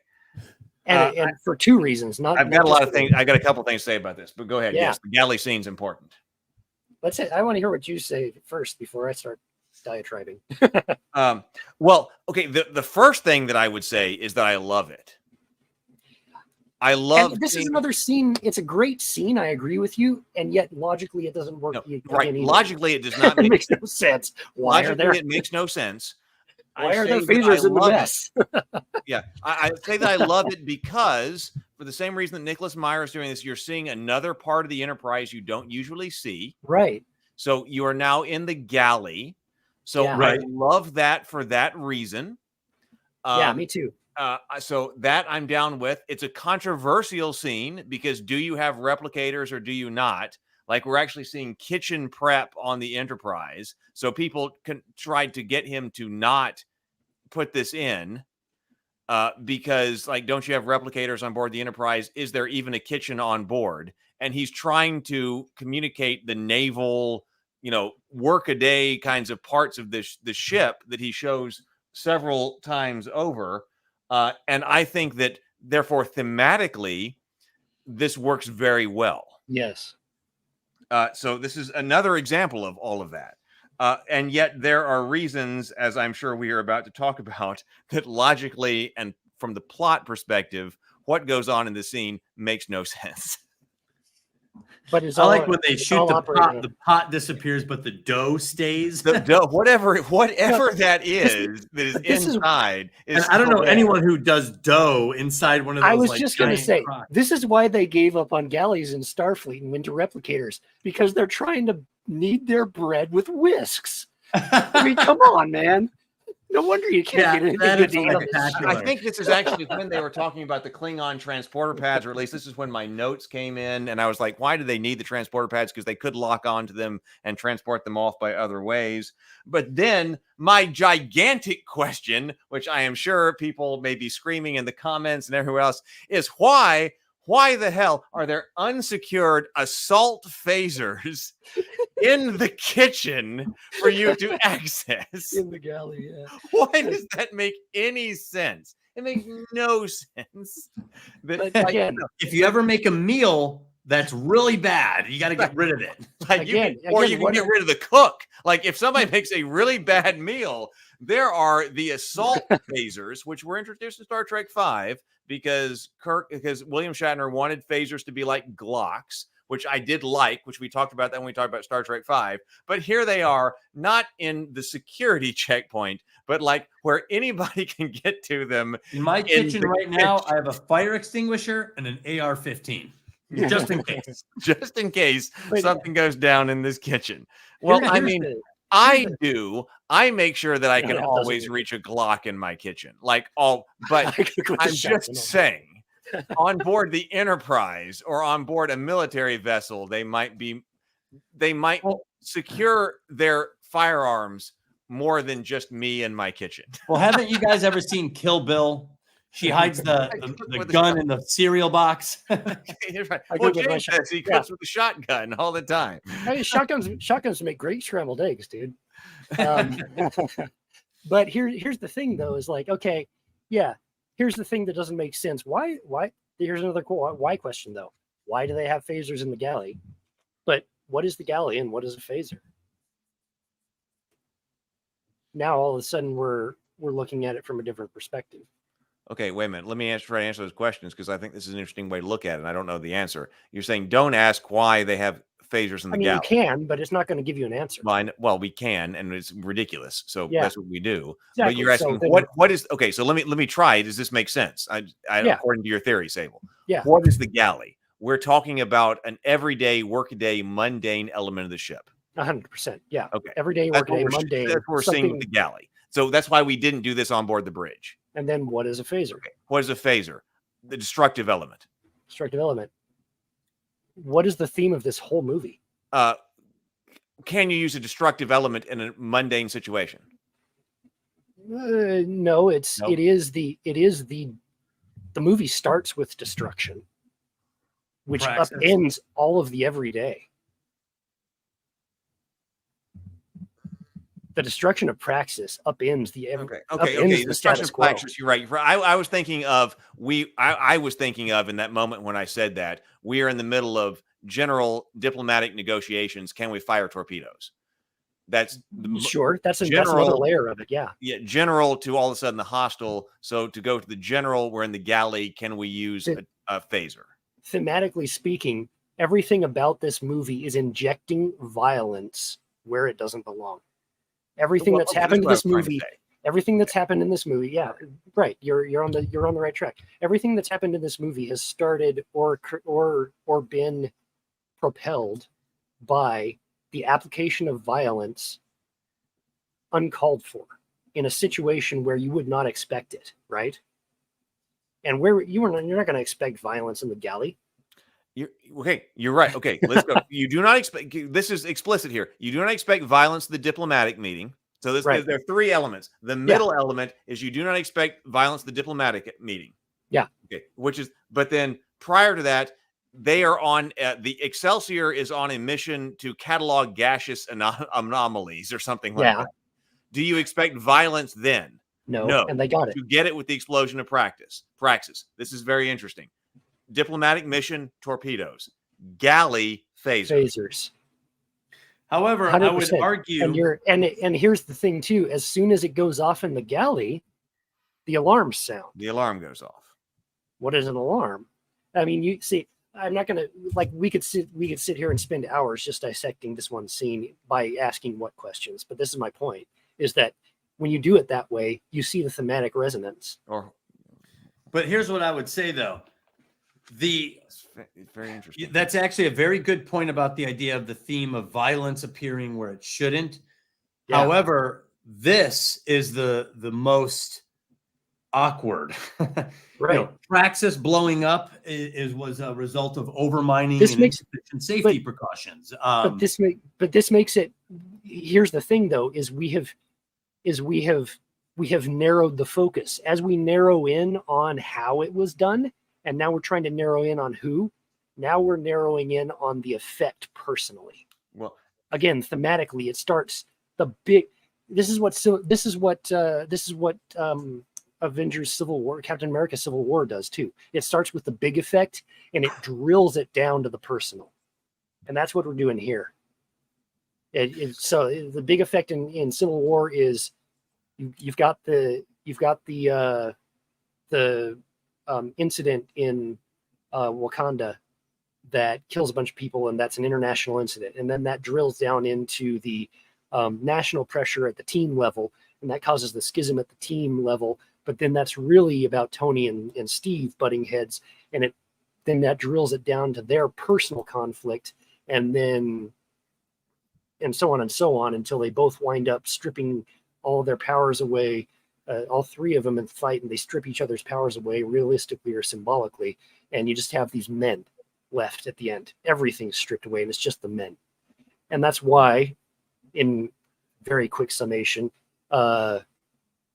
Captain America Civil War inverts the typical structure of every other superhero film and why it's the best Marvel film ever. But that's what they're doing right here in this movie, although they're getting to this point a little past halfway through the film rather than at a climax. Yeah. Well, so I would also say, though, that in the other cases, violence appearing where it shouldn't is due to some failing of human ethics, whereas this seems to shoehorn. Straight a point.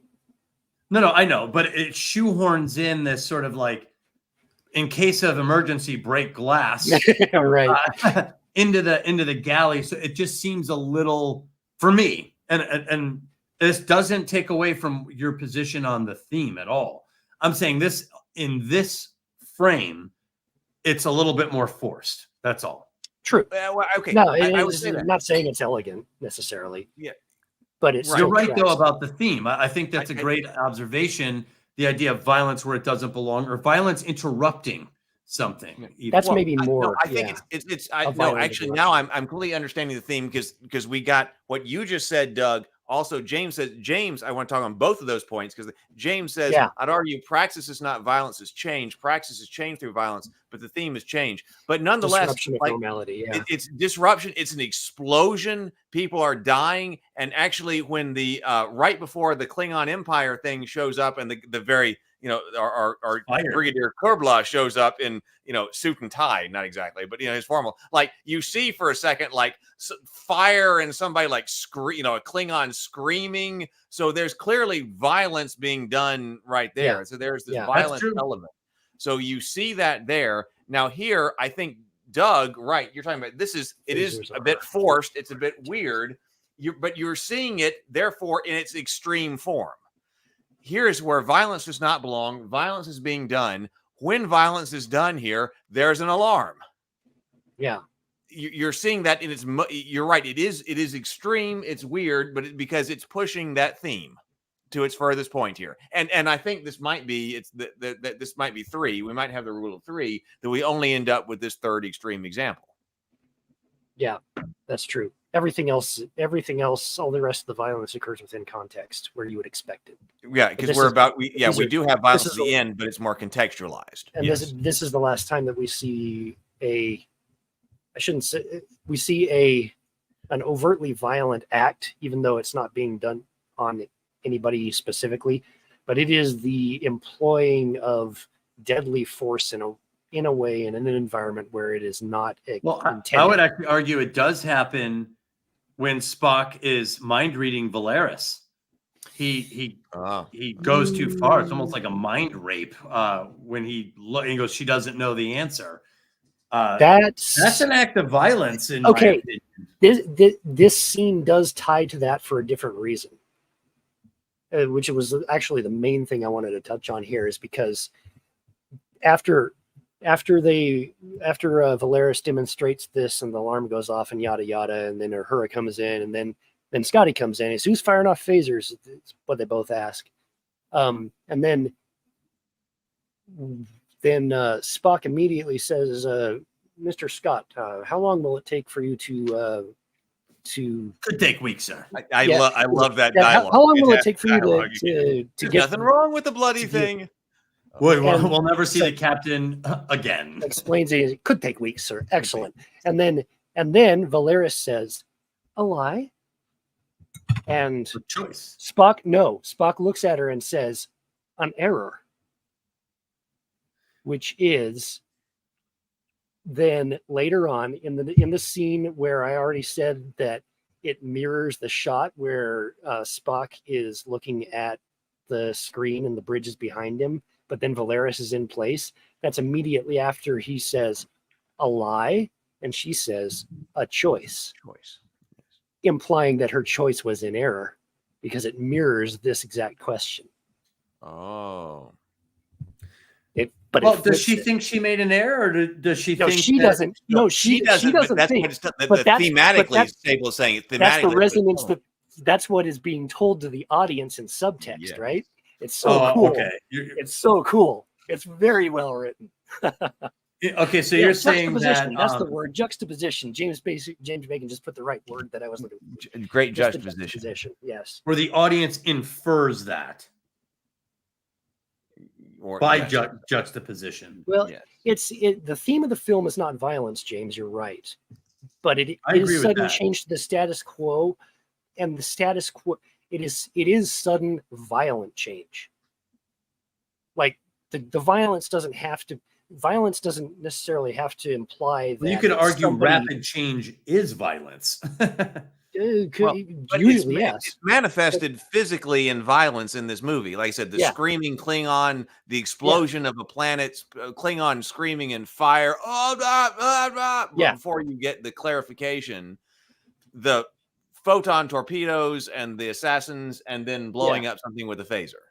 Yeah, the violence doesn't necessarily have to be. I mean, the violence doesn't necessarily have to be targeted. It doesn't necessarily have to be intentional, but it is the means of change in this film.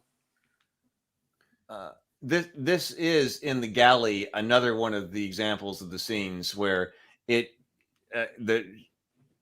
by rights, Chekhov and Valeris's dialogue should be reversed, because Chekhov is the one that asks, why not simply vaporize them? But he's the tactical officer. He would know. Specialist. 100%. So the junior officer needed to be able to ask that question, and then Chekhov should have put her in the place. And you know what always cracked me up about this scene? So you talk about violence where it doesn't belong. You have phasers in the kitchen, in the galley. They shoot the phasers, and these kind of like numbskull security guards show up, and they just shove them back out. They're like, "You're not really needed." It's fine. You're right. It's fine. It's fine. Yeah, it's fine. It's fine. It's fine. And the guys like, there's no repercussions. I mean, I don't know what I've never been in like the Navy, but I don't know if I'm just in the kitchen of an aircraft carrier and all of a sudden I grab a Glock and I just blow away the soup.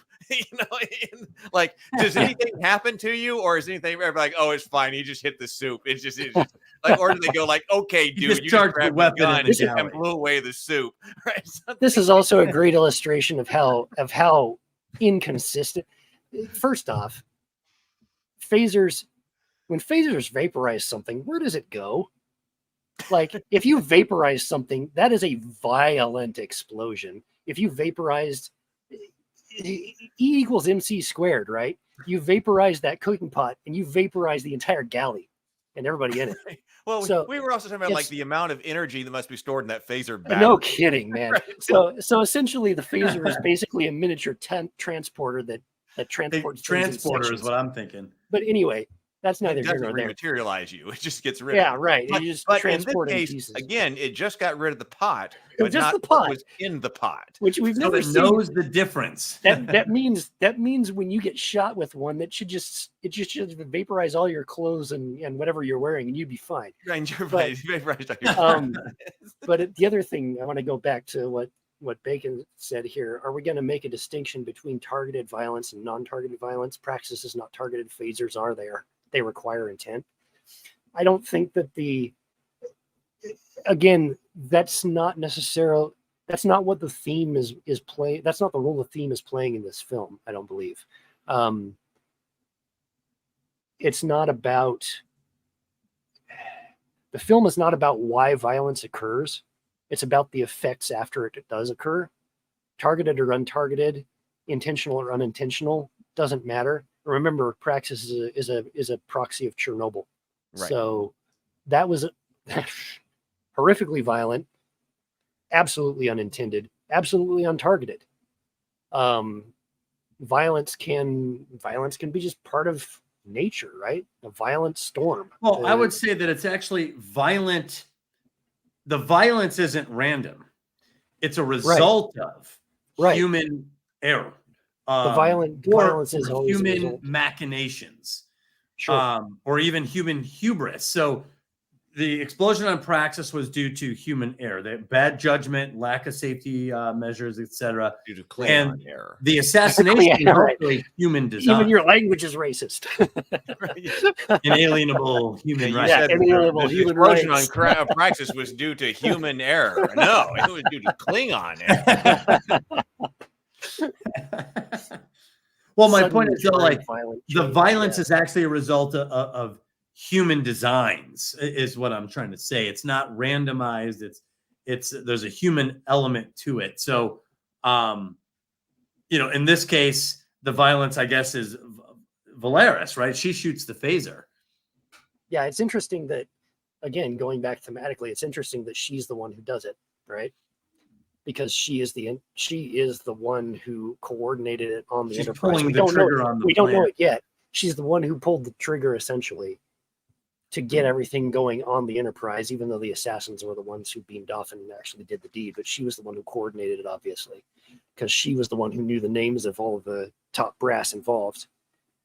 So, of course, she's the one thematically who's going to pull the phaser out in the middle of the galley and, just to make a point, needlessly vaporize a piece of cookware. Yeah, that's questionable. It makes me think of in Star Trek 2 when that bug falls out, or the eel falls out of Chekhov's ear, and Kirk decides to open fire on Vaporize that it. thing an Yeah. inch from Chekhov's head. Like, dude, that's questionable. It's a good thing there isn't any I got this. backlash from converting solid matter to a gaseous state instantaneously. Yeah, there also That's was like- no heat that arrived at that. That's like if I saw a spider near Heath, and I pull out a revolver, and like, boom! That Sorry, cold Heath, that was fusion, good judgment. that cold fusion's amazing stuff, isn't it? Anyway, Well, that was vaporized too, but it was like right by his head. here's Except for the blood. The blood, there was blood left behind. yeah. There's no consistency.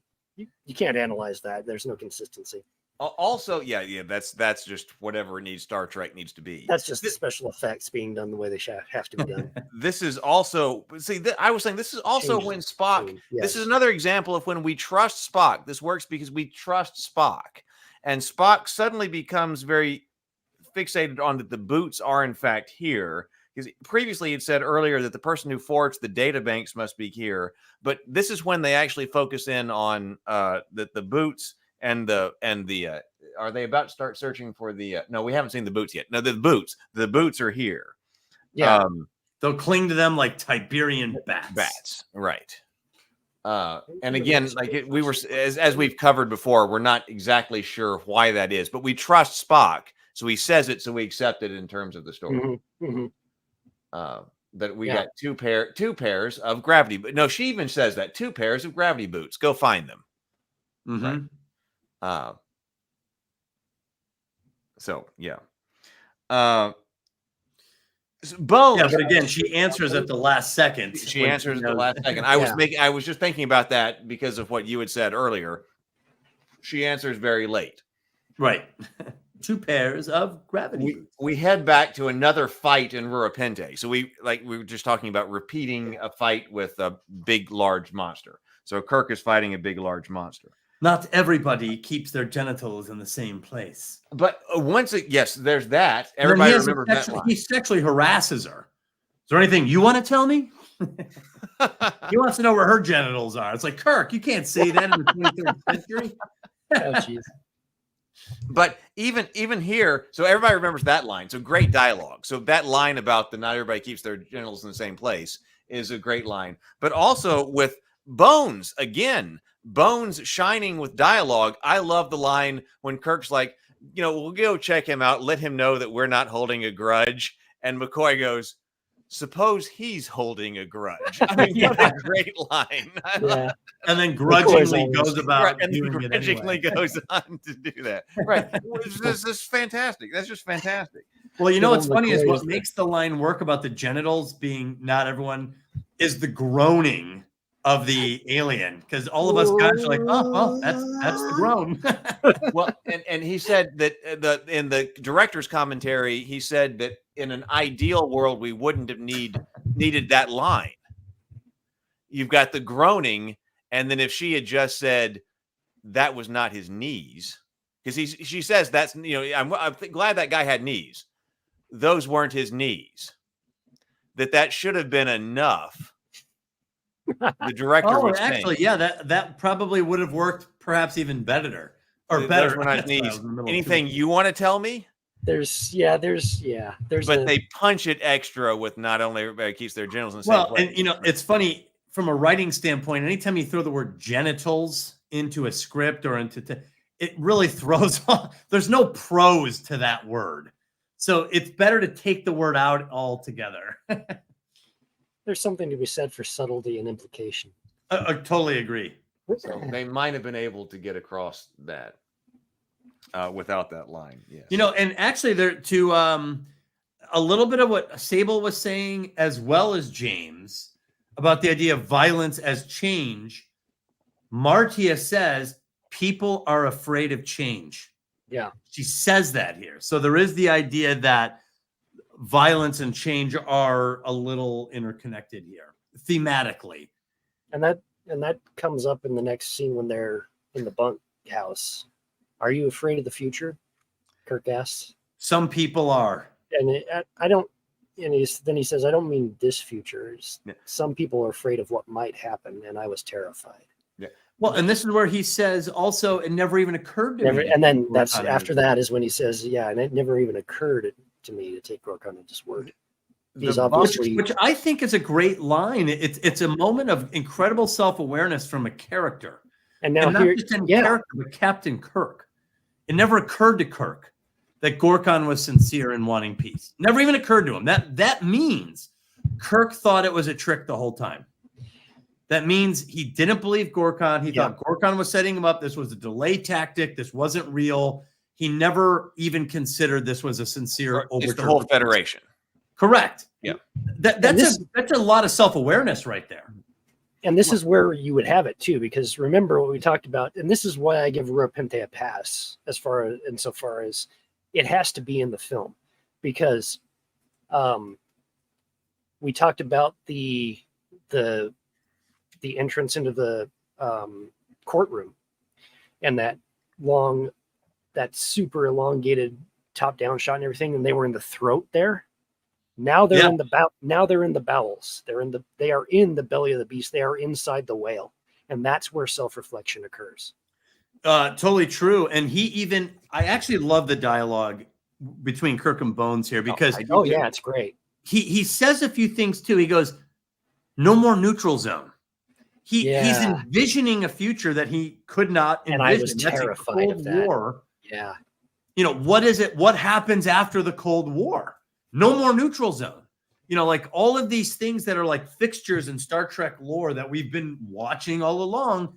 He's like, some people are afraid of change. And he's like, this is it. This is that moment. So to your point, Sable, that this is a moment of self-reflection, it absolutely is.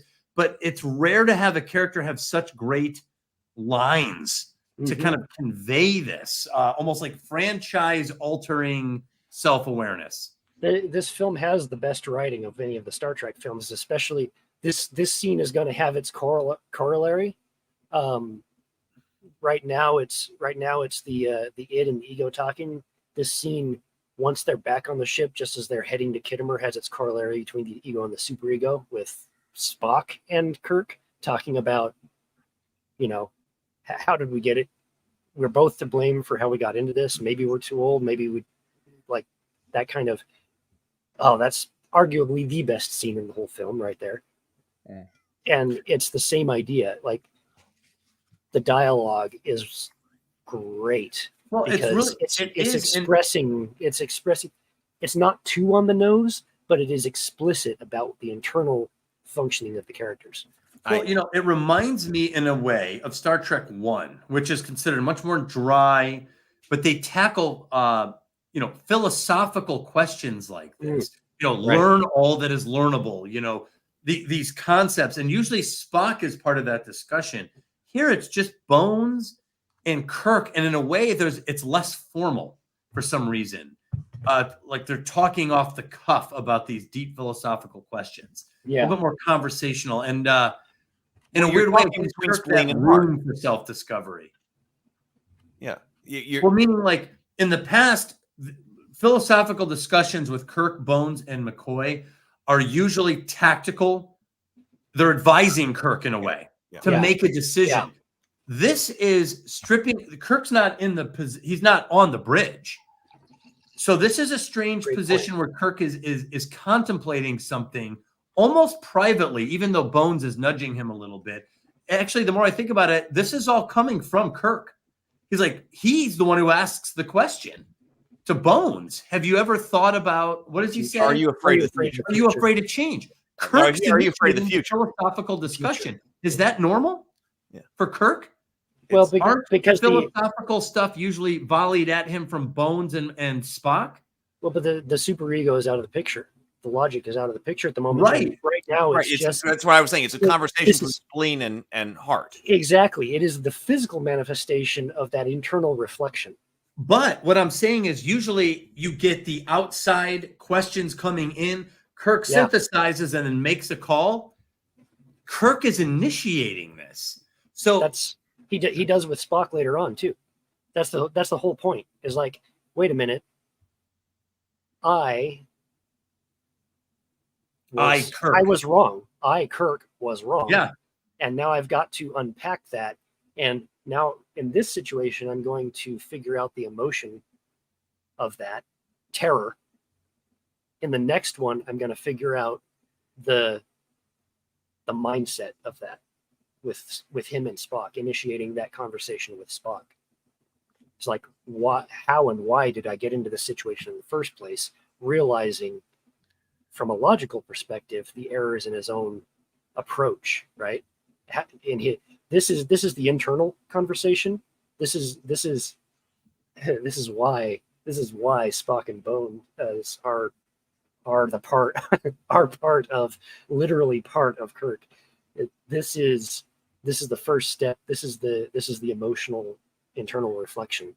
Well, but where he realizes the driving force at his heart of why he was acting, and then later on he unpacks. Okay, now what are the effects that course of action? Well, it's making me think though too that the change for Kirk, this is the end of the road. Yeah, his purpose, his function. They have another discussion later. Have we outgrown our usefulness? Kirk's change, not only and James Bacon mentioned the idea that change for Kirk is forgiveness, but it's the end of the Cold War between the Federation and the Klingons. It's the end of his purpose as a captain, so far as he was portrayed in a lot of the films. And it's really the end of his function as the captain. It's actually a perfect send-off. It's the ultimate moment of change. You are no longer necessary as you were. It doesn't mean that you have nothing to do or anything like that, but it's the vengeance, the vendetta against the Klingons. It's all over. Yeah. You fulfilled your role. I think that seems to be the change. And Kirk is the one asking the questions, which is rare. Usually the question, like I said, in other films, you've got the questions coming into Kirk, and he considers it and decides as the captain. He's not in this role here, and he's asking the questions. It is a shift in how Kirk, in the way he's being a man of action. He's being a man of action in this case by asking the tough questions of himself and of the role of the Federation in a sense. I love 100%. What James just said here. Also, the heart and the spleen need to wrestle with this. The mind, Spock, has already accepted change. That's why he volunteered the Enterprise. That's a good point. The mind decided the heart and spleen need persuasion. That's very interesting.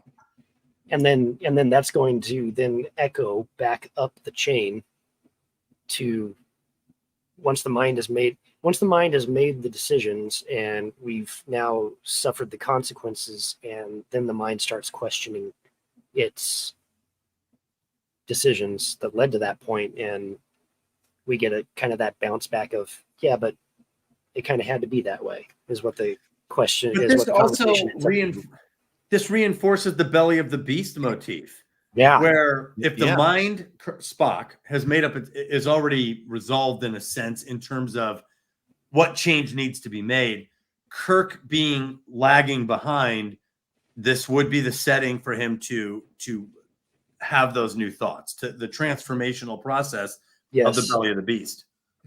Yeah. And this is going to tie into the mythological level too, because essentially these figures are gods walking through the universe. Well, and this makes me think too that the courtroom and Rura Penthe are a form of liminal space, because you had the tunnel birth canal style imagery there with the courtroom, and also the other version, which was the vast wasteland, which is what Rura Penthe is, and those are characteristics of liminal space, which is where a character is moving from one place to the other. I'd say, James, that he's already admitted he could change his things to get there. I'd say this is the point where he does. Right. He has agreed. He has looked into the eyes of Chancellor Garkon as he dies. He's gone through the show trial where at this is the first point where he's had any time to reflect. You know what I just thought of too? Belly of the Beast or liminal space, one of the other characteristics, I wrote a whole article about this. One of the other characteristics of liminal space, there's actually two others. One is a symbol that of home, of the home world, which is his uniform, I think, which is what you pointed out, Sable. And two, unconsciousness. There's usually the character passes out before liminal space or is unconscious. And he's sleeping. He pretends to sleep in a bed. So there is still the unconsciousness aspect, sleep or passing out or fainting. There is a little bit of that in this scene. It's very interesting now that I'm thinking about it. It holds up archetypally. It does. This you guys have hit many of the points that I put in my notes here exactly. This is the emotional heart of this film that is right here, and it's exactly physically in the right place to wrestle with it. As you're calling it, Sable, the metaphorical belly of the beast right here. This is where you're at. I love the unconsciousness you were just talking about. Well, the dream space is part of it, and he's in a bed sleeping and pretending to sleep. That's very archetypal for that. Yeah, that's perfect. I love again that we got one of my favorite lines of the whole film is when, of course, Kirk initiates the question, like you were talking about. Bones, are you afraid of the future? And because he's complaining about the physical circumstances of being in here. Bones, are you afraid of the future? And I love the line. I believe that was the general idea I was trying to convey. And he's great. And no, I don't mean this future here, but I love that line from McCoy. And once again, DeForest Kelley must have loved that because it's just fantastic dialogue for that. Yeah, that's one of my favorite lines of the entire film. Yeah, I believe that was this general idea I was trying to convey. I love that. Yeah, Bones is great in this. He has a great line to end this scene too. So Martia. Oh yeah. Yes. So suddenly they hear some commotion, and so they all again they fiend unconsciousness. They fiend sleep, and Martia comes in, and of course she's very grabby and seductive here, and She talks about an escape plan. They're going to escape, and she gives him an idea. Kirk is like, I like it. And then she's like, you're the likeliest candidate to come in here for months. And he's like, likeliest candidate for what? And of course, Marty starts kissing him and stuff like that. And then she leaves, and Kirk's like, still think we're done? And Bones is like, what? More than ever. More than ever. Yes, I love that. Yeah, too. still think we're done for? Yeah, more than ever. Yeah, but also, what is it with you? That line great line. What is He it? rolls his eyes. And But what's funny is after all this deep introspection that we're just talking about, which the more we're talking, the more it makes me think this is part of the core of the film, Kirk's thinking here. It ends on this rather pedestrian humor, which is very easy to relate to and fun. But it's an upswing. We went to the very depths. Right. There's optimism. We ended up with a little bit of an upswing at the end. yeah. Right. That we got some hope. So yeah. But again, I think about this that when I've been reading some different things on screenwriting, that's always talking about like you've got to have at least 3 characters that actors or actresses are just going to just die to want to play.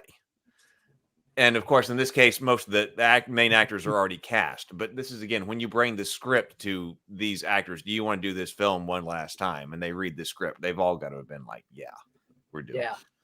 Oh, yeah. Oh, yeah. Everyone had their moments. We're going to talk about why it's, as far as the film wrap up goes and what purpose it serves in the whole Star Trek canon. That's going to be part of it right there. Well, everyone has their moment, and even Christian Slater has his moment. Even He Slater opens gets Lulu's door to his private While quarters he's in the middle of the sleeping. night. How? yeah, I know. Apparently, the Sorry to captain's wake you, door is Captain. not I unlocked. can open your door anytime I want.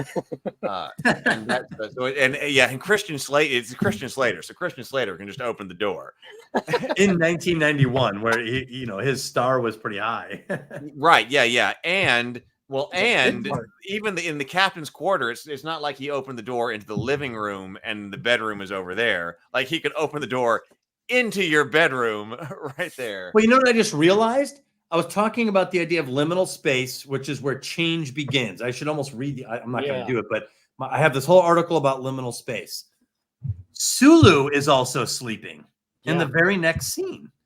So from a transitional standpoint, from one scene to the other, you have Kirk and Bones in bed sleeping or pretending to sleep. The next scene is Sulu pretending to sleep, and it's dark. Same thing. It's almost a similar setting, but on the bridge or on the Excelsior.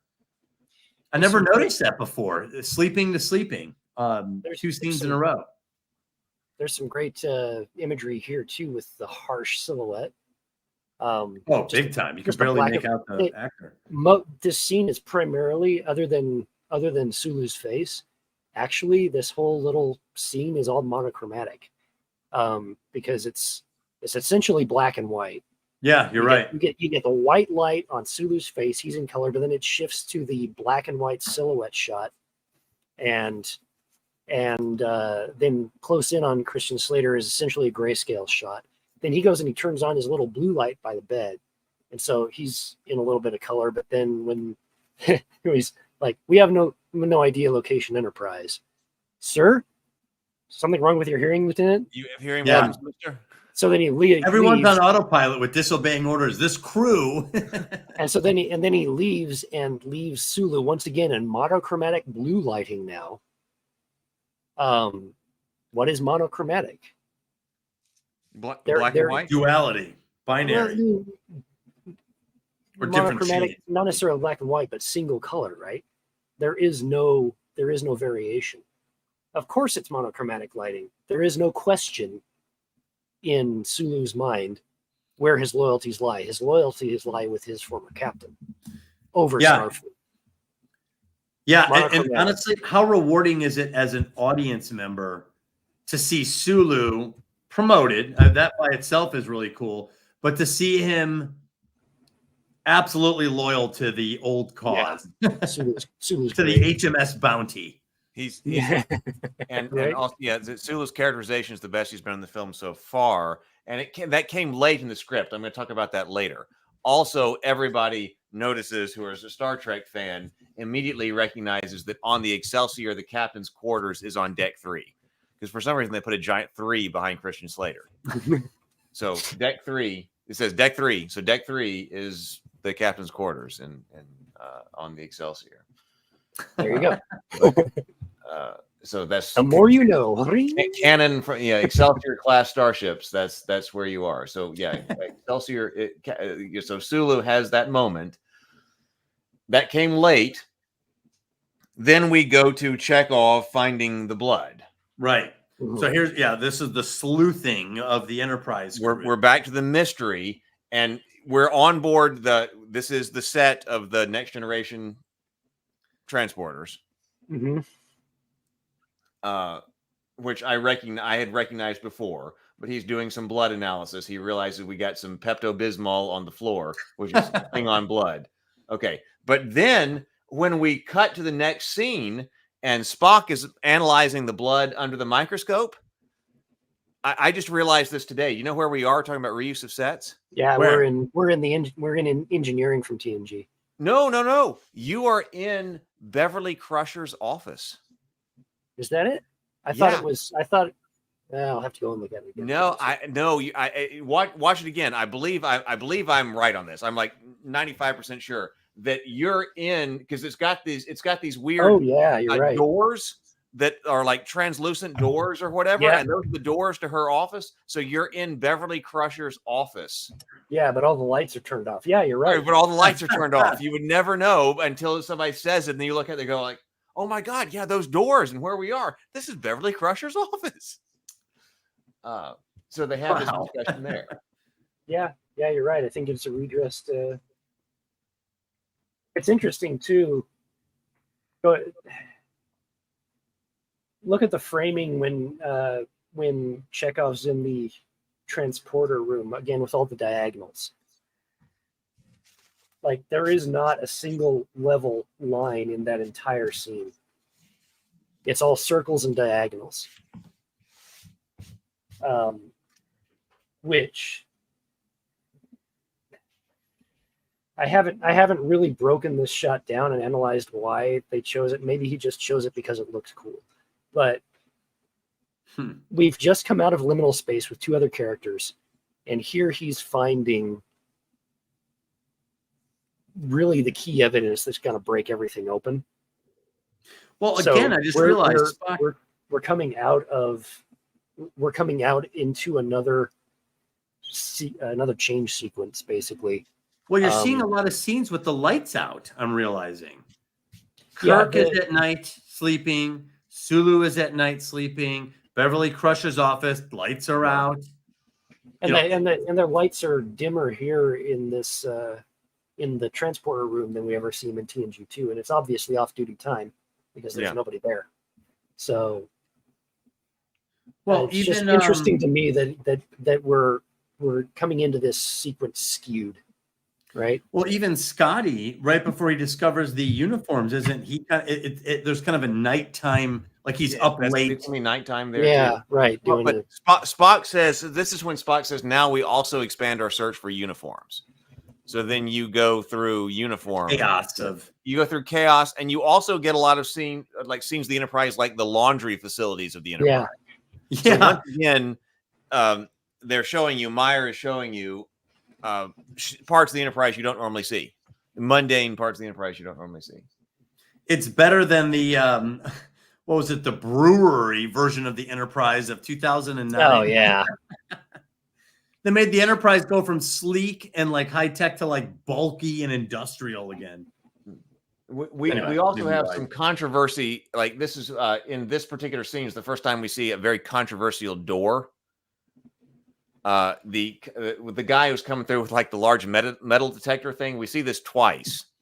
The door. I don't know what he thinks he's looking for, but he's got a big metal detector that he's coming through here. But the door slides up.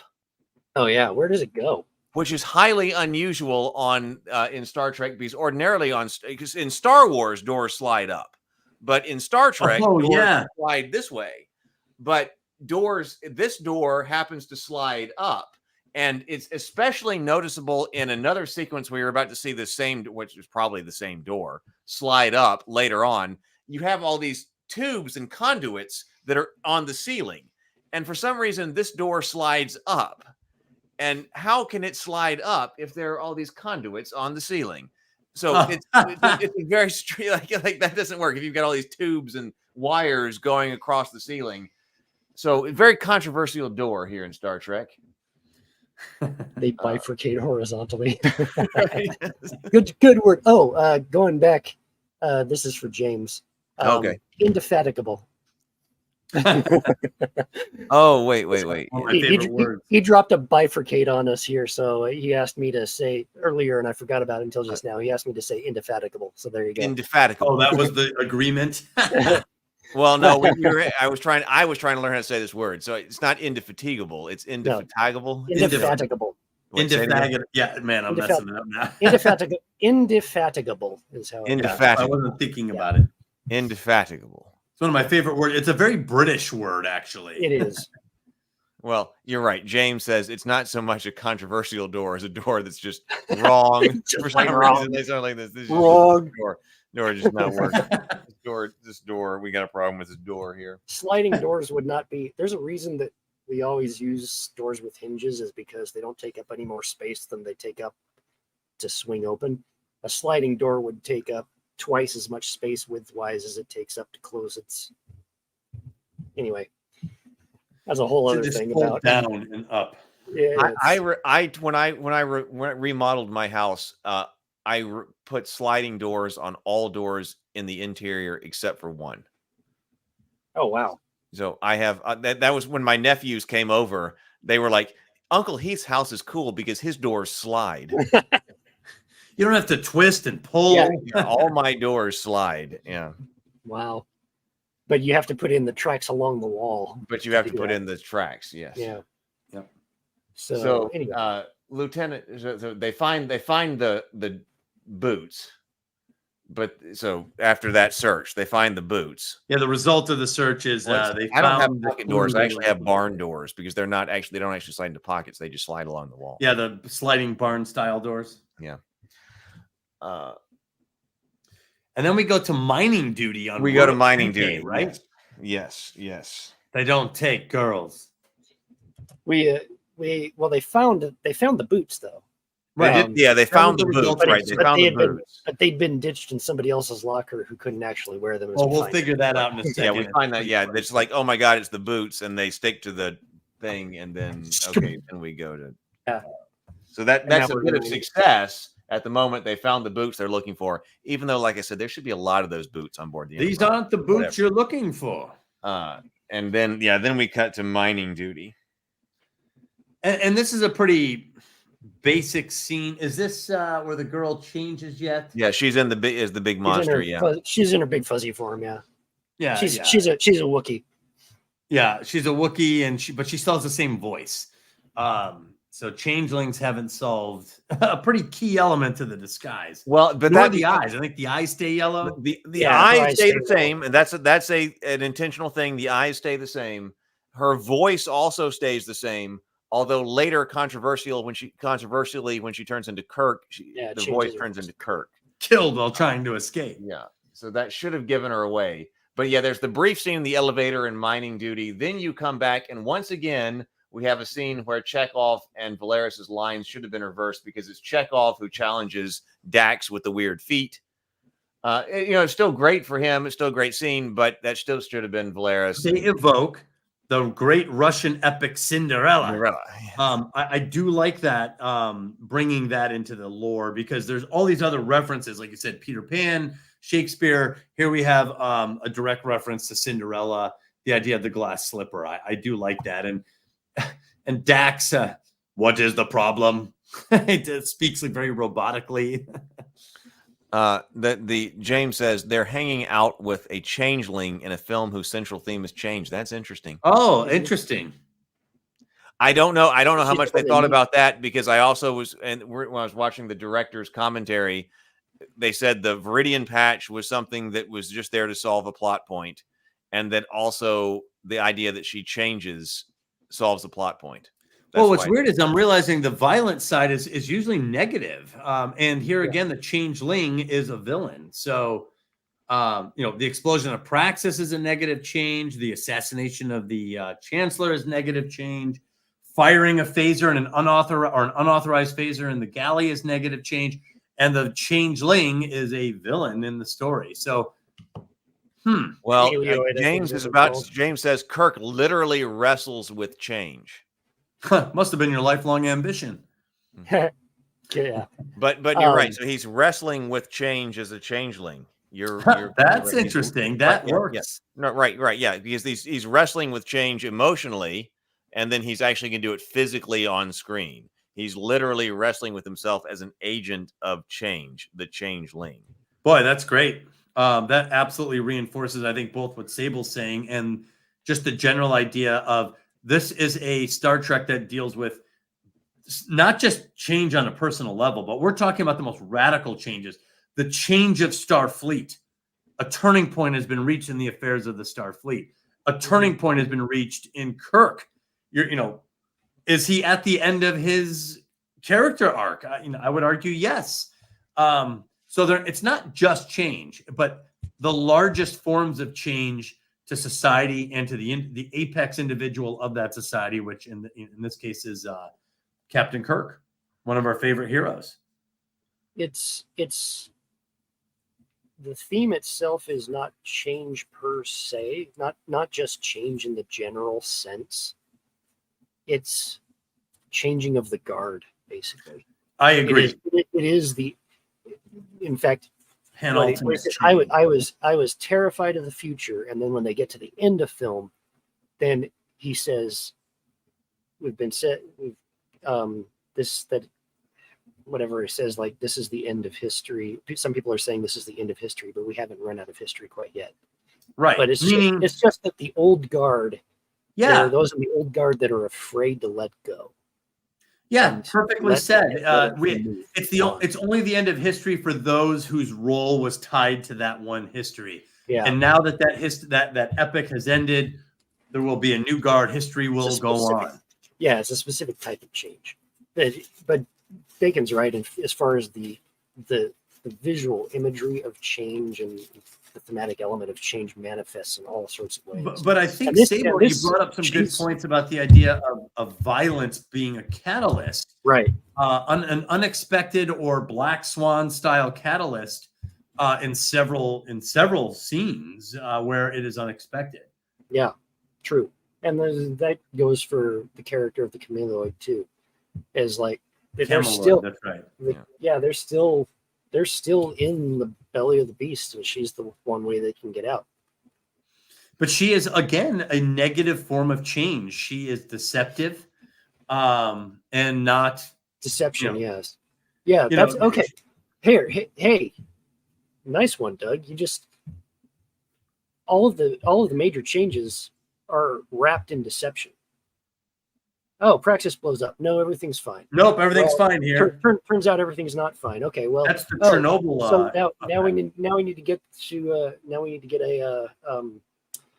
to get a diplomatic session opened, and Spock is going to essentially deceive his friend Jim into taking that role.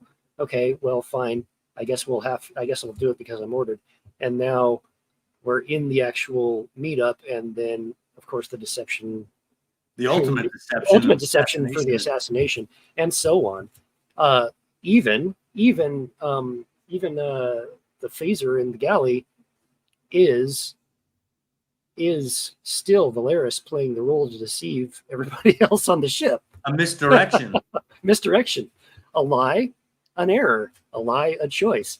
Oh, layers on layers, man. This film. Well, okay, so let me ask you here. It's midnight my time.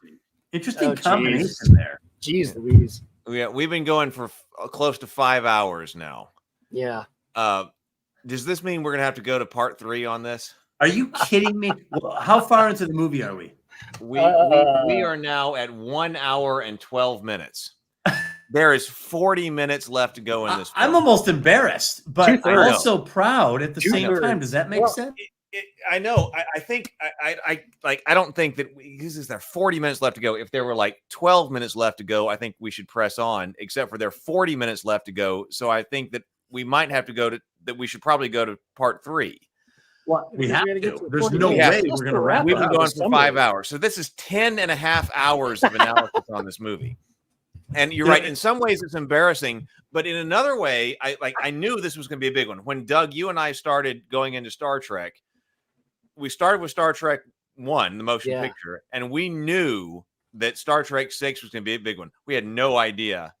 We had no idea how big this was going to be. However, I think a lot of it, but I think a lot of the reason this movie is warranting so much discussion is because of the very unusual,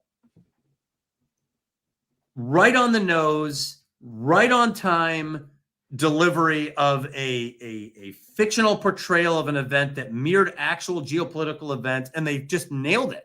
Yeah. I don't know many other stories that I could think of that is not only accurate that we're at a turning point, but then includes all the themes, gets it right. And then when I watch it 30 years later, I'm like, the fall of the Soviet Union, like, oh my God, I remember this. This is right. They got it right.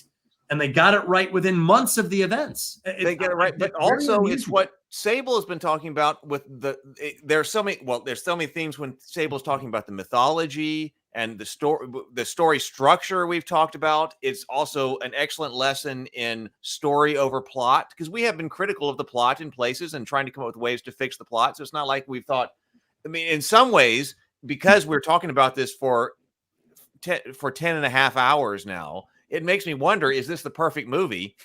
Because we have so much to say about it.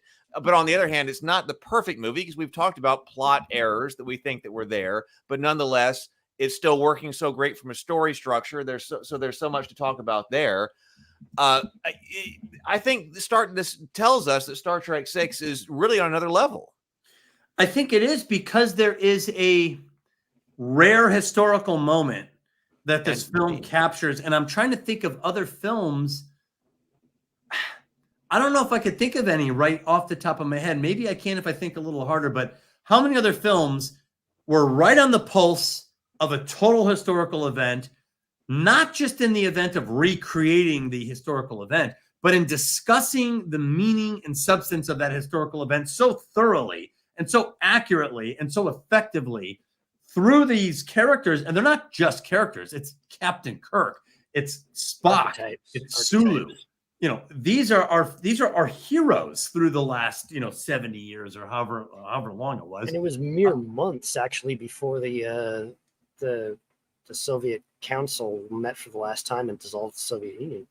Actually, that's what I'm saying. Like this was like this was like in real time. In the middle, in the middle of some sort of ability to conceptualize a fictionalized Star Trek version of these events, and the characters not just went through the events. Oh my God, the Klingon Empire! Let's get them. Let's not get. They went through the teeth of all the most important philosophical discussions around such an event, and they seem to have gotten it right. And I think that's what's compelling us, because like even Sable, when you're talking about like change, violence where it doesn't belong. And even the director's angles. The confusion the characters are having. And then of course the Star Trek talk. This is a good use of the side characters or Sulu, and there's Star Trek physical elements. This is a great use of another set. Oh my God, it's a set redressed. And then also plot. What doesn't work in the plot, and why do we not care? And why do we not care? Very intriguing to me. James Brent says, I shall make the effort to be in the comments. This has been by far my favorite table talk among a host of great Brent, you're part of it, buddy. I know. You've dropped some absolute gems. Yeah, some absolutely. Big time. Theming, James wants to talk about. Yeah, I mean, the theming here is fantastic, which we have arguably not talked as much as we should about on Table Talk, because we talk a lot about structure. We started talking about structure, and we still talk a lot about structure. Yeah. Theming, we have touched on and talked about from time to time, but we've been more structure than theme. But in the future, we should talk about theme more. Theme is huge. I love themes. Brent Speaking of says, theme- I would love to see James and Sable for part 3. by audience demand, backed by popular demand. Hey, you know, we had that one discussion on From Where You Dream. Yeah. And it was one of my favorites. And I also thought that it was one of my favorites, I think, because we had so many people commenting. Yeah. Obviously, I love talking to Heath. Like back and forth with Heath, for me personally, is just a gem. But I also think that having some other people jump in on a panel like that can be very rewarding as well, because you get a lot of, and by the way, I could tell just by the chat, the angles and attitudes and thoughts and perspectives, the different versions of them really are unique. So no one is seeing this exactly one way, and that's pretty amazing to me. Well, I mean, but based on based on what's happened here with the discussion of this movie, this tells me that, like, if I were teaching film school, that you could basically teach an entire course around this movie because of all the things that we've talked about. Well, we're on 10 hours of Star Trek, and we're just past 1 hour of film. So we can absolutely. Oh my God! Basically, we are 10 to 1. Not quite exactly, but basically 10 to 1. But that means you can teach. You could teach a course on the film. I never would have guessed it. If you would have asked me, I would have said Star Trek 2, or even Star Trek 1 has a lot of cerebral themes in it. I wouldn't have guessed Star Trek 6, but here we are. Star Trek 6 works on at least 4 levels. At least 4. But it also is taught, we also understand some of it in the context of the other movies that we've gone through.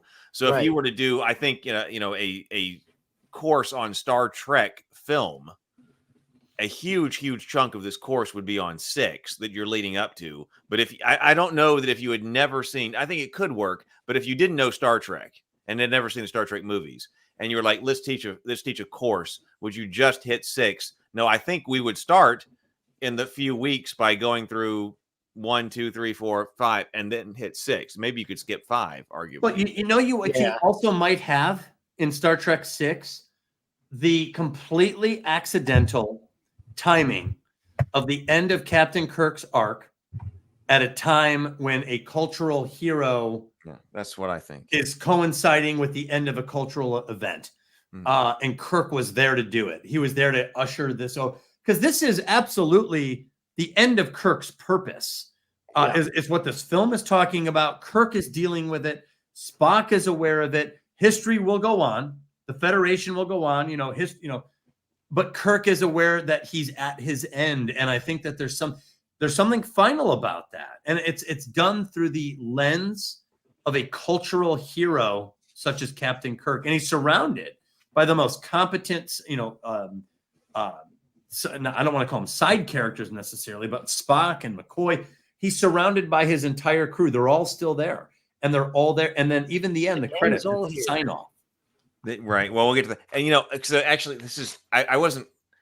If we went all the way through the movie, I had stuff to say because I've got all these. I still have notes for the end of this movie. But there's definitely a wrap up for sure. There's definitely a wrap up. This is the finale of the original series, basically.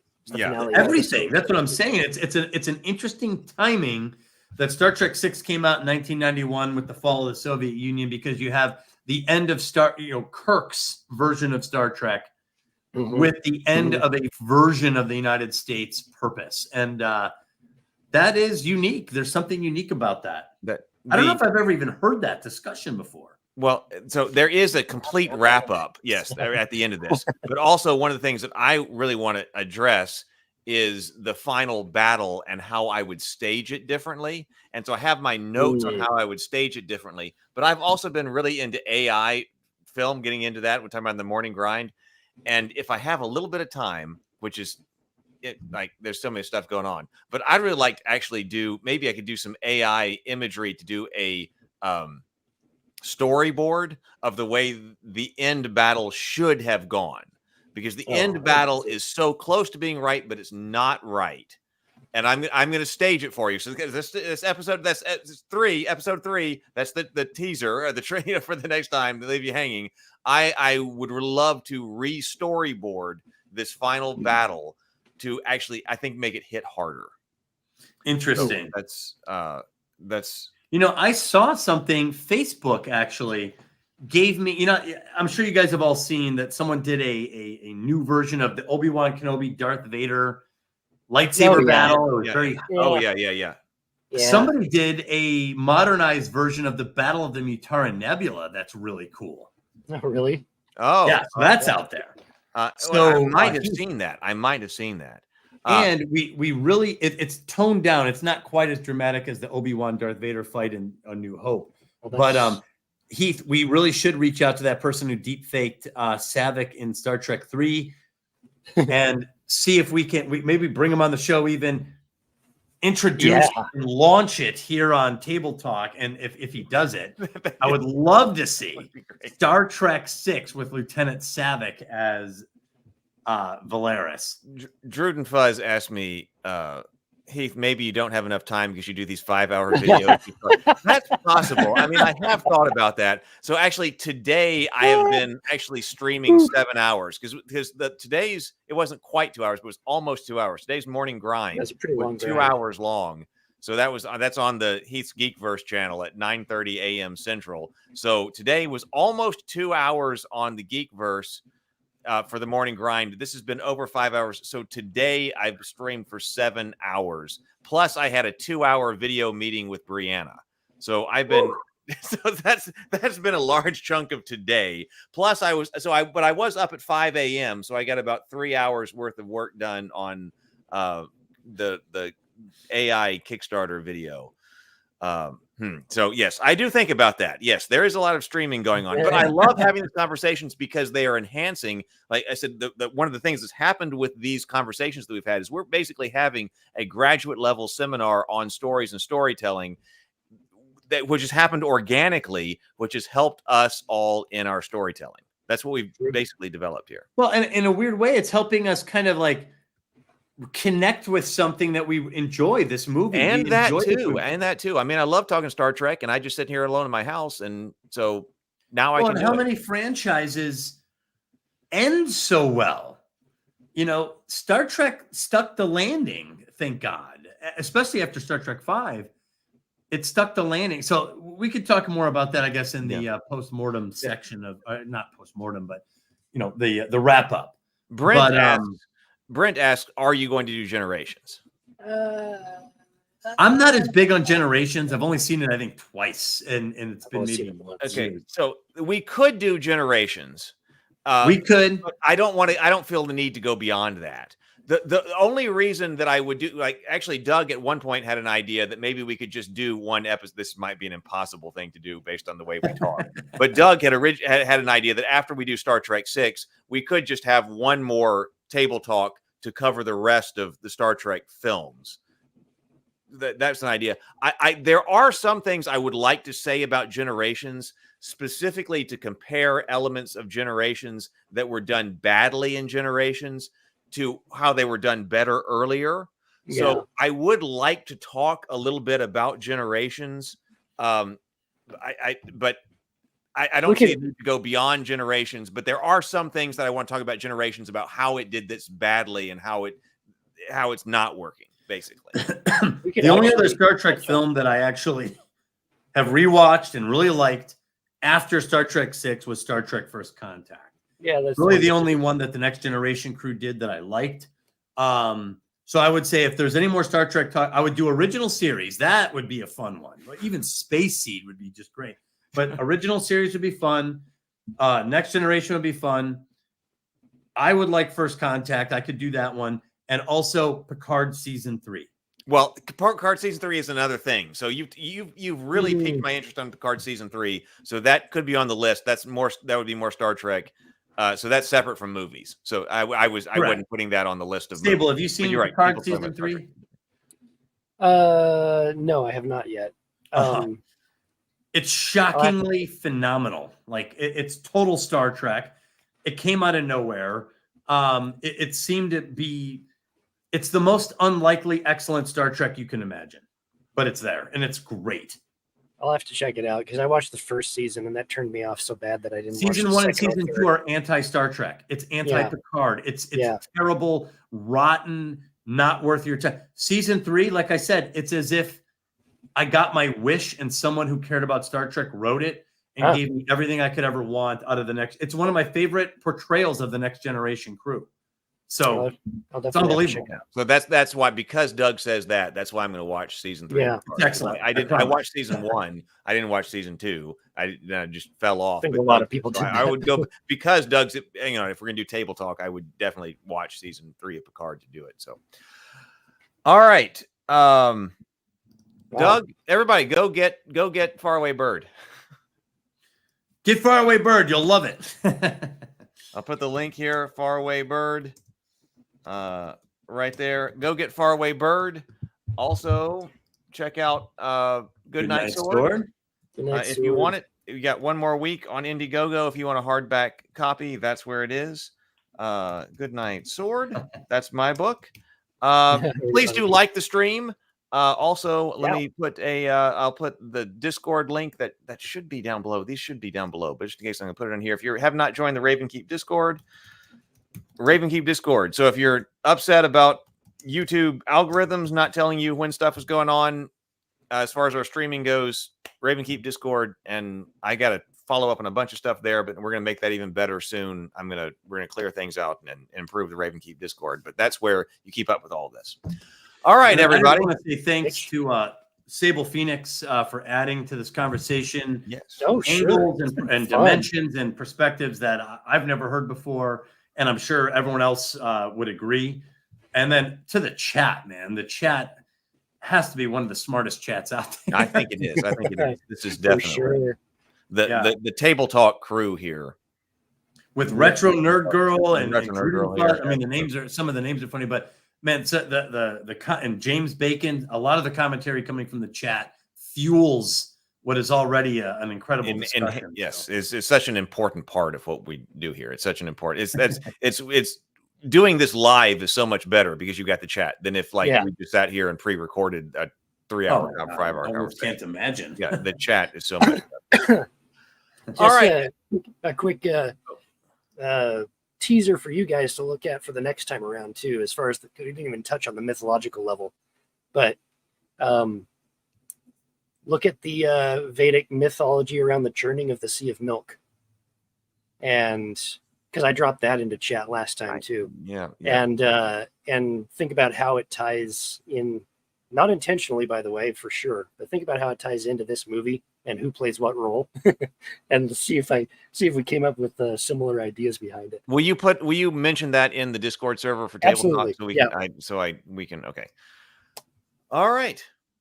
Thank you, everybody. It was a great discussion. Thanks for bringing me on. I appreciate it. Have a wonderful night, everybody, and everybody who watches on replay.